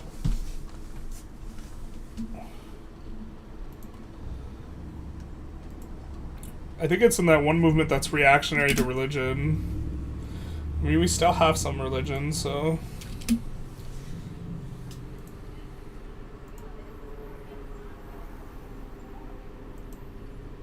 Yuck.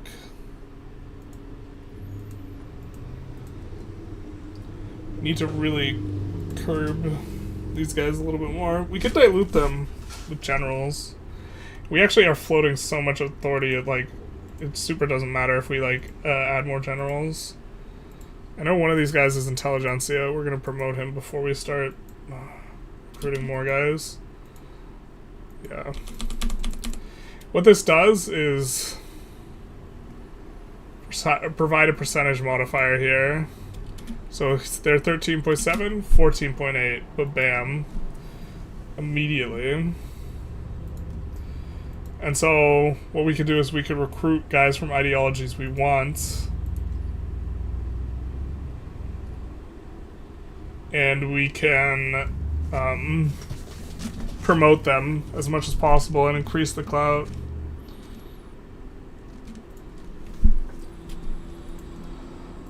So we come in here, moderate PB is kind of okay.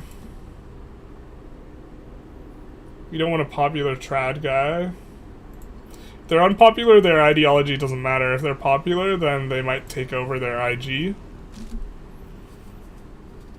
Or ruins your ability to manipulate this later.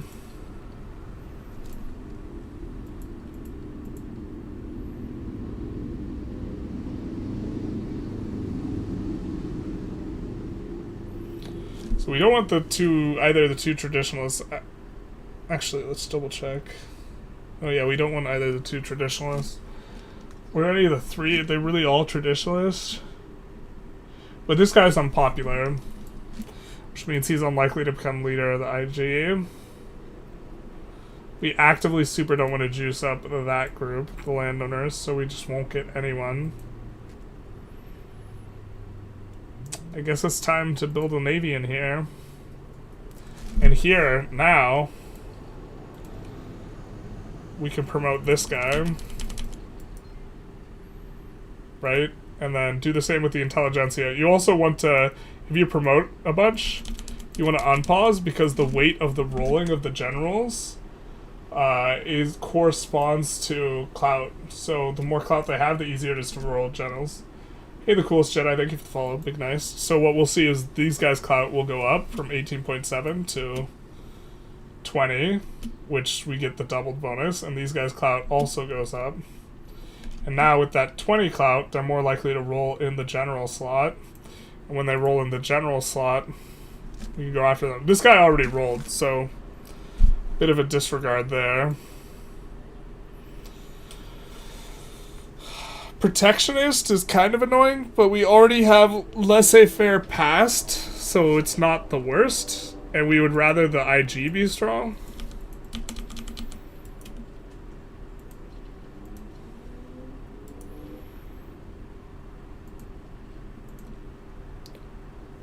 And we're mainly doing this because we're floating a ton of bureaucracy, so like we could delete a ton of our bureaucratic centers, and that'd probably be theoretically much better, but this lets us fiddle around with stuff, I guess. Is it better? Would it just be better to delete?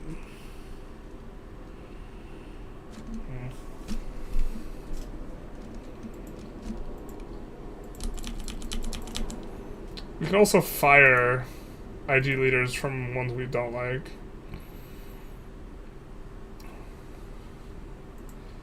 An unpopular royalist. That guy has no spine.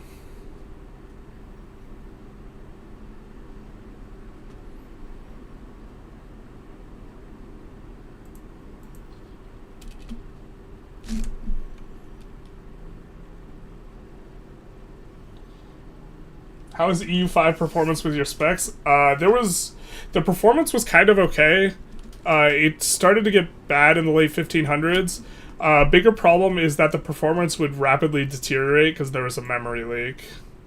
I have a Ryzen 5600 and 24 gigs of RAM. So that's what I had and like kind of how it felt. The game's like not properly optimized. We should have read that more carefully because now we paralleled to 8. Yeah, I run a deficit while taking very low taxes, and I overbuild, make your industries unproductive or unprofitable. Generally speaking, running very low taxes is not good unless you're like super out of peasants or whatever. In terms, if your goal is to maximize your GDP over time, we have to lose peril.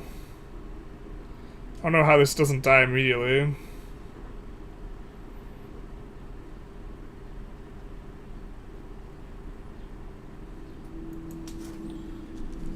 It seems very poorly optimized from what I'm hearing. Yeah, but I think a heavy-handed asterisk is needed in the sense that the expectation was never that it was going to be optimized already. Like, this is early access.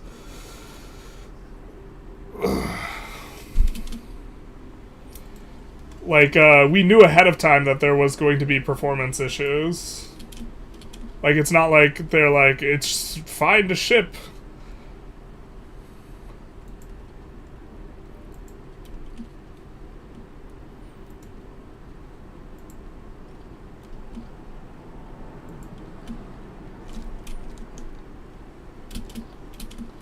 Maybe should check a little bit closer. But now nothing's legitimate. God damn it. Like, kingdom for this guy to be a market liberal again so I can use the industrialists. Is there really just no... I don't have anyone revolutionary and there's no government that is legitimate.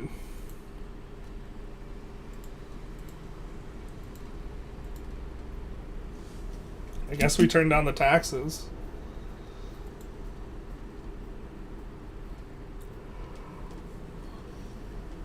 Otherwise, we'll get a lot of stuff. Yeah, fair enough. Yeah. I mean, I just, like, creators don't normally get this early of access. Like, most of the time we get early access, it's like 2 weeks before or something like this. And the expectation is that, what we're getting isn't like a final product, but it is like a finished product. like, what we played around with wasn't finished. But I still super loved playing around with it. But it was not portrayed to us as being finished, even in the slightest. Advanced scouts acquired details of nearby power activity. Several fishermen at our latest stop have corroborated this information. Like, ahead of time, like, in our like, onboarding for the event, or whatever you want to call it, we were told that a bunch of stuff had really significant issues. And, like, we were told this so we would not, like, bug report it or whatever, you know what I mean? Because, like, I put in, like, 20 to 30 support tickets for stuff. So hopefully some stuff gets changed for the better. I think as far as economy stuff goes, I would put in most of the tickets.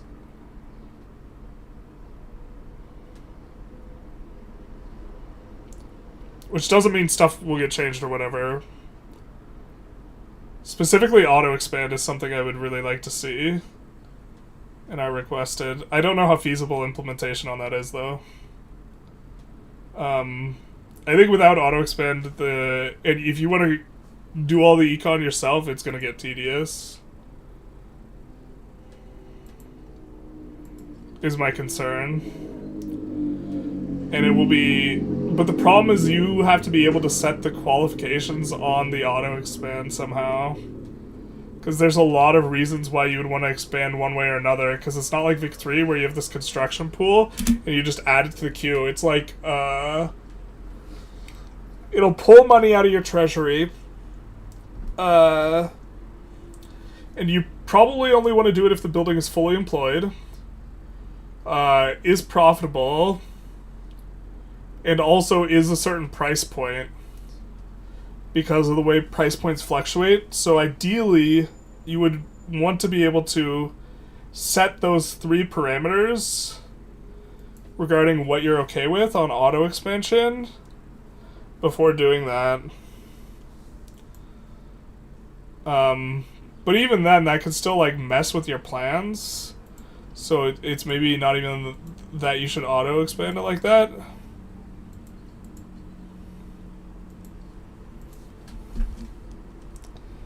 Blah.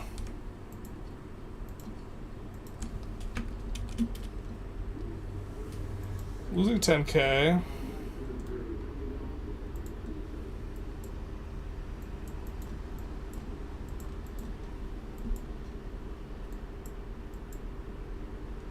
Do we have special law here?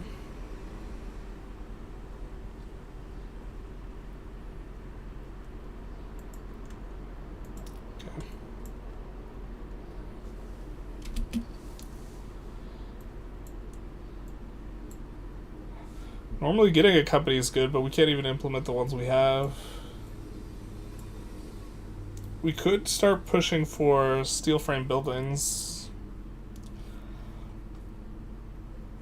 God, our economy is so small.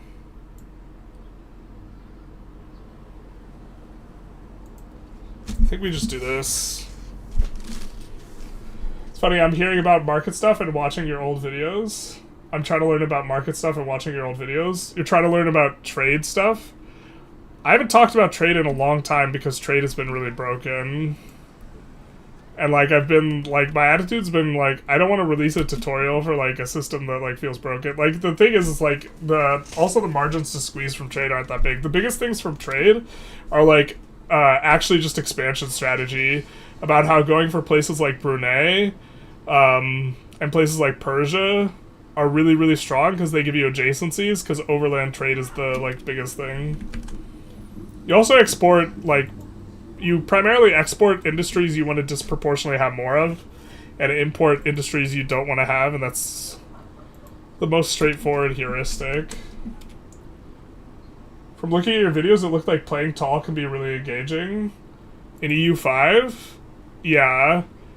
I hope that there's, like, more texture to, like, building infrastructure, like there's more different infrastructure buildings and this type of thing. Or that there's maybe, like, trade-offs Because I think eventually you just build roads like kind of everywhere, and you build the canal things kind of everywhere that you can. But the decision making about what stuff to keep rural, I think, is really interesting. Unless you're talking about Vic 3. Are you gonna death spiral here intentionally? No. We're losing about 5k. That's like a comfortable loss. I think we can build into that. Because you have to do this less this. Or this plus this is the amount of money you're really making. So we're losing about 5k. I think that we won't get to... I think we won't die to our debt before we get to the point where we're making more money. Let's just turn this up. And then we'll run a shortage and then we'll just import. But yeah, functionally the trade represents just such a small proportion of your buy and sell orders in Vic 3 that it's like...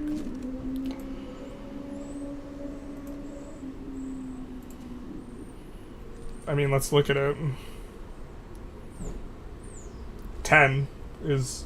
So this is something we're creating a little bit of a surplus in. We're exporting 10 out of 1,600.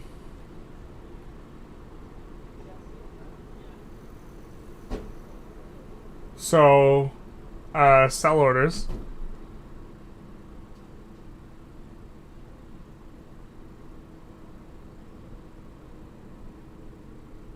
We're importing?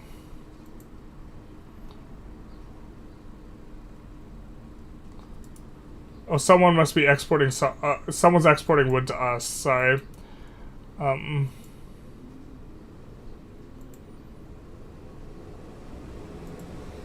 But in either case, out of 1,300 sell orders, 45 are from trade. Okay. Okay.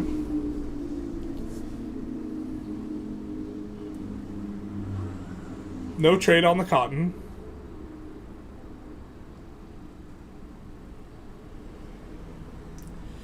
Out of 600 buy orders, 6 are from trade. We're trying to export this. Out of 4,700, 36 are from trade. Mind you, after you exhaust the free routes, it gets even worse. That's kind of quite a bit from trade. That's fair enough. That's almost a fourth from trade for the papel. None.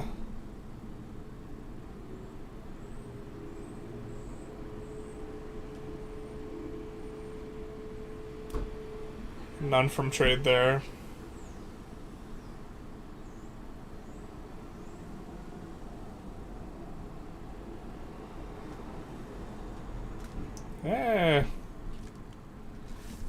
Okay, I mean, we're exporting that, but also we kind of collapse the price of it, and that's like kind of how luxury goods are in the beginning. My point is like, in terms of overall orders in our market, very little of them are from trade.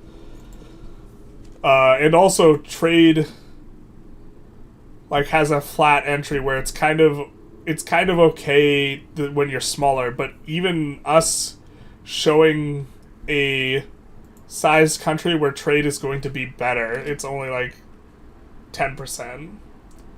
Well, speaking to EU5, sorry. I find Vic 3 shell of a game not like this. Yeah, I think playing tall will be interesting, especially if you don't go like colonial and trade orientation and you like have this more internal orientation. Like a country like Brandenburg probably can't colonize well. Someone landlocked in the HRE comes to mind. So you have to do more of a combination between infrastructure and pushing control and pushing a specialization in an industry, which countries have unique advances. So like Korea had a unique advance that gave it 20% guns output. So eventually what we were planning on doing is going for gun manufacturers and exporting guns. And an output bonus is really strong. In Victoria 3, you don't really get output bonuses very often. There's output bonuses on, like, the forestry. Or, sorry, wait, what? Not that one. There's output bonuses, on, like, the hardwood output from the forests here. But for the most part, there's also, I think Niagara Falls is output bonus. Yeah, it's electricity output, not throughput. For the most part, throughput bonuses are what you get. That increases the inputs and the outputs. Output bonuses do not. They just increase the output. And so it's a 20% output bonus is really, really strong. Like, to add a little bit of context here, so the margin that we're getting we're like plus 300 right here. Okay. If we were to increase throughput by 20%, we would go from plus 300 to roughly plus 360 in terms of our overall net value produced, which is both the balance and the wages. It's really convenient that this adds up to exactly 300. If we increase the output by 20%, that would increase these by 20%, and this is 1,700. It's a little bit more, but let's call it 1,700. So that would be an extra 340 in value. So rather than going from 30 to 60, which is a 20% increase, we would be going up 340, which is more than 110% increase in value that's created. So when you have an advantage like this in a country, boy, will you be able to dump goods into someone else's market, because that's a huge advantage. And in my opinion, in Victoria 3, this is the type of advantage that, like, Great Britain should have over the countries it's exploiting in, like, production of textiles. Just this massive, like, Hamo advantage. And this, like, isn't exactly what we experience. You know, so, because that's, like, what Great Britain did. It isolated markets, it controlled those markets, and then it got monopolies on the trading of goods to those markets. And the way, like, this would manifest in EU5 is, like, let's say we go for Benin, right? And we have a massive trade advantage in Benin. And Benin can't produce clothing very effectively, or cloth or linen, because I think that clothing's not a good. If we have the trade advantage in Benin because of our, like, colonial center there, let's call it, then Benin would be importing some amount of cloth to their market, but our cloth would get to go first, and so we would get the fat margin because they have expensive cloth because they're not producing it, and then we get to dump it into their market, and we get to, even though other people could sell it for a better price for Benin, we get to do our trade first, so we get to extract more value. Like, Benin doesn't take its best price, it takes the price that is forced upon it.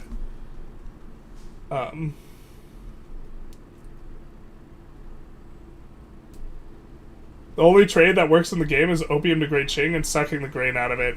Yeah, Qing trade works because there's just enormous margins, and you have huge gluts, and their economy never goes anywhere, and then they have an opium obsession. Yeah. We have no peril. I think we can do that. Although we haven't seen one pirate event that reduces peril here. You stop talking about running low taxes are not very good if you have enough peasants. Can you explain more about that?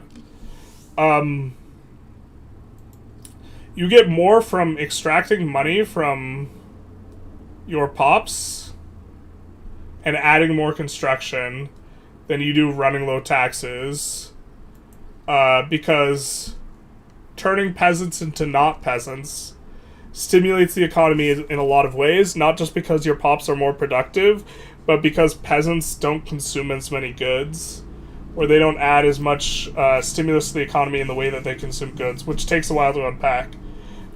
So we're not going to do that but the construction is more valuable than the stimulus you get from extra consumption, moving pops from being not peasants to peasants. But if you're out of peasants, then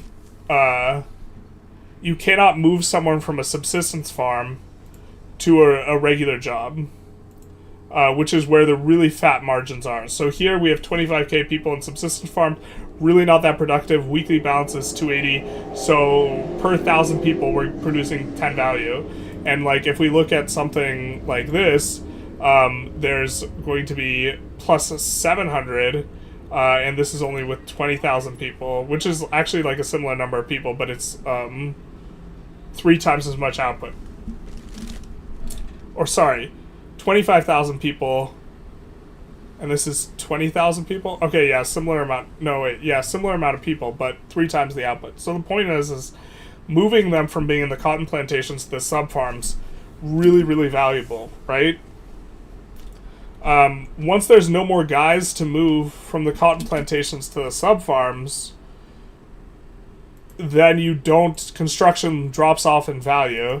And instead what it is like you're moving them from the lumber camps, which are really efficient per construction because they cost 200 construction and employ roughly 5k laborers, to like the tooling workshops, which on a per pop basis is more valuable. So then your construction is going towards that. And so the margin when you construct a new building of moving people from the lumber camp, which is less productive per pop, to moving them to the tooling workshop, the margin you earn is smaller than the margin you get from depeasanting someone, turning them from a peasant into not a peasant. So you still get value from construction because you use it to recomp your economy towards stuff that's efficient per worker instead of efficient per production, but the margins fall off. And then if you're using every single labor-saving PM and you don't have enough workers, then construction is just kind of useless. Except to the effect that it will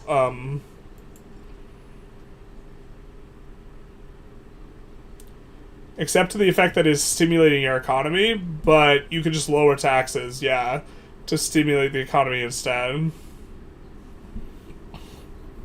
We can promise wealth voting, sure. We can even pass wealth voting, why not?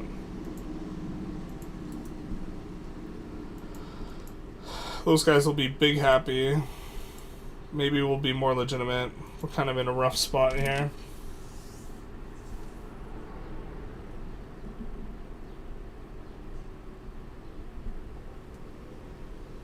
What are you going to build to take control of the economy? Generally, for EU5, there's certain buildings that give you trade advantage in a location.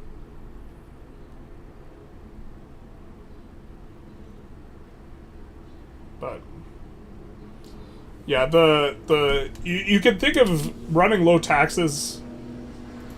You can think of high taxes as a status quo, and running low taxes as an expense as well. This might help to conceptualize it a little better. So, in order to run low taxes, we need to spend 18k, and with that 18k, we could buy like another 16 construction. And it's just more worth it to have the 16 construction than it is to have the lower taxes. If you want to think of it, you buy lower taxes is probably the proper way to try and frame the opportunity costs so you can evaluate it a little bit, like more directly, I guess.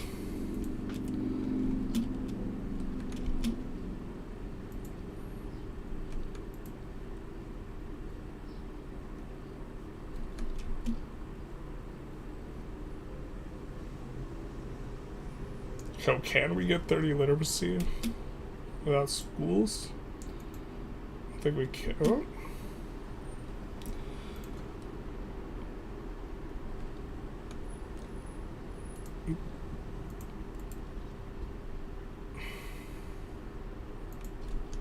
They really not? Okay, no, they have.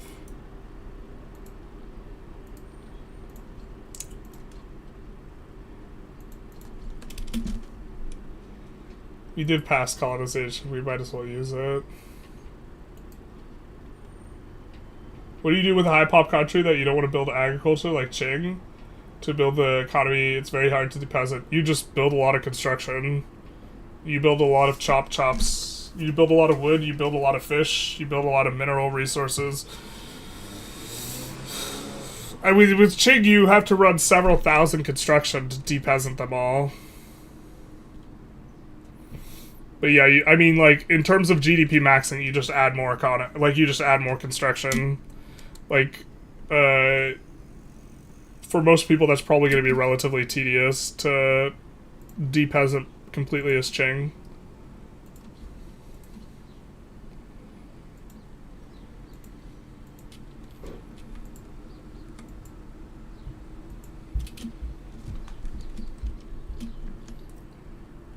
Ooh.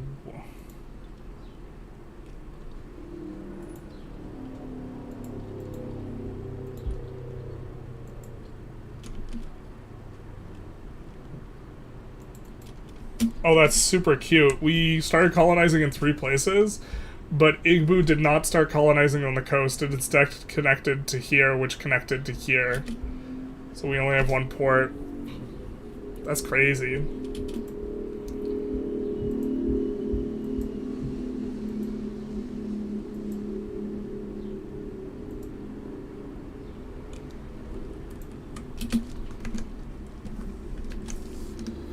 I think this answers a lot because every run I go for low taxes to boost SOL, but then I forget about the, I could use money to employ peasants, but due to very low demand and low productivity. Yeah,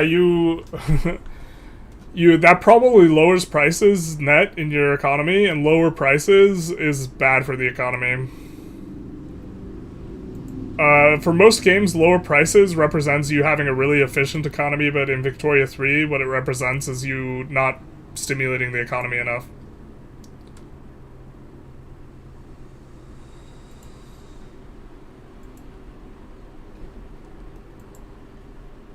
Do I have another?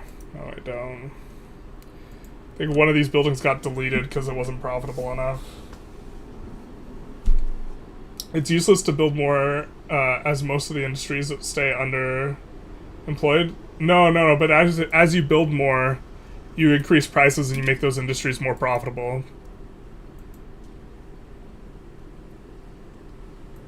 Spending more drives up the value. Streamer luck with that port? Yeah, basically.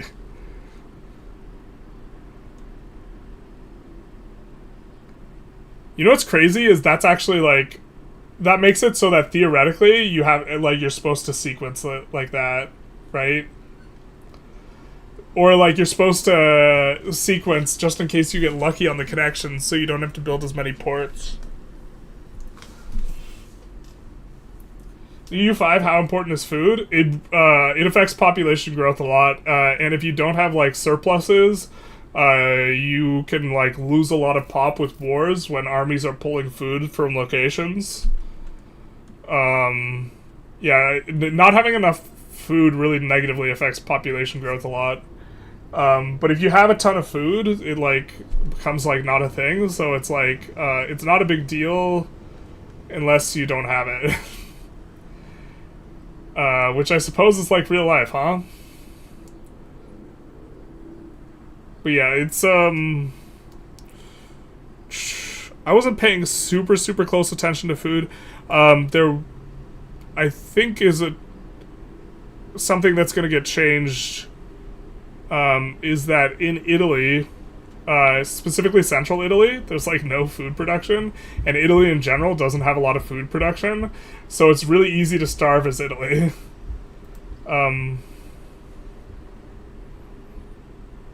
So something's probably gonna occur to change that. But that's like an interesting one where like you go out of your way to do it. Shipping food is a little bit rough. Trading food, because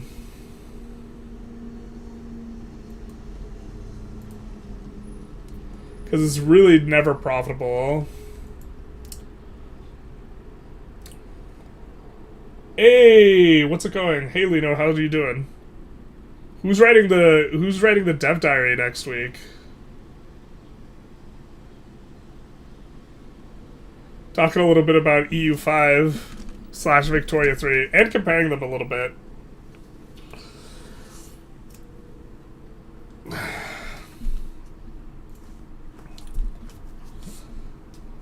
I'm very excited for the market rework and for trade to like actually be strong again.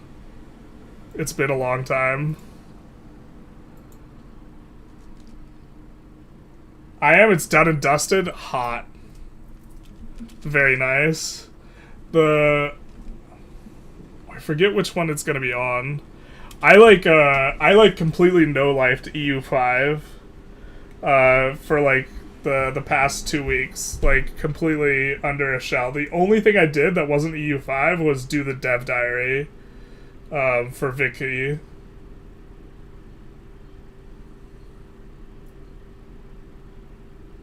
Have a good night, Jagraj. You're likely gonna write, very likely gonna write the one after that as well. Are you writing it because you were the lead on the system? Or like, this type of thing? EU5, big if true. It was I played, 227 hours. But, what is next week's?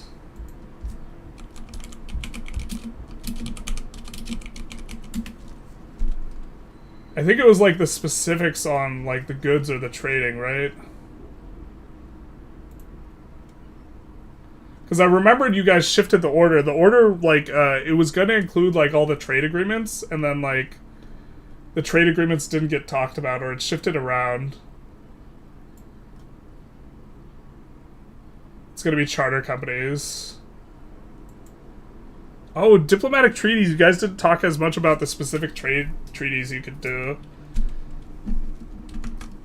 last week. At least I don't remember too many specific trade treaties other than like the forced sending of goods. That one was super exciting though, because you can effectively overcome the nature of how, what's it called? You could effectively overcome the nature of how substitute goods get underconsumed when they are exported to a market because of how substitution works, by having them send you back the good. So this is something I talked about a little bit. So if you have opium at minus 50% and you're exporting to like the Ottomans and they have tobacco at minus 25%, the thing is they will underconsume the opium coming into the market because they will consume proportionally to the number of sell orders rather than based on price, right? But what you can do is you can stimulate buy orders by having the Ottomans ship you opium. So you're having them send you back your opium to drive up the price in their market to increase the size of your exports. And then you're getting the opium back, and then you can do that and export it to someone else and then have them send you opium. So it's like fractional reserve banking, but with opium, to drive up the price in a bunch of places so that you can export and stimulate it to the extent that you can actually run routes that are properly sized based on you being able to outcompete the substitute good that you're trying to replace. I was leading a lot of things to give Martin the space to focus on the world market pretty much, but he has done a lot of prestige goods recently, so we'll have to duke it out. Oh, baby.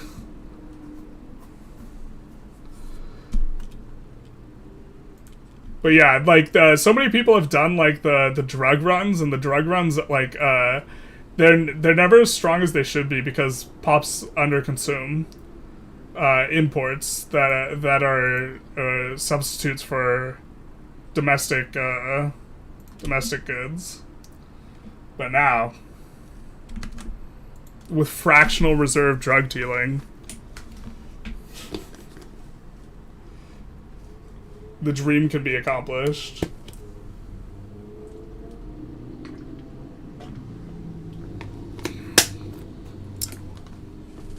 This is, by the way, one of the Greek flavor mods to provide a little bit of context.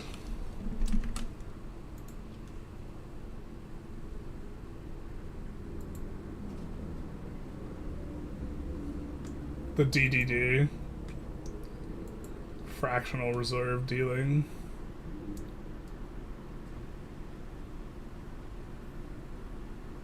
I also think it's delightful how you could like use the same 1,000 opium to push up the price of opium everywhere. That's not like quite what it's doing, but you're providing what them to ship it back to you is.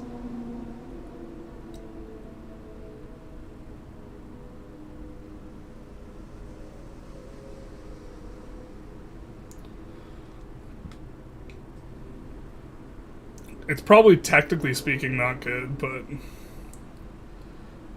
it will cause their domestic industries to drop in profit and perhaps become unsustainable.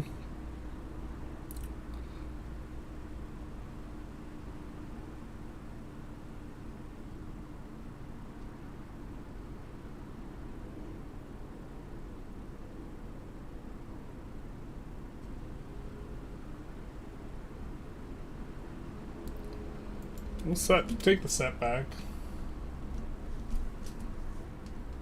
The drug dealing dream. The dream is real. Small changes incoming from opium consumption, by the way. Oh! If I'm not mistaken, we're reducing general consumption of it, but increasing obsessions for it. Interesting. That may make the drug empire harder. So you're decreasing the weight on opium, but changing the way obsessions work? Oh no. The drug empire dream might be dead in the cradle. Because an increased weight would require a lot more. Or decreased weight. Like right now, like, groceries are like super bad unless you have really high SOL, because they're like the weight is such that like it can never like compete with grain in terms of creating buy orders. Turns out Britain was consuming all the opium they were supposed to be shipping out. When you change things, when you change the trade system, Britain started consuming all the opium instead of shipping it out, because the route wasn't ideally profitable.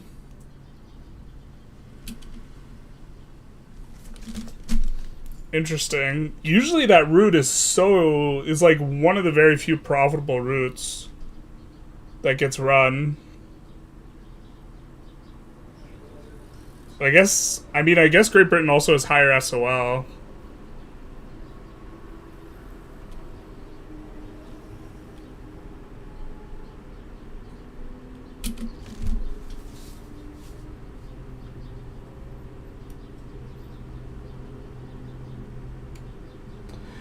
I mean, that might just be a product of the issue with substitution. The problem is fixing substitution, like, the way you would ideally you would want to fix it is just like performatively not possible, which is to have prices actually calculate at equilibrium rather than using buy and sell orders. And then like build the entire price system up from something else, and using an equilibrium would like be infinite calculations, or like approaching. So you just like couldn't do it. Is it possible to start as Japan and ban opium when you take control of Qing? I don't think you can ban it on behalf of Qing. I don't think it was really an issue with the route, just that Great British Pops were wanting the opium too much. Not 100% sure on the details, as I didn't make the change. Yeah. I mean like the route right now. Like if we were to swap to Great Britain, they would probably have a fat route to Qing. I don't think is there a way for us to check? There's no route to Qing. Wow, Qing's doing literally no trade routes. That's crazy. Oh, it's your routes. That's not what we wanted. Yeah, so right now on the live version, this is like I think this is like the only type of route that you can get over 1,000 convoys requirement on by the AI, and even not by the AI. It's really hard for a single route to like cost this much convoys and be running this much volume.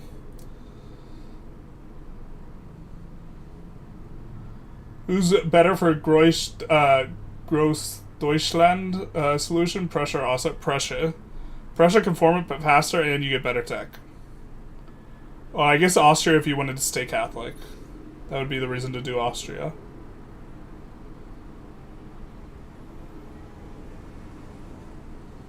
Yeah, they gotta fix substitution, but this game works. The thing is like it's not a. I have no idea how you would solve the problem with substitution, because it calculates based on sell orders, not based on price. If they calculated based on price, it would create an iterative issue, because they would switch to consuming the cheaper good. The cheaper good would increase in price. The increase in price would change whether or not they wanted to consume that good. And so it would involve recalculating as something approaches an equilibrium to get closer and closer to the proper equilibrium. And you would never hit it. And so it would just be recalc. Oh, we can embrace? Why can't we embrace the Roman identity yet?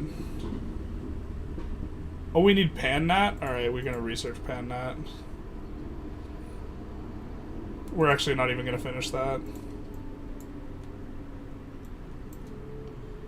I think we're gonna grab some tier 2 tech first, though.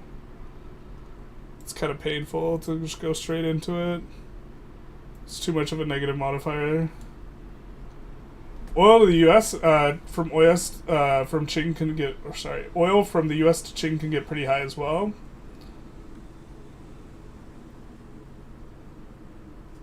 Yeah, I don't think it gets quite that high. I think usually I use my oil rather than export it, though. There's only one real route in the game, yeah. It's kind of the opium route to Qing. Because Qing, the thing is, obsessions will override, effectively, like, the effect of Pops under-consuming substitutes that are exported to their thing. And so, since there's such a large consumer base in Qing, but with the world market, I mean, it's sounding like Qing is not consuming as much opium as they should with the world market, or that it's just getting kept in Great Britain. The issue is it makes sense if Great Britain brings opium from EIC, but they are bringing it from London. It's way too lengthy a route. Well, now it'll just be they connect to the global market, they connect to the global market ships to Qing, and I think it'll ship from...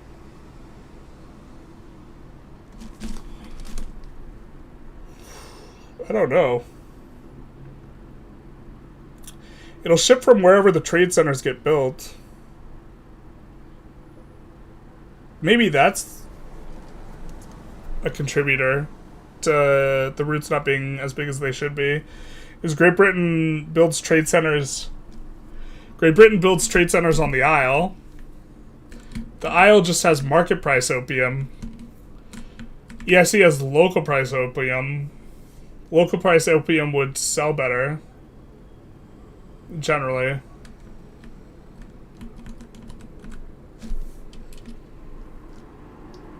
What's the journal entry mode have?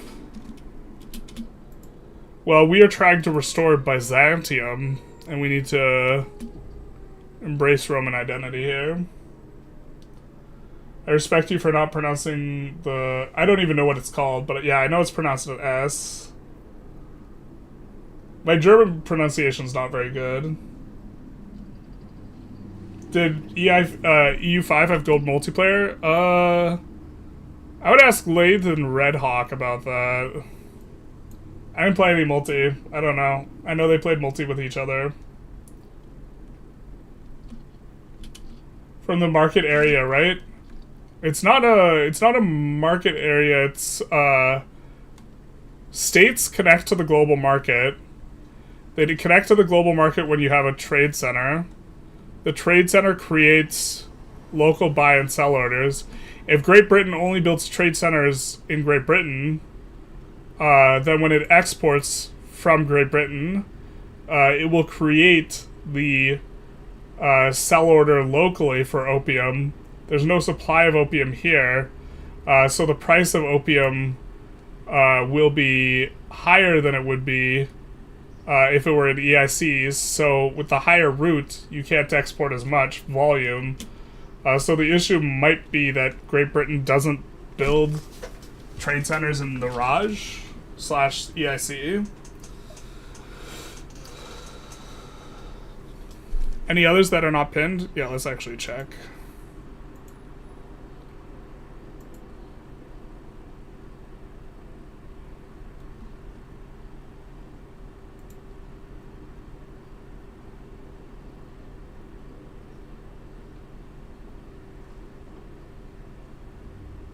Yeah, the Great Land Reformation one. Oh! Yeah, there are. What am I doing? I'm playing a flavor thing and I didn't double check the things.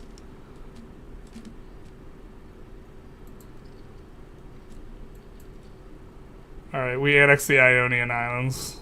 Fantastic. Survey the Isthmus of Corinth. Let's do it. You right, Azopi.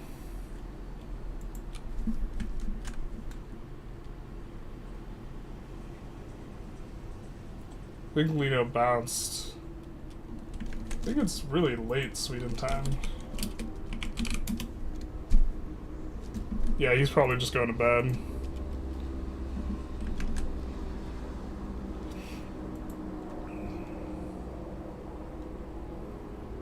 Or I think he's in Sweden. I guess I don't know. Now I'm here just playing on the side. Oh, gotcha.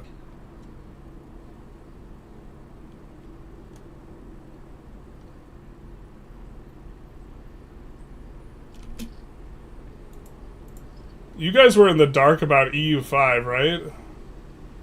My understanding is the communication between teams is not, like, the most robust.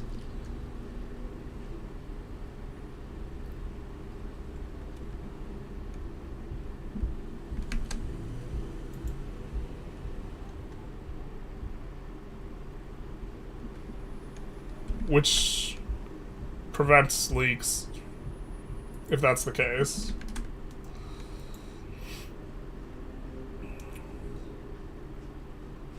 Getting close to being able to add construction here.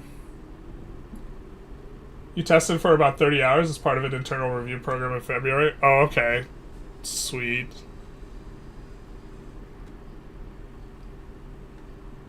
February?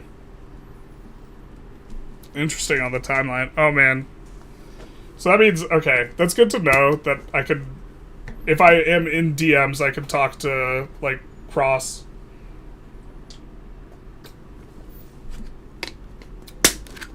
I can talk to stuff. Sorry, words. I can talk to Paradox employees about projects that they're not on, that I have NDA information on.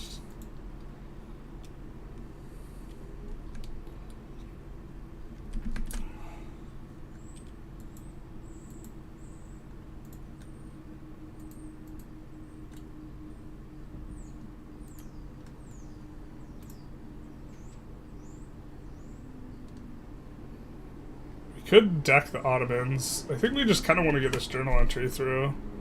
Maybe we should just inefficiently research.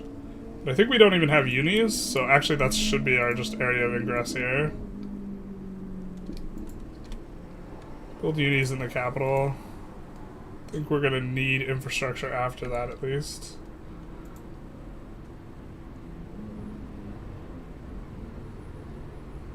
A lot of turmoil-driven construction inefficiency. So what we're going to do is we're going to drop this consumption tax. And in terms of the math, it's worth, if you're under 100% construction efficiency, the plus 10% is worth more than 10%. Also, if you're over 100, it's worth less than 10%. In terms of increases or decreases over baseline. I hate that it's not auto-subsidized paid.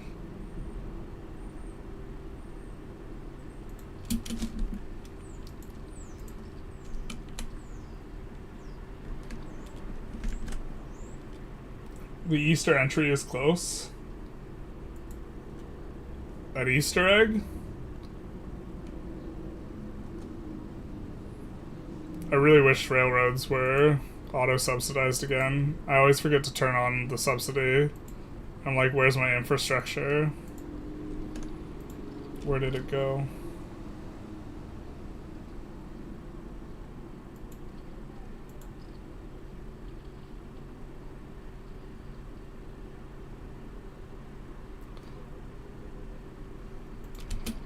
Yeah, I want to pick your brain about the upcoming patch, Lino, but I know the questions I want to get answered are stuff you can't talk about.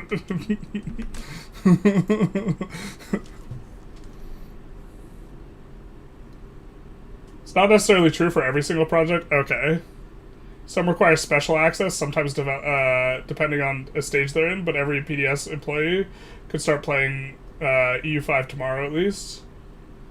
Okay, because like there's something I wanted to ask like Mercy a question or something, and then I realized I had to reveal stuff regarding Project Caesar, and then I didn't know if I could talk to her about it or not. I forget entirely what it was. I don't remember now, but I was like, oh, I don't know what I'm supposed to do here other than just ask Jonathan if I can. Do you have a unique monument? It's like semi-unique. It's like this just follows our capital and is like part of the like religious mechanics in here. If we look at buildings, we can double check if there's another one. We have this as well. I don't know where this is. Consumes paper, gives bureaucracy, prestige. This is just like a gov administration, but worse, right?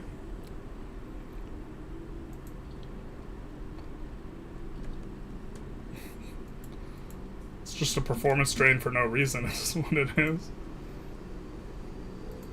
I don't know the flavor on it. It's probably flavor. I don't know where it was either. My brain. I forget how to go to it from this UI.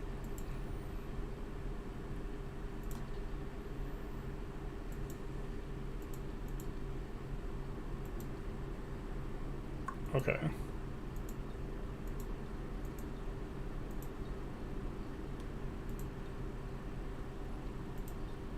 Oh, it's in here.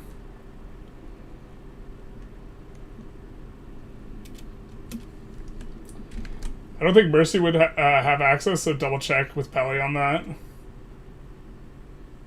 I've talked to neither of them regarding EU5. I take a shot with the questions on the patch where you're fairly open usually.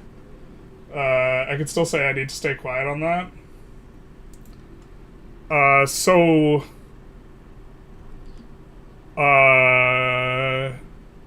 are convoy costs still being represented in Merchant Marine in order to give connections to the rest of your nation / subjects? J4 thank you for the follow, Big Dice.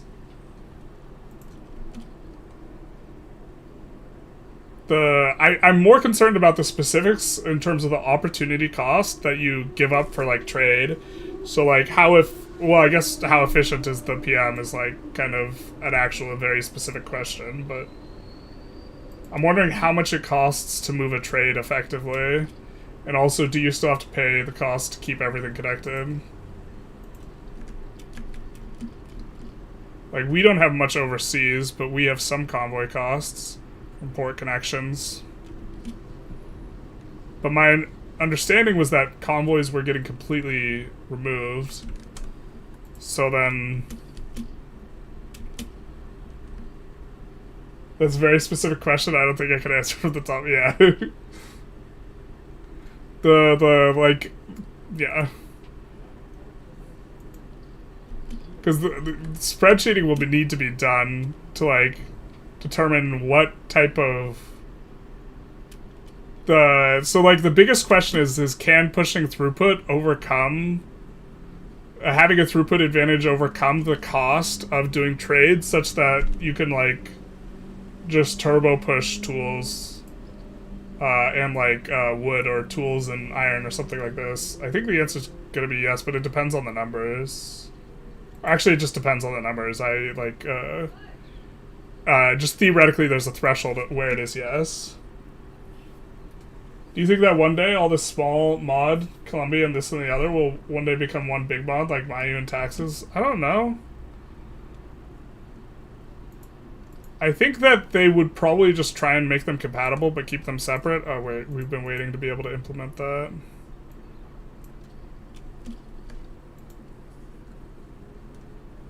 Did the thing spawn here? No, it did not. It spawned here, so we need to get this up to level 10 ASAP. So that the company will buy stuff elsewhere.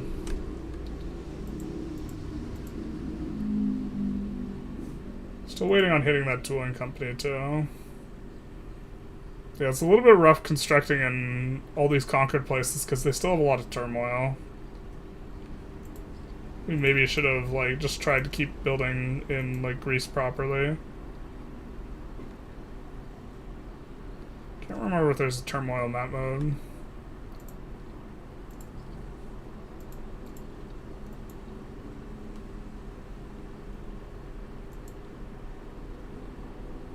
I know we could do this, and I thought it would highlight all the turmoil. But yeah, turmoil is a pretty significant issue. I guess we're not experiencing. It's mainly just in the capital we have it. The new capital. It's maybe, well, maybe that makes sense. I was gonna say this maybe something the mod can change, but they certainly could change it, but it's actually probably correct for there to be like a lot of turmoil. If I was an Ottoman and I lived, you know, in Constantinople and it was annexed, I might be a little upset.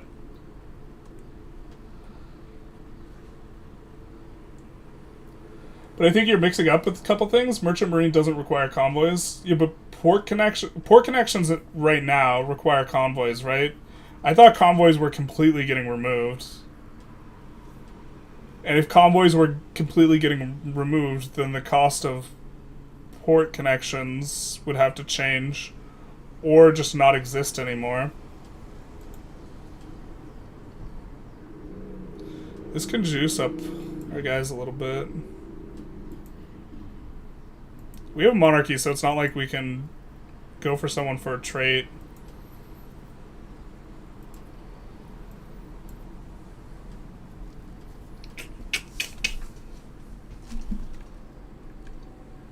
Is it possible to test trade now and in the future to be like Spain, make steel for Britain and the historical trade route and how trade will change, or is it all just a waste of time?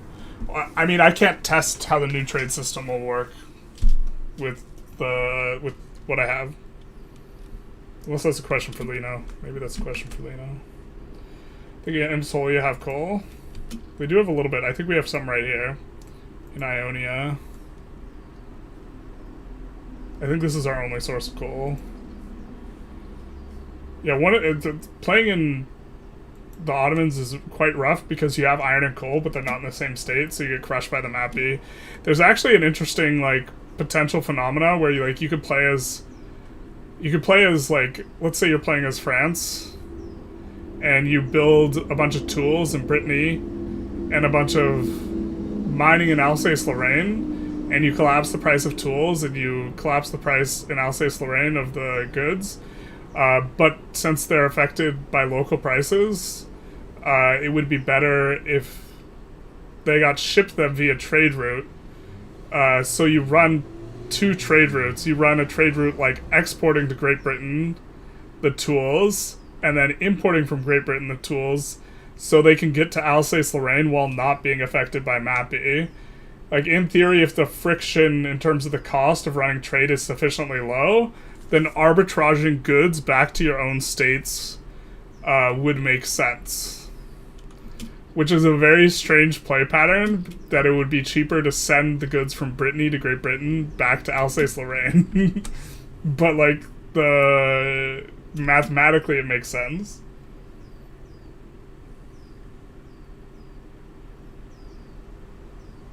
They're still there for military supply, but no longer trade, if I'm not completely off. Okay.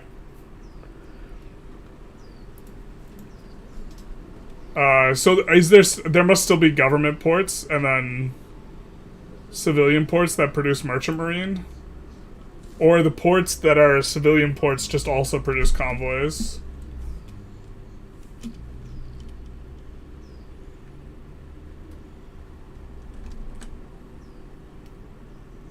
Is it a good idea to just build the iron industry in Algeria?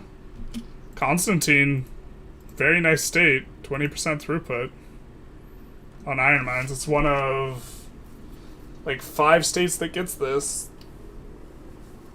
Or it's 3 like regions. It's Constantine, it's Para, and these guys, Mato Grosso I think used to get it but doesn't. And then the last is the Ural Mountains, which I forget which all ones get it. I think it's Perm and Ural, but I don't know if anyone else gets it. Okay, yeah, they all get it. But those are the 3 locations with iron mine throughput.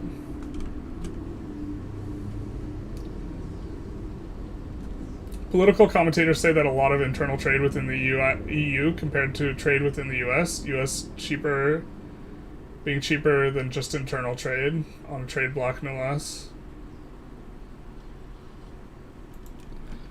Yeah, but that's if there's a comparative advantage. It's like, what I'm talking about would be like if US shipped soybeans to China and then simultaneously was importing soybeans from China. Like the very strange arbitrage. What is the with best potential in Victoria 3? You mean the country? In terms of GDP maxing by the end date?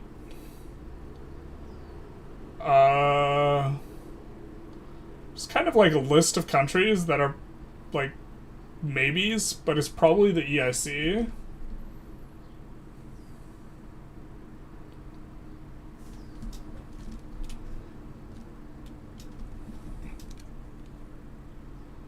Oh, if you lose Alsace as France, then you just cry. Rhone's the best state, though.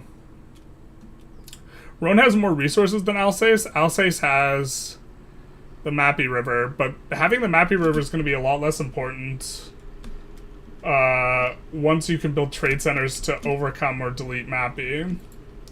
So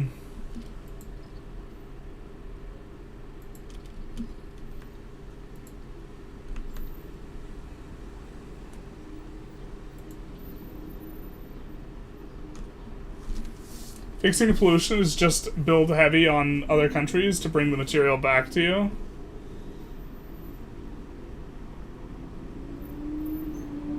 Well, the issue is heavy industries are usually very efficient per pop. And generally the AI will have more pops will have an advantage in having more pops than you will. All other things equal. It's often hard for the AI to outperform you on the, like, industries, especially the heavy industries. Ideally, you'd, like, kind of want to import steel and engines because the PMs are kind of bad, but AI rarely is producing them well enough. Not sure that arbitrage could happen, but I'll check on Monday. If by check, do you mean check and potentially fix?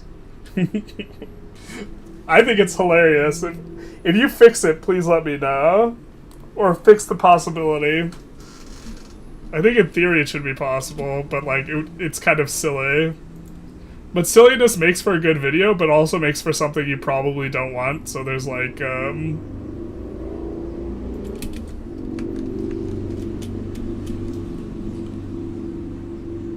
there's a mixed bag of incentives.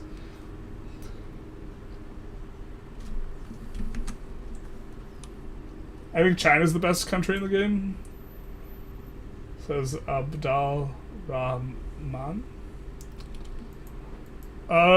China is up there in the discussion for countries that can maximize GDP by end date. A really big thing in terms of maxing GDP by end date is how quickly can you apply.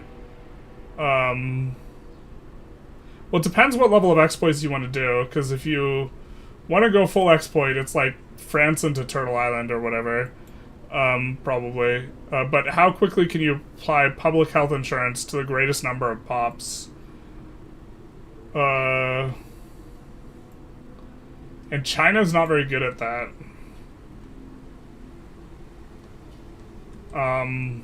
And because what you need to do for a max GDP run is maximize pops by the end date. So Catholic is kind of good, but in particular,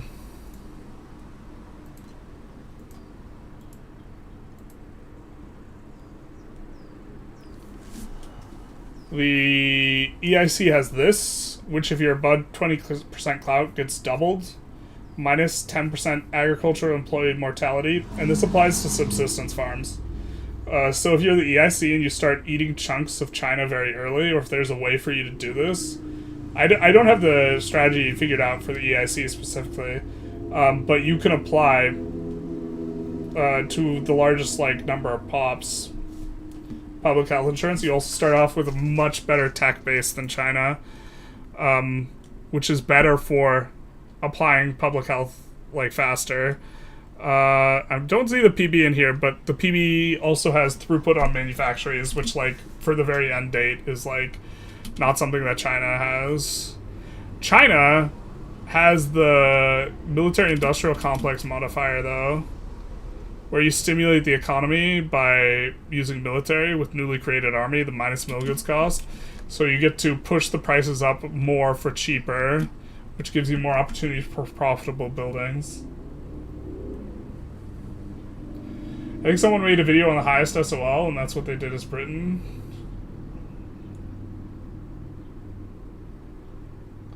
Yeah, I mean, SOL is a different question than the biggest economy possible. Highest SOL is probably releasing California and then not letting anyone come to California and just letting them all work gold mines.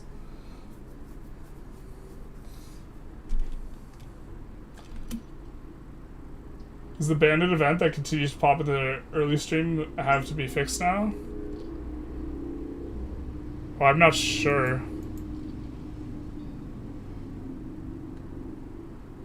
I don't even know what event was broken, so I can't possibly tell you if it's been fixed.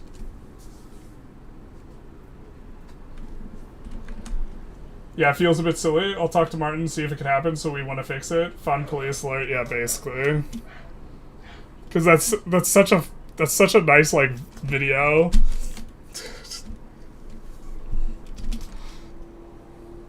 Hard truths cut both ways, I guess. I should have kept that one to myself. It is aesthetically very amusing within the system of how the game works. But the thing is ideally what would be happening is Brittany would be able to, on the global market, directly buy and sell stuff to Alsace-Lorraine. That's how you would want the system to be implemented. But if you can't sell to yourself from your own state to your own state, which I assume you can't, but maybe you can, then arbitrage would be the way you would do it. What's your favorite country to play in Vic 3?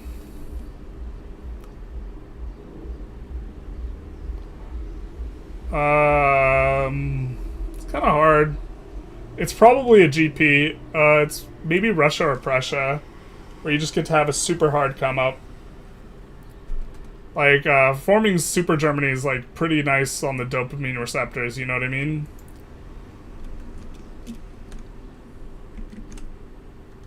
And it's not France is France is also fun. The US I don't like because the reconstruction events I think are really tedious. But other than that, US is pretty fun. Like, I don't know, all the GPs are fun. You don't have to do some weird ramp up.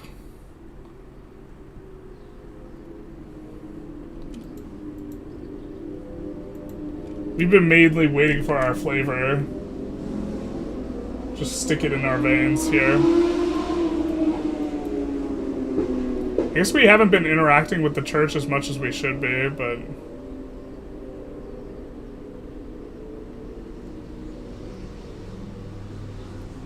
we specifically... well, let's assert state supremacy.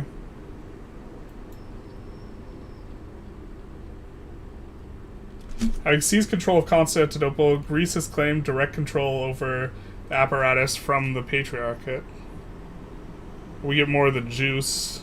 We get authority, legitimacy. Ottomans get mad at us.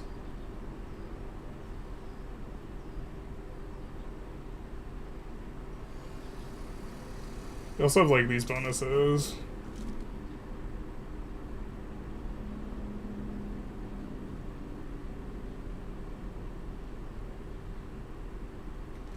We could sway up to 4. I don't know what getting us to, like, control this does for us. I don't know what the reporting to does.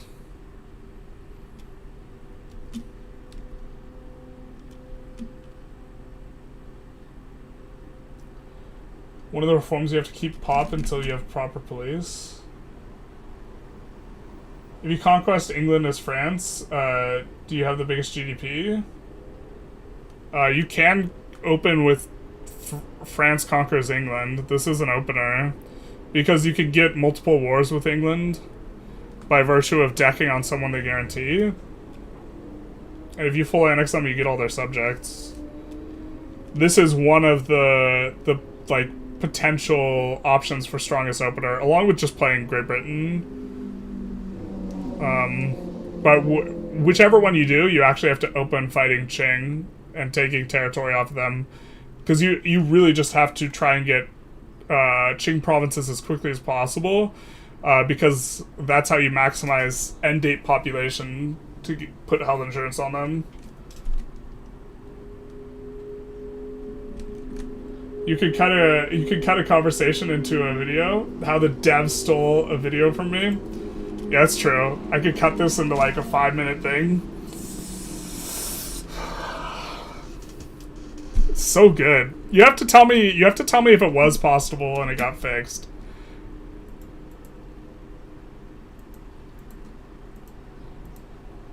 I think you shouldn't fix it unless you can trade between Alsace-Lorraine and Brittany on the global market, though.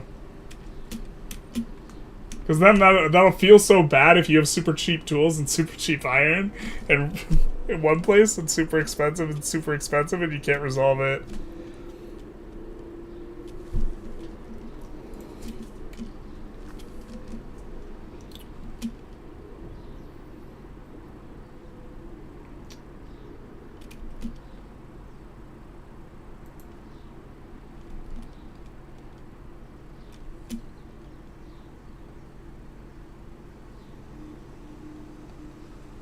We'll say the sensible option. I have a theory that he doesn't actually use car PMs because of them. A pet theory. The loud car. Finally what I came for. My brain filtered it out. The loud cars are worse on the weekend. What a time to feel alive.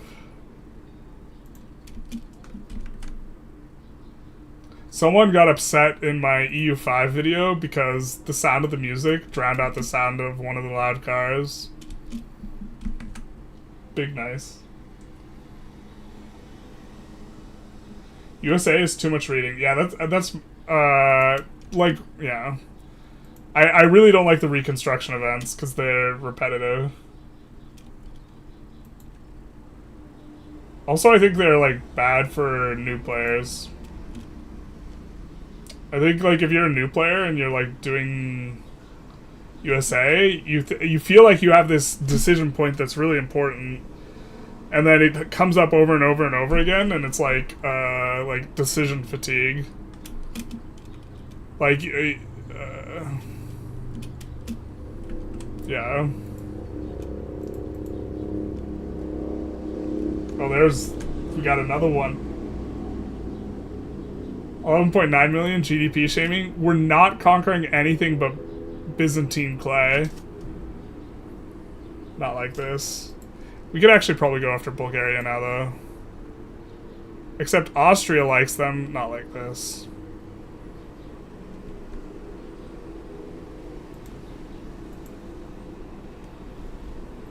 Wait, why can't we deck them?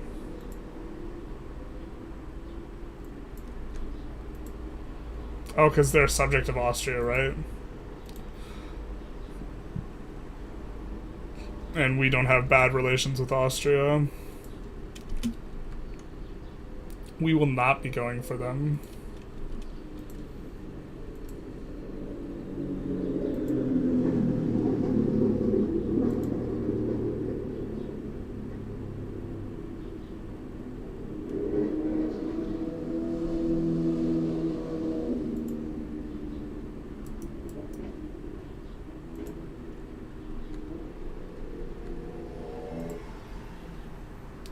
Am I going crazy? I thought I saw us have way more options for return state CB.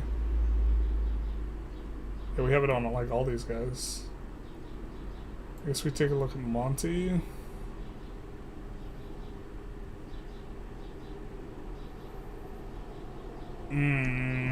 They're so likely to join.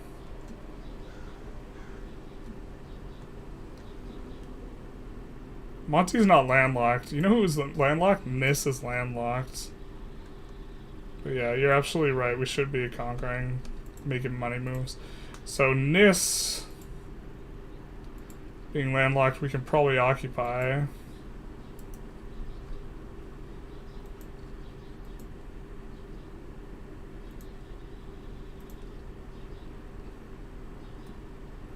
Are you crazy?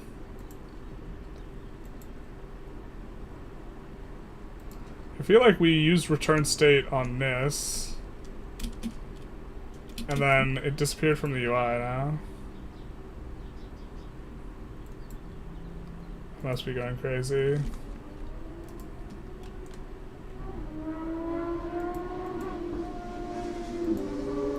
Yeah, I mean, if we have the conquer state CB, then we don't have a claim on it, right? I thought we had a claim on this. We do have a claim on that.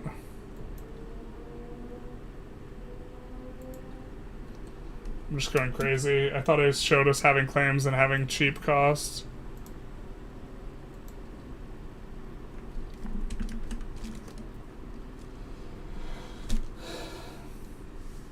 Also, who knows? Maybe Martin thinks it's not a big problem or whatnot.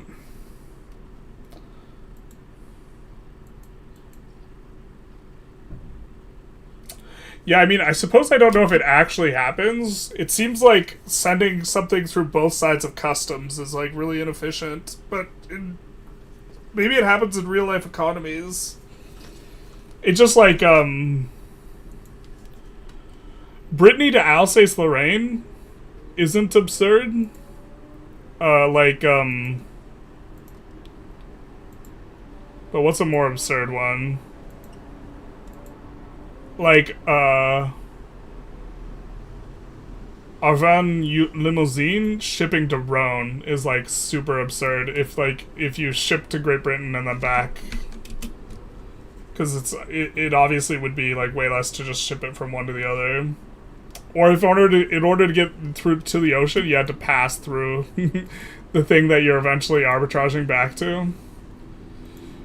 But some weird stuff like, okay, so Champagne shipping through French Low Counties to go to Great Britain to be shipped back to the French Low Counties.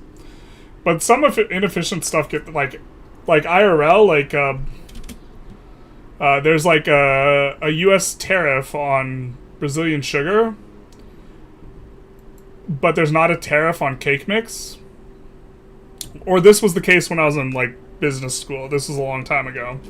There's not a tariff on cake mix, it was cheaper to buy the cake mix from Brazil and separate the ingredients back to the point where you would have sugar and get the sugar than it was to import sugar. So that's what people did, is they would import cake mix and turn it into sugar, which is definitely not efficient. But the sugar was so much cheaper, and it was such a large proportion of the cost of the cake mix that it was cheaper to do that than to produce sugar in the US. Well, the real reason that the sugar was heavily tariffed was protecting the ethanol industry in the US, which was something people were really bullish on back when I was in school. Now nobody cares about ethanol. I don't know if it's still going on. But sugarcane-based ethanol is way more efficient. Cars aren't as loud as they used to be? Not like this. They're not as expensive. That's how you know the economy is struggling, is by the volume of the loud cars outside. People are driving souped up Civics, not Lambos. This is what you get.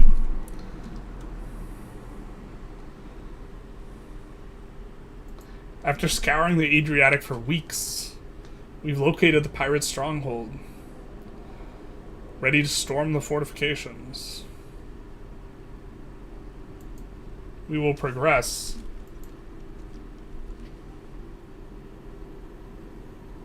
Oh wow, we have to do this so many times to put down the Albanian piracy.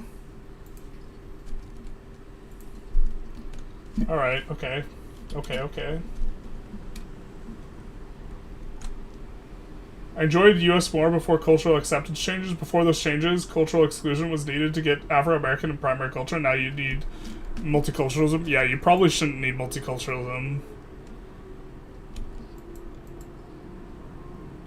I agree. It's like really rough. Now you actually delay banning slavery intentionally. I mean, there's stuff you can do to like cheese multiculturalism, but if you're like playing somewhat normally, like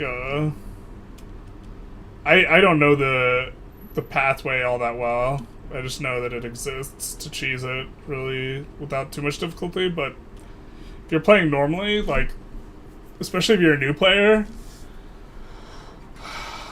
you just, like, would have no way of knowing how to do that event. Getting multiculturalism is still insanely hard. Like, if you're playing normally. You still have not free Crete? Rail should be in the game. We've not. I don't think we can beat the Egyptians in a fight.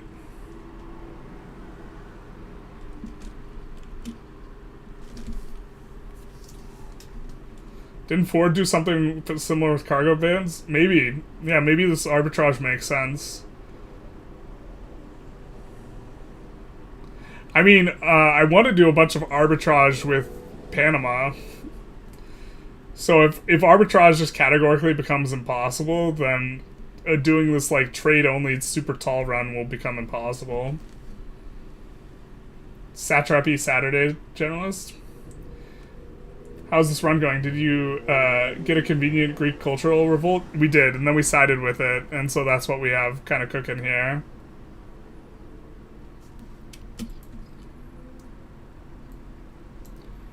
Samos.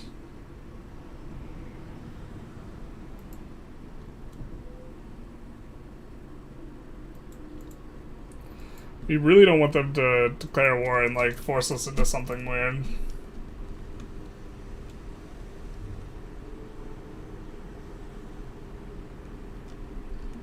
Slavery that good in Vic 3? No, slave pops can't buy anything. So one of the issues... We might even be able to show it.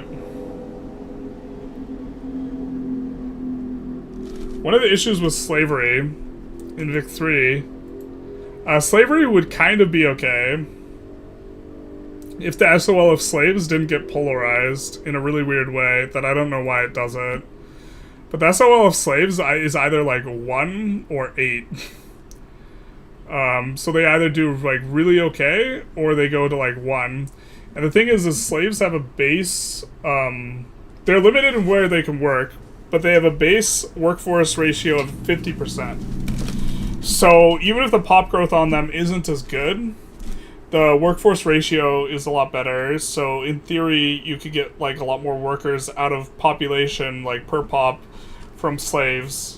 In terms of like GDP maxing, this is also one of the ideas: is slavery. You might want slavery specifically for a GDP max run, because you can get more workers per population.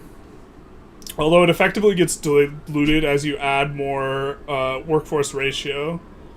Because as you add workforce ratio,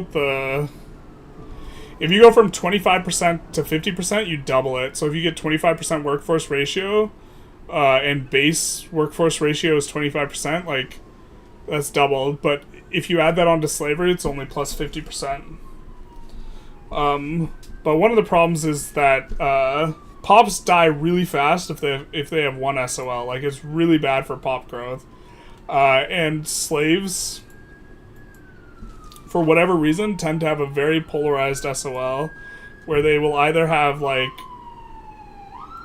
kind of what we see here, like 8 to 12 or whatever, or they'll have 1. And I'm not sure what the driving force behind it is. But this is what we're talking about. Right? This slave has just stone 1, which makes them die really fast. And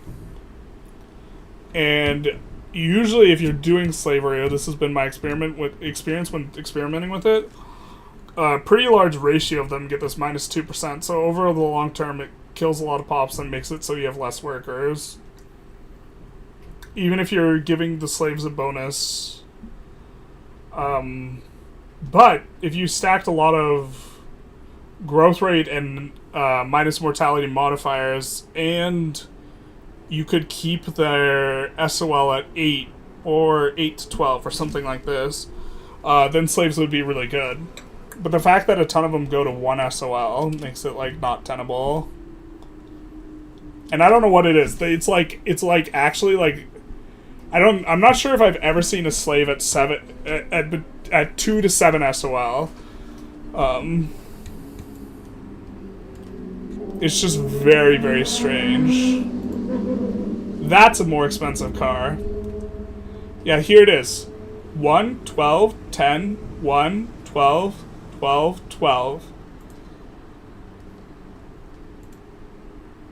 8, 8, 12, 10, 1, 12. Yeah, I tried to figure out the answer to this question, and I couldn't figure out what was going on here, why they're SOL. Ooh, 6. There's some 6s in this house. Like, it doesn't have to do with culture. Why is there a Dixie Protestant slave? Wait, what?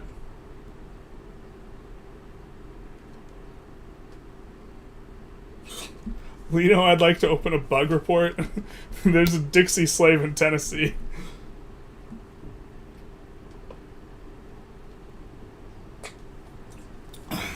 Is that WAD? I don't think that's WAD. Oh, it is of USA. No, their primary culture is Dixie.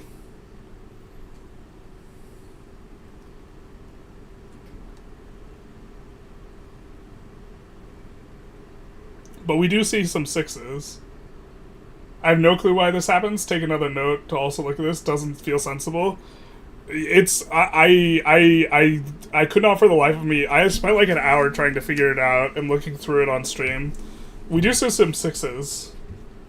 But, assimilation and conversion? I guess that's right.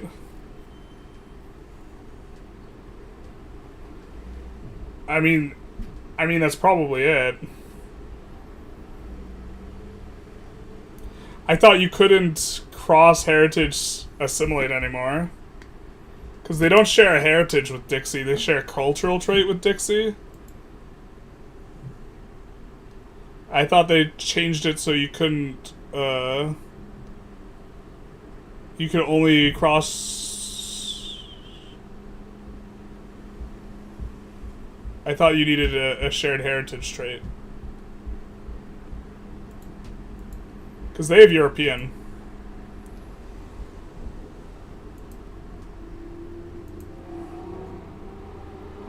Trying to figure out where it is. I mean, you can trust me when I say they have European.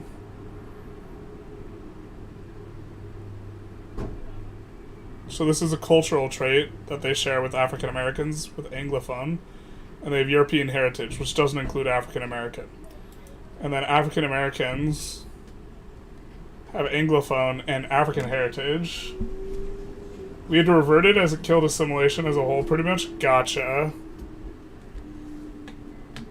Okay. How they turn white, I do not know. Yeah, me either. Or mixing, I guess, is the explanation.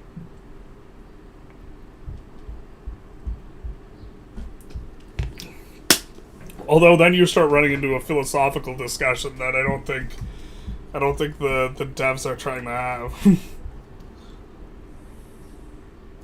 Which is, there's some interesting essays on philosophy of race that discuss the specific topic of mixed blood people and how one of the natures of bigotry and racism is how people, if they're half white and half black, they're considered black. And they're not considered white, and it's because, like, the narrative is, like, kind of going back to times of slavery, is, like, the blood is tainted, so it's either pure or it's tainted, which is why, like, I mean, it's amusing to take that understanding, right, and be like, well, yeah, okay, if someone's half black and half white, they're actually white, and the fact that they should only be considered black, like, this doesn't make sense. Except as, like, a form of, bigotry. And so one of my favorites is to tell people we've never had a non-white president in the United States. Because this is bait. Because they often respond, well, what about Obama? And it's like, Obama was black. He was also white. He was mixed race.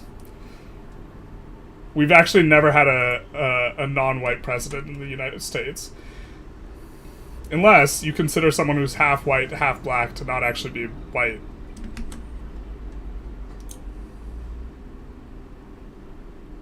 I'm like 90% sure he's half black, half white. I guess I should double check before making such assertions on stream.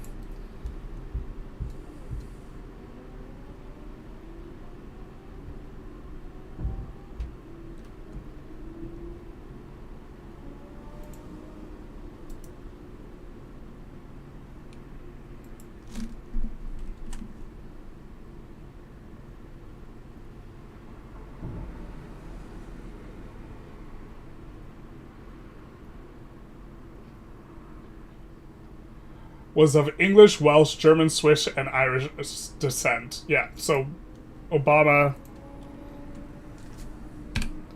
not non-white.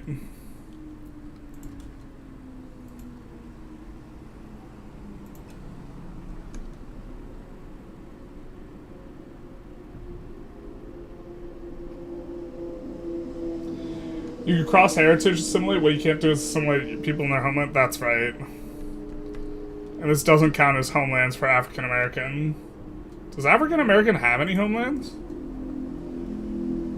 Yikes.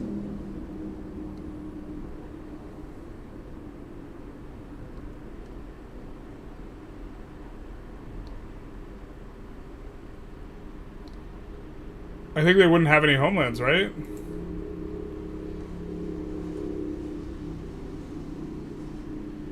Oh, they do.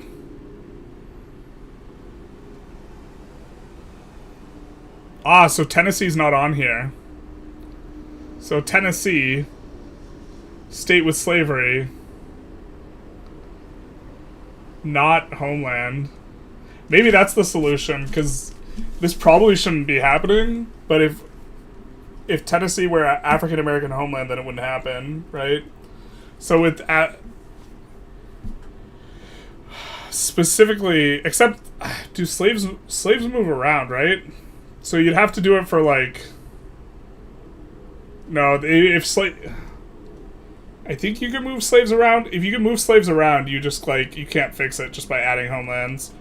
Because the United States is going to conquer everything. You'd have to make everything African American homeland, which is absurd. But if you made like all of America an African American homeland, it wouldn't be that absurd.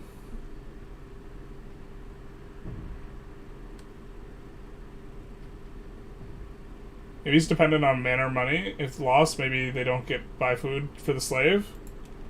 I've looked at this, and it's not. It's not if they're not losing money. I have no idea what it is. I've looked at. We can find a slave with SOL1, and look at the manor house and whether or not it's losing money.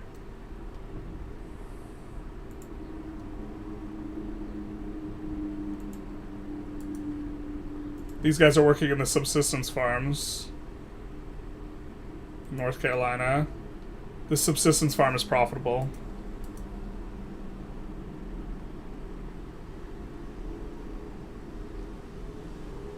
God.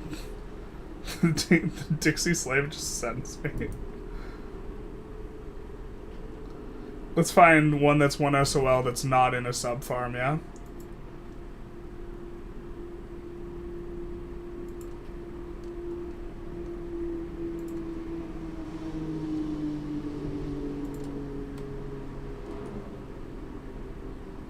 Livestock ranches. Okay. The building is profitable, but it matters where the owner is, right? This is a level 1 building. Where is it owned? Local workforce. This is a variable that I've not seen that much, but okay. This one has a local workforce and is firing down, and that has them as destitute. Okay. Local workforce. I haven't looked at countries. When I've noticed this phenomenon, I haven't looked at countries that have local workforce or local workforce. Okay. Destitute. Where are they working? Sugar plantation. Okay. Level 1. Profitable enough. Owned by Manor House in Alabama. Not fully employed, but profitable. Oh, another strangeness is shopkeepers that work in manor houses and the other place just get paid way, way more than they should. They don't get an ownership share, but their wages balloon up.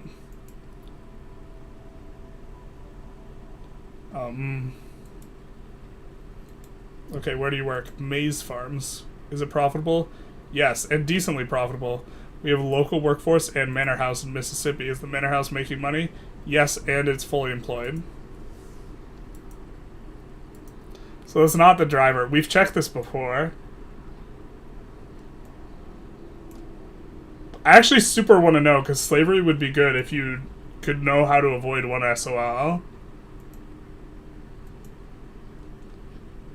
Or like it'd be reasonable to test if it was good. I just don't. I don't think it's any good. Sulfur mine, fine. Not fully employed.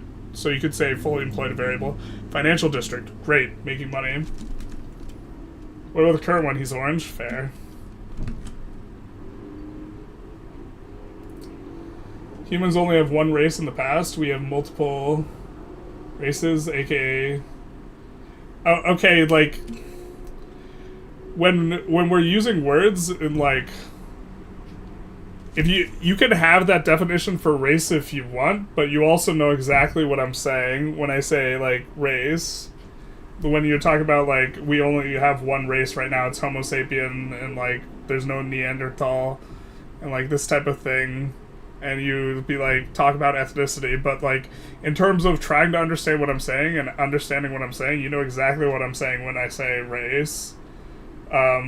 And also, a lot of people who are advancing, like, race theory in a progressive way, like, refer to it as race. So, like, that's, like, such a, like... Like, the meaning of words is however people use them. Like, that's how like, language works.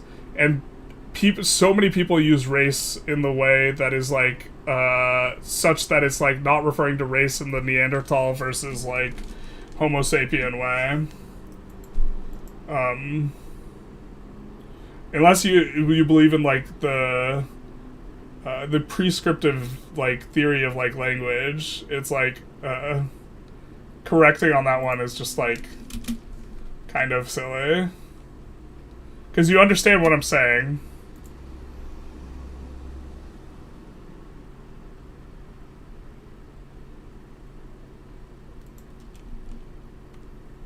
There's not an error in communication, right?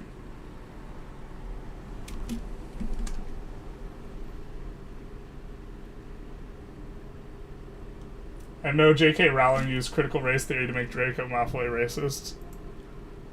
I mean, like, for Draco Malfoy, yeah. If they have any mudblood in them, then they're not, then they're a mudblood, not, yeah, it's a purity thing.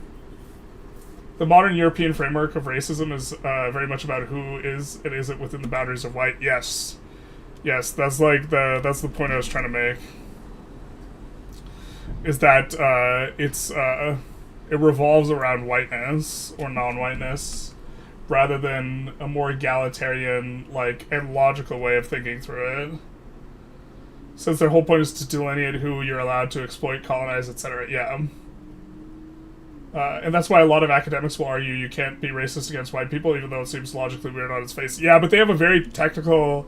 They have, like, a technical understanding of, like, what they mean when you say you can't be racist against white people. And I feel like that argument gets reproduced out of the context where it, like, is sensible. Like, it gets reproduced in, like, a colloquial context where it's, like, not sensible. And, like, it's not a, like, fair re-representation of it. Okay, you prop them up with 1 past healthcare? I think it's the case that they go to 3, but, like, the idea is the same, is that their baseline is 1. Their baseline becomes 1 SOL. So even if you prop them up to 3, the death rate at 1 SOL is so incredibly high. I'll let you know if we find out what's happening with slaves, but I can tell you that I don't think we specifically want to make slavery runs particularly viable. Yeah, no, that's fine.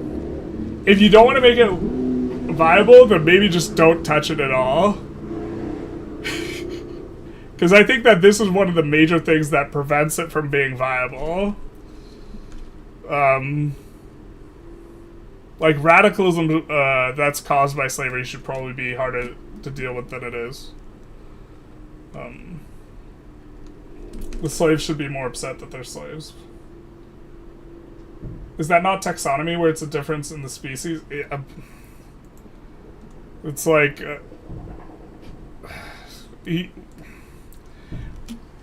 it's like a language game is what it is. Because he's saying that the way I'm using the word and intending to use the word is not the proper use for the word. And it's like not... like the meaning of words change. And, like, in certain contexts, race means exactly what he says it means. But he's saying that that context is the context we're in, and that the context that he knows I think it's in is not the context we're in, or the context in which I'm using it is not the context we're in. I mean, if you think the color of the skin counts as a race difference, you need to admit that girl that have different... I'm not going to say that on stream, should have different race because of skin. No, I don't have to admit that at all. I could say that, like, an understand... What?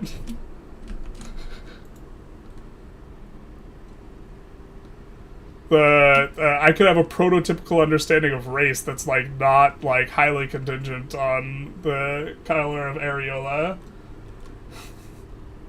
When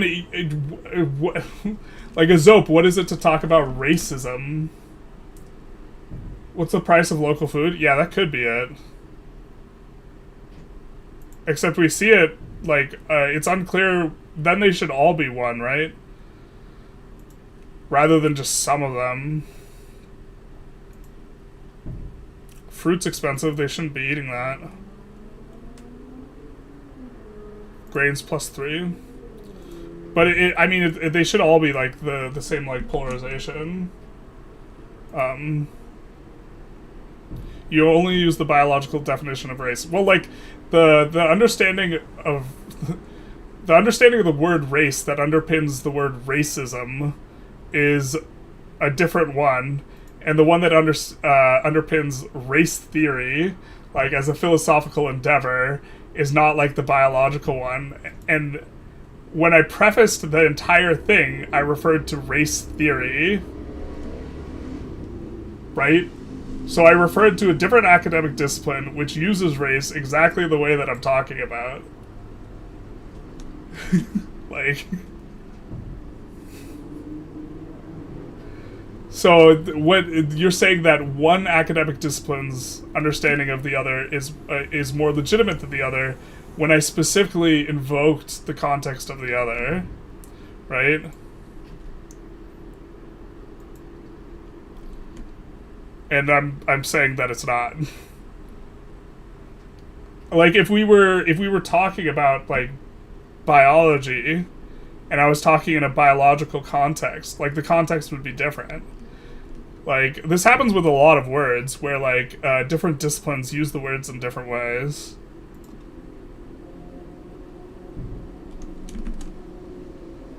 Ratio between local food price and what, well, they don't get paid. They don't have wages. They have a basket of goods that's bought by them, that's paid for by, where they're employed. It's like taken out in slave upkeep. And they just buy the basket of goods. As far as I know, it just increases the price. If the price of the basket of goods increases, it just increases the costs at the building side. Like, I don't think that, when a pop's SOL increases or decreases, that affects their buy basket. That's not the case with slaves. Slaves just have a flat buy basket. I mean, I think it's just a bug, because as far as I know, their buy basket doesn't change with their SOL. And so, like, if you get cheap, what should happen is if you have cheap, the goods that are in the slave's buy basket, when those get cheap in your market, all of their SOL should respond really, really aggressively to that. That's how it should. That's like what should happen. Because my understanding is this is the exact same basket of goods that's purchased for slaves, no matter what. And it, like, unlike other pops, it doesn't change with SOL. I thought the flag was a Eureka flag for a second, which was surprising for Rome mod. How to calculate the price upkeep? I believe it's just a specific buy basket of goods. We could probably try and find a place where a not hostile number of slaves was employed.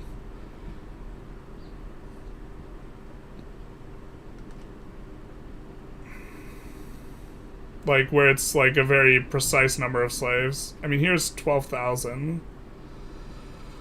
I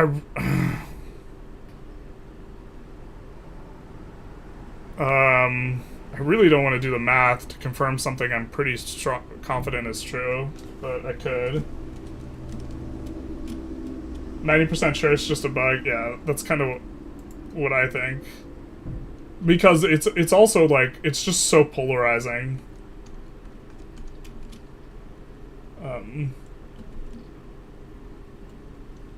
Like it's like never 3 or it's like never 3 or 4. We saw a few that were 6, but it's really like very, very strongly it's like 8 or 1, or it's like 8 plus or 1. These 6s are like aberrations. I actually don't know. They might have really expensive goods or something. Based on like what I've seen. Like, the 6s are not the norm.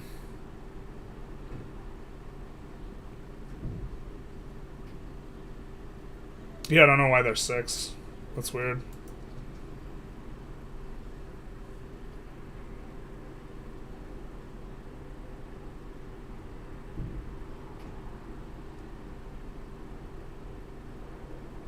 Wait, how does their SOL go up and down if they have the exact same basket of goods? I actually don't even know how slavery SOL gets calculated. Maybe that's where the bug is. It's like... How slavery SOL gets calculated. Because SOL for every other pop, if they like promote or demote whether or not they are over or under their basket. So maybe slaves just get... Their basket never changes, but if they're under, they just get demoted. And so sometimes they just get perma-demoted.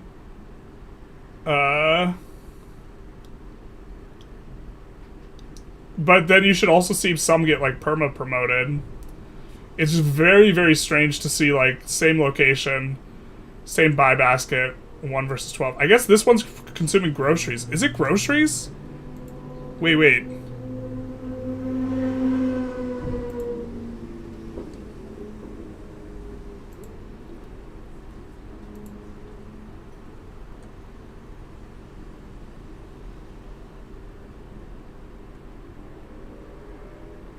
I mean, maybe it has went to do with... maybe we just saw it in 2 spots. But, like, the ones that are consuming groceries...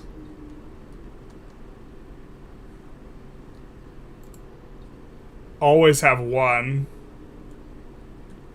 So maybe it has to do with the way that they consume substitute goods. The math doesn't math right when they consume a substitute. Yeah, every single time we see groceries in one of the top 5 goods, they're 1 SOL. So when they substitute groceries, or ostensibly other goods that have whatever characteristic it is that's similar to groceries, they go to 1 SOL. Maybe? Maybe.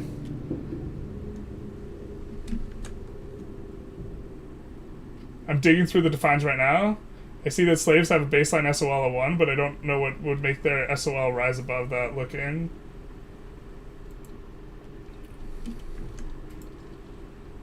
Yeah, I didn't comb through the defines to try and figure it out. Maybe it's not the same basket of food, but the same money use. Well, what I'm thinking it is they don't actually... I think it's possible that they don't actually weight. So groceries base price is much more expensive than grain, and if for whatever reason they don't actually weight the good, because normally if base price of groceries is twice as much as grain, when you buy half a grocery, that's the equivalent of 1 grain, because it's weighted. And if it's not weighted in this way, for slaves specifically, then yeah, that should crater their SOL. Hopefully they make coffee and tea unique in the DLC. Comparative advantage actually exists. I don't know. 25k subs, congrats? Really? I must have gotten like 100 subs in the last few hours then. What the hell? Oh, no, I'm close. I'm not there yet. Or I guess I have to... Oh, I am there! I gained like 100 in the last day then. Pog. Let's see what the actual number is. I'm at exactly 2,500. I gotta screenshot this before someone follows. No, chat's gonna unsub. Not like this.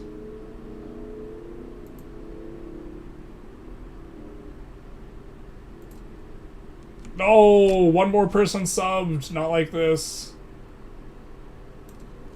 Alright, it's 25,001. I got the screenshot of 25,001. That's pretty close.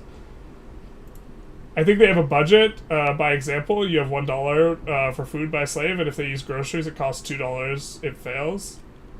Yeah. Thank you so much, guys. Pog. Subs are a vanity number, but sometimes it's nice to have the vanity number. I actually got like 300 subs. Well, that's like my only explanation off the... I was getting a ton of subs off my EU video. From the EU players watching it. Yeah, I have plus 270 from that. That is a lot for me. Like a lot. But yeah, I think it must be that their weighting doesn't operate properly. that whatever's done with the way that they produce a buy basket doesn't weight goods in the proper way, and so sometimes when they use a certain substitute that has a higher base price, it just craters their SOL to 1.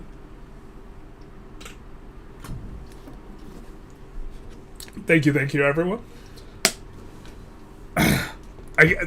That's the only thing I can think of, based on looking at this groceries.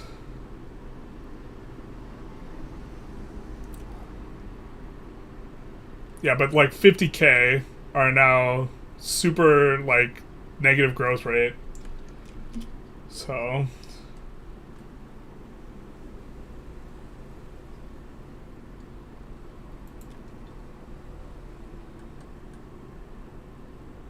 but also maybe they don't want to fix it because can't make slavery meta.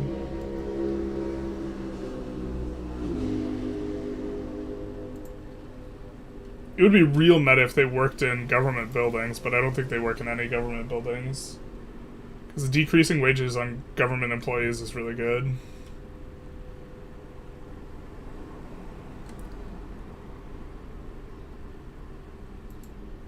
Yeah, that's the consistent through line. If we see groceries, they're 1.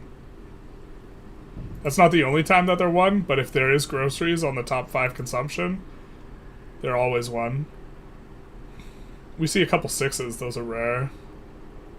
6 and 7. 1, 1. Yeah, it's so 1. It's consistent. It's so consistent. I mean, even if we don't understand why, it's a pattern.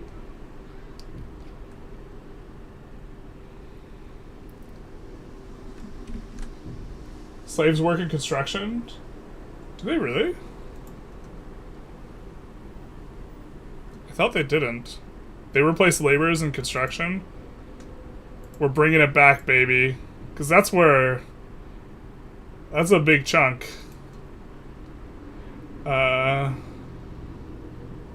Just the AI doesn't build construction sectors, so we can't... we can't look at the USA and determine... Oh, there we go. Construction sector. You're right. Thank you, Connor.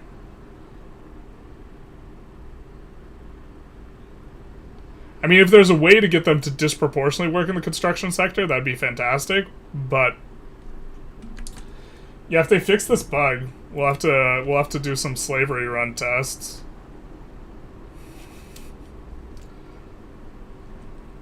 Okay, from the defined, the amount spent on goods to feed slaves is tied to the wealth level of non-slaves in the building. Oh, okay. It's tied to the wealth level of the non-slaves in the building. I don't think it should be that polarized then. It shouldn't be 8 or 1. I don't think that's the cause. I don't think that's causing it. Look at India.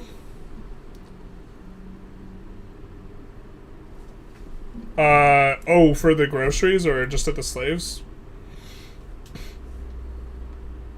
This isn't our first slave journey rodeo. There's groceries. Groceries, 1. Wow, that's so interesting that that's like... My only thought is that substitution doesn't work properly in terms of weighting.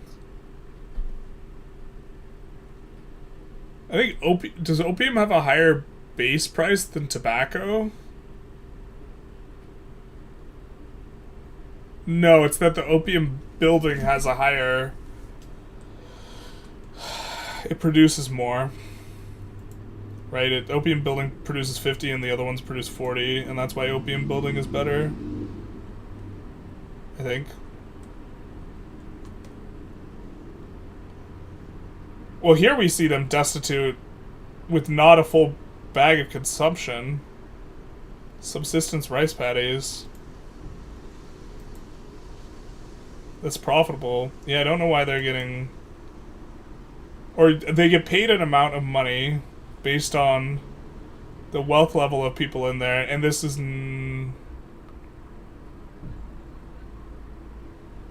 based on the wealth level of ostensibly these peasants.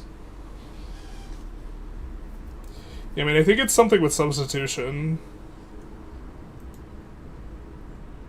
Substitution would be so weird. Coal is another good that we have seen. Oh, there's one with 2.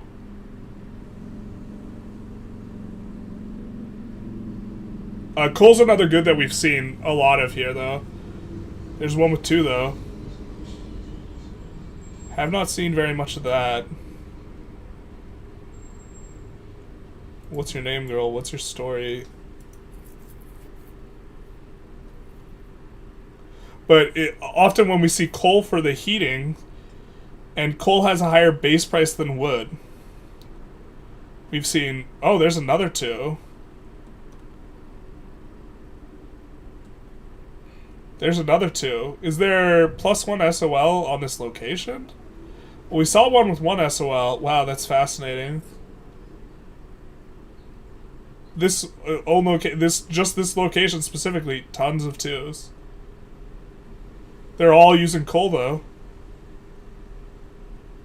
right? So, again, not a single grocery I've seen, not one. And a lot of these that we're seeing that are 2s are coal. We do see a non-2 coal though. It's 50, so what are the others? The others are 40. Is that the... in terms of production, or is this base price? Is base price of opium higher? It's either the PM or the base price.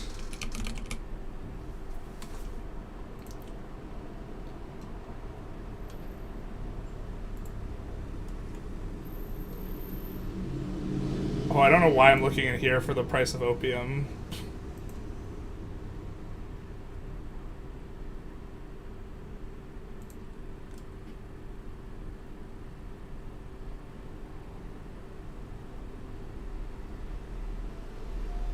So the base price there... yeah, the base price there is 40.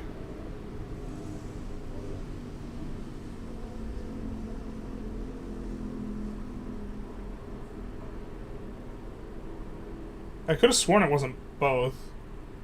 Yeah, the base price here is 40, so it's the amount produced. Yeah, that's where the difference is. Does fish cost a lot here? Fish has a low base price, if I recall correctly. Yeah, base price of... oh. Did I not recall correctly?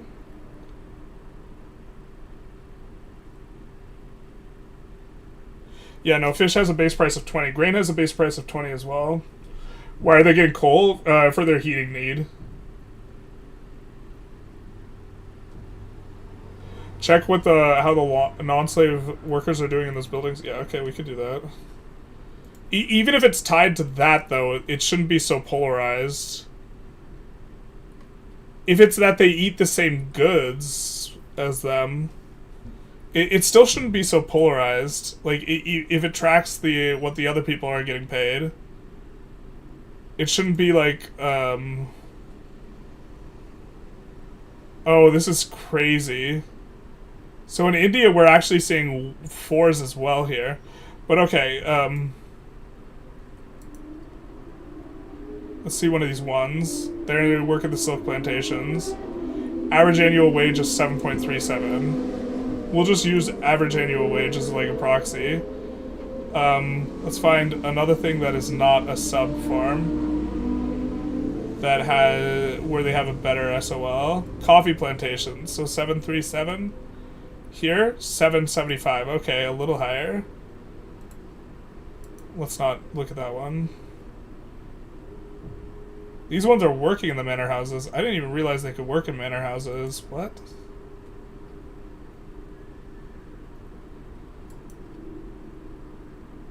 Well, it can't be that, because the one working in the manor house, the average wage here is enormous.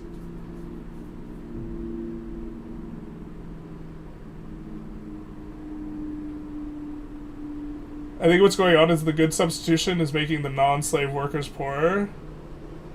That's capping how much slaves are getting in their basket. No, these guys' SOL should be enormous with the average, if it's tracking average. Or wage multiplier. The base price is 50? I just can't do math? I can't do math. Okay. I just eyeballed it.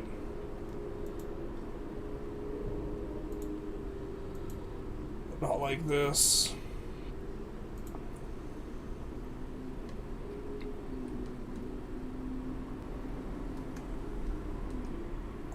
The new liquor was 30.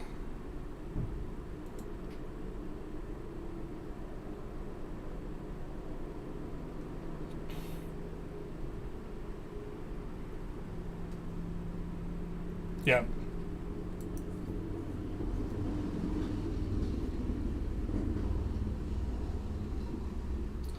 My theory is correct that the way to make slavery good is homesteading. Healthcare, maybe? If they had healthcare driving it up, they wouldn't be able to have pops with one.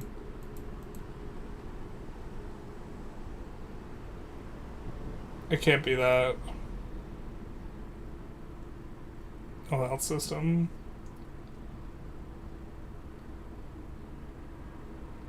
The Risto's wages are... No. So there are, like... there are non-aristocrat pops that work... There are non-ownership pops that work in ownership buildings. And they generally get paid way more than they should relative to other people in the location. So, like, the clerks that work in the finance buildings get paid really stupid amounts. So, like, if we look at the manor house here, average annual wage, we hover it, the clergymen here get paid way more than they should. And if you just look at the clergymen and laborers only, that'll still average out to a really high number. Even if the UI here is lying to you, they get paid way too much.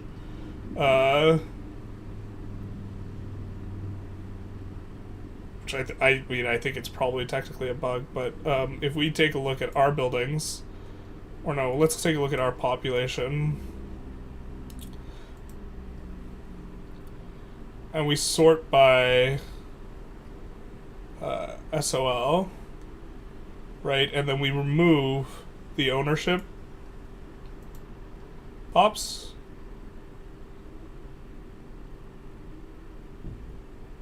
Is this our census data? Wait, what the hell?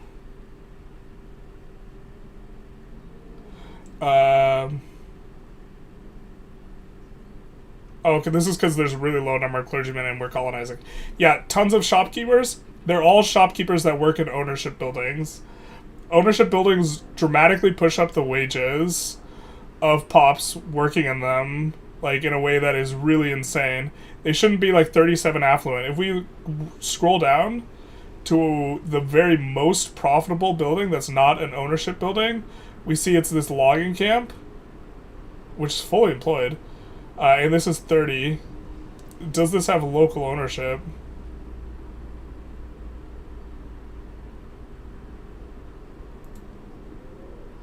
No, it doesn't. Okay, fair. But 37's way more than 30. That's so much more because it's exponentially increasing, right? And then you just have this kind of like wall of financial and manor district owned. Other than the barracks. Oh no, those are officers. Officers have a higher wage multiplier. But you don't see... Shopkeepers have like a wage multiplier of 1.5. You don't see academics for forever. And you continue to see a lot of ownership buildings. Academics have a way higher... Look, there's an engineer finally. Engineers have a way higher wage multiplier than shopkeeper dues. Some of these shopkeepers might be owners, but...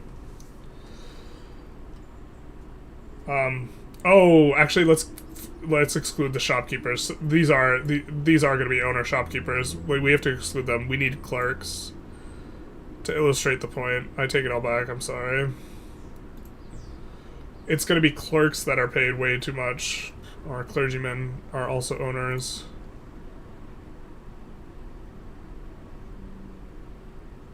Huh.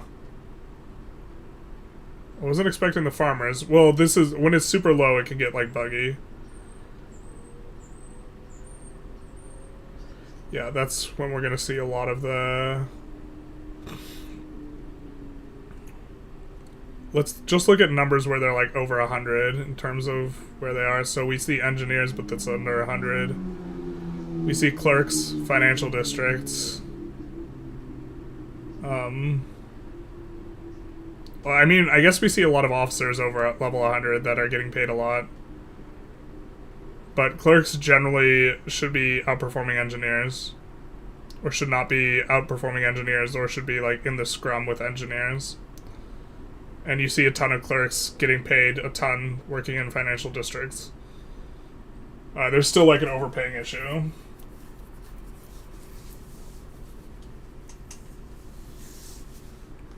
Yeah, Jim, I'm not talking about the aristocrats. I'm talking about the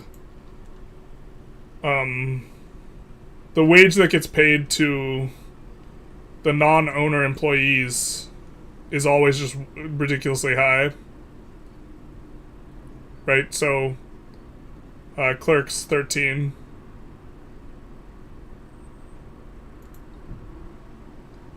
I think clerks also work in urban centers. Clerks 4. Right, same state. More than 4x.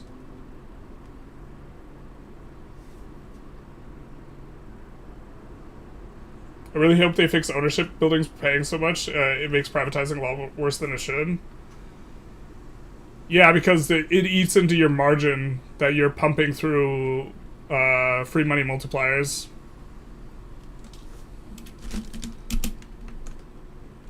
We've been paused for forever.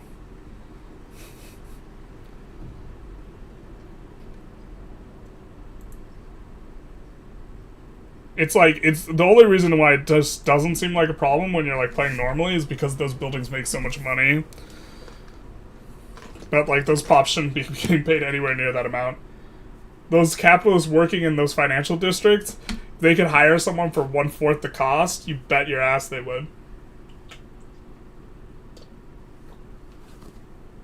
It's pretty late. I'll wish you good night. Alright, good night, Azope. Have a good one. Still going huge. Yeah, I overshot this. I should be working on EU5 stuff, to be honest.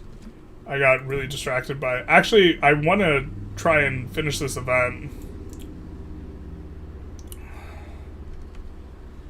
Because I don't know if we jam this another session. Maybe we jam this another session, another short have a short session, though. Because I should get to work on EU5. Because now is a window where I can actually work on it. But it also makes graduated tax essentially never better than prop tax.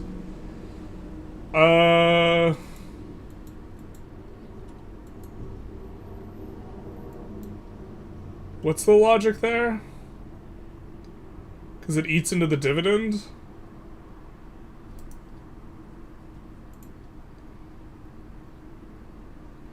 I mean, you often don't make as much money on prop tax than you do grad tax, but it's not about making the money, it's about targeting the right people.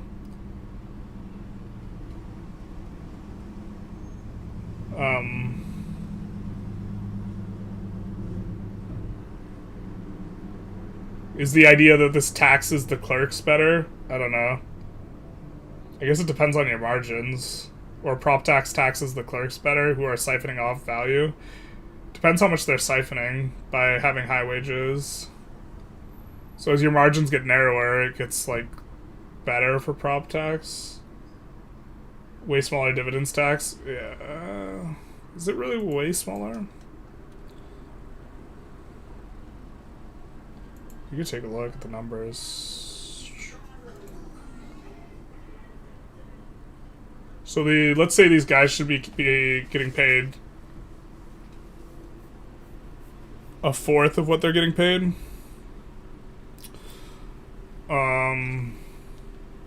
Let's call that 800 less or something.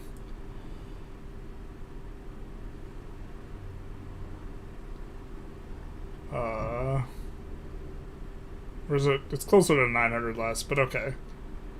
Between 800 and 900 less. So this place would be making 730, 7.3k instead of 6.5. It's like a 17% drop. Yeah, that is substantive. I don't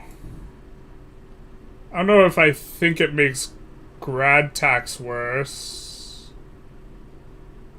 because of that specifically. Because, like, I think the effect of grad tax is not about the quantity, it's about the targeting. So here they're getting paid 600.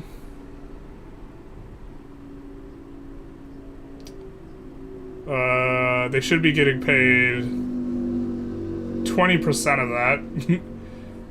Or it might be a little bit different for the state. The clerk might be a little bit less. So that means that this should be making like 25% more on the balance. Yeah, that's a substantive amount.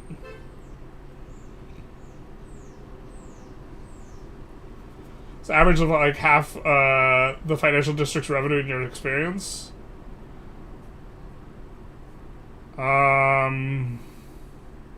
Yeah, your margins can get tighter. Or they can get wider. But you'd have to track this over the course of a run. Depends how like you're spending and stuff like this. Level of stimulation, level of trade, these types of things. I think the logic is that a bunch of money that should be in the dividend pool is in the wage pool. Yeah. If the argument is that this makes it so that graduated taxation doesn't pay out more than prop tax when it normally would, then I think that might be true. J4 thank you for the follow, Big Nice. The thing is like, I think even if it makes it so that prop tax makes more money, I still think grad tax is better. Just because grad tax is targeting the people you want to target better. Not because it generates more money. In my experience, prop tax usually generates more money. But it's, like, it's not a lot more, and I'd much rather peel it off of the high SOL people instead. Closer to a third, actually. Not in the one I was looking at. Or you're just talking about in your experience? Yeah, it is a lot, though. They do get paid way too much. Yeah, not this one. I also don't know if companies are worse at that. So here the clerks should be getting paid a little less than a fourth of what they are. So that's like...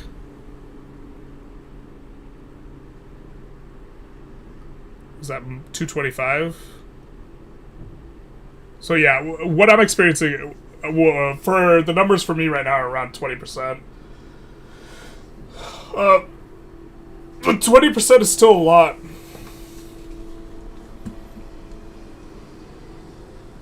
%20 is still like a really big number. Usually once you're at the levels of grad tax, you have a ton of loyalists anyways, and SOL is high enough that for higher SOL on low pops to not be helpful. You generally have more pop growth on...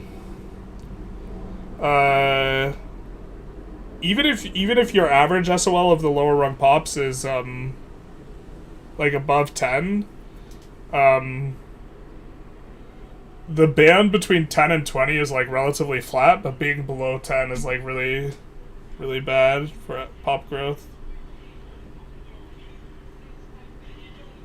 Like even if 10 is better than 20, even if you pass that threshold, like being on the other side of it,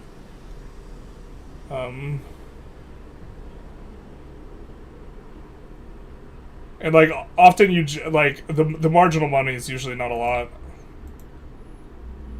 Or like I think it's not worth it. My sample size is relatively small in terms of like recently, so probably won't push too hard on that. by grad tax, your SOL is going to be 17 at least. I think I don't think that's been my average experience. But yeah, the higher your SOL is, the proportional tax will return to being better. So, like, usually if your SOL is really high, you're, like, run out of peasants anyways.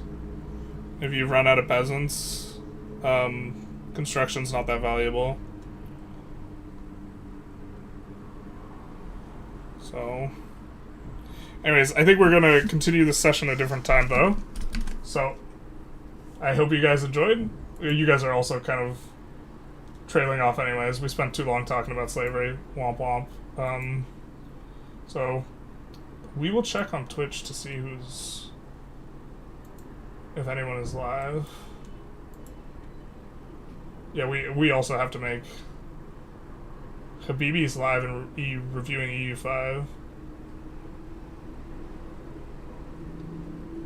Tarkus is also live. Let's rate Tarkus.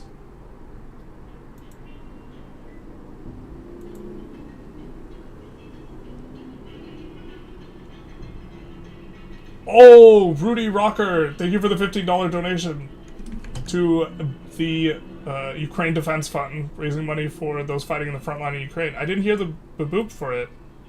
Thank you so very much. That's mine. I heard it there.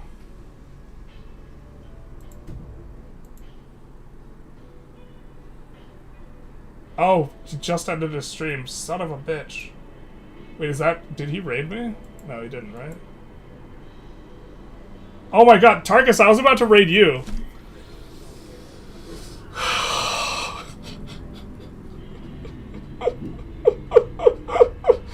I was trying to raid you, I opened up your stream and it was me, and I was very confused. Not like this. I guess we're sending you guys over to Habibi. You hate to see it?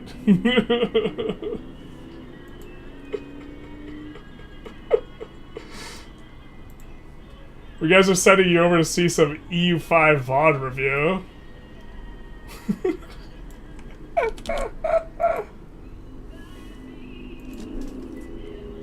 Go raid Habibi? Should we not raid Habibi? He's also cool. You're saying raid Habibi. That's who I was gonna raid. And then I will link his stream for those of you who are on the YouTubes and are interested in seeing Godspeed. And so have a good time, YouTubers. And get ping-ponged around.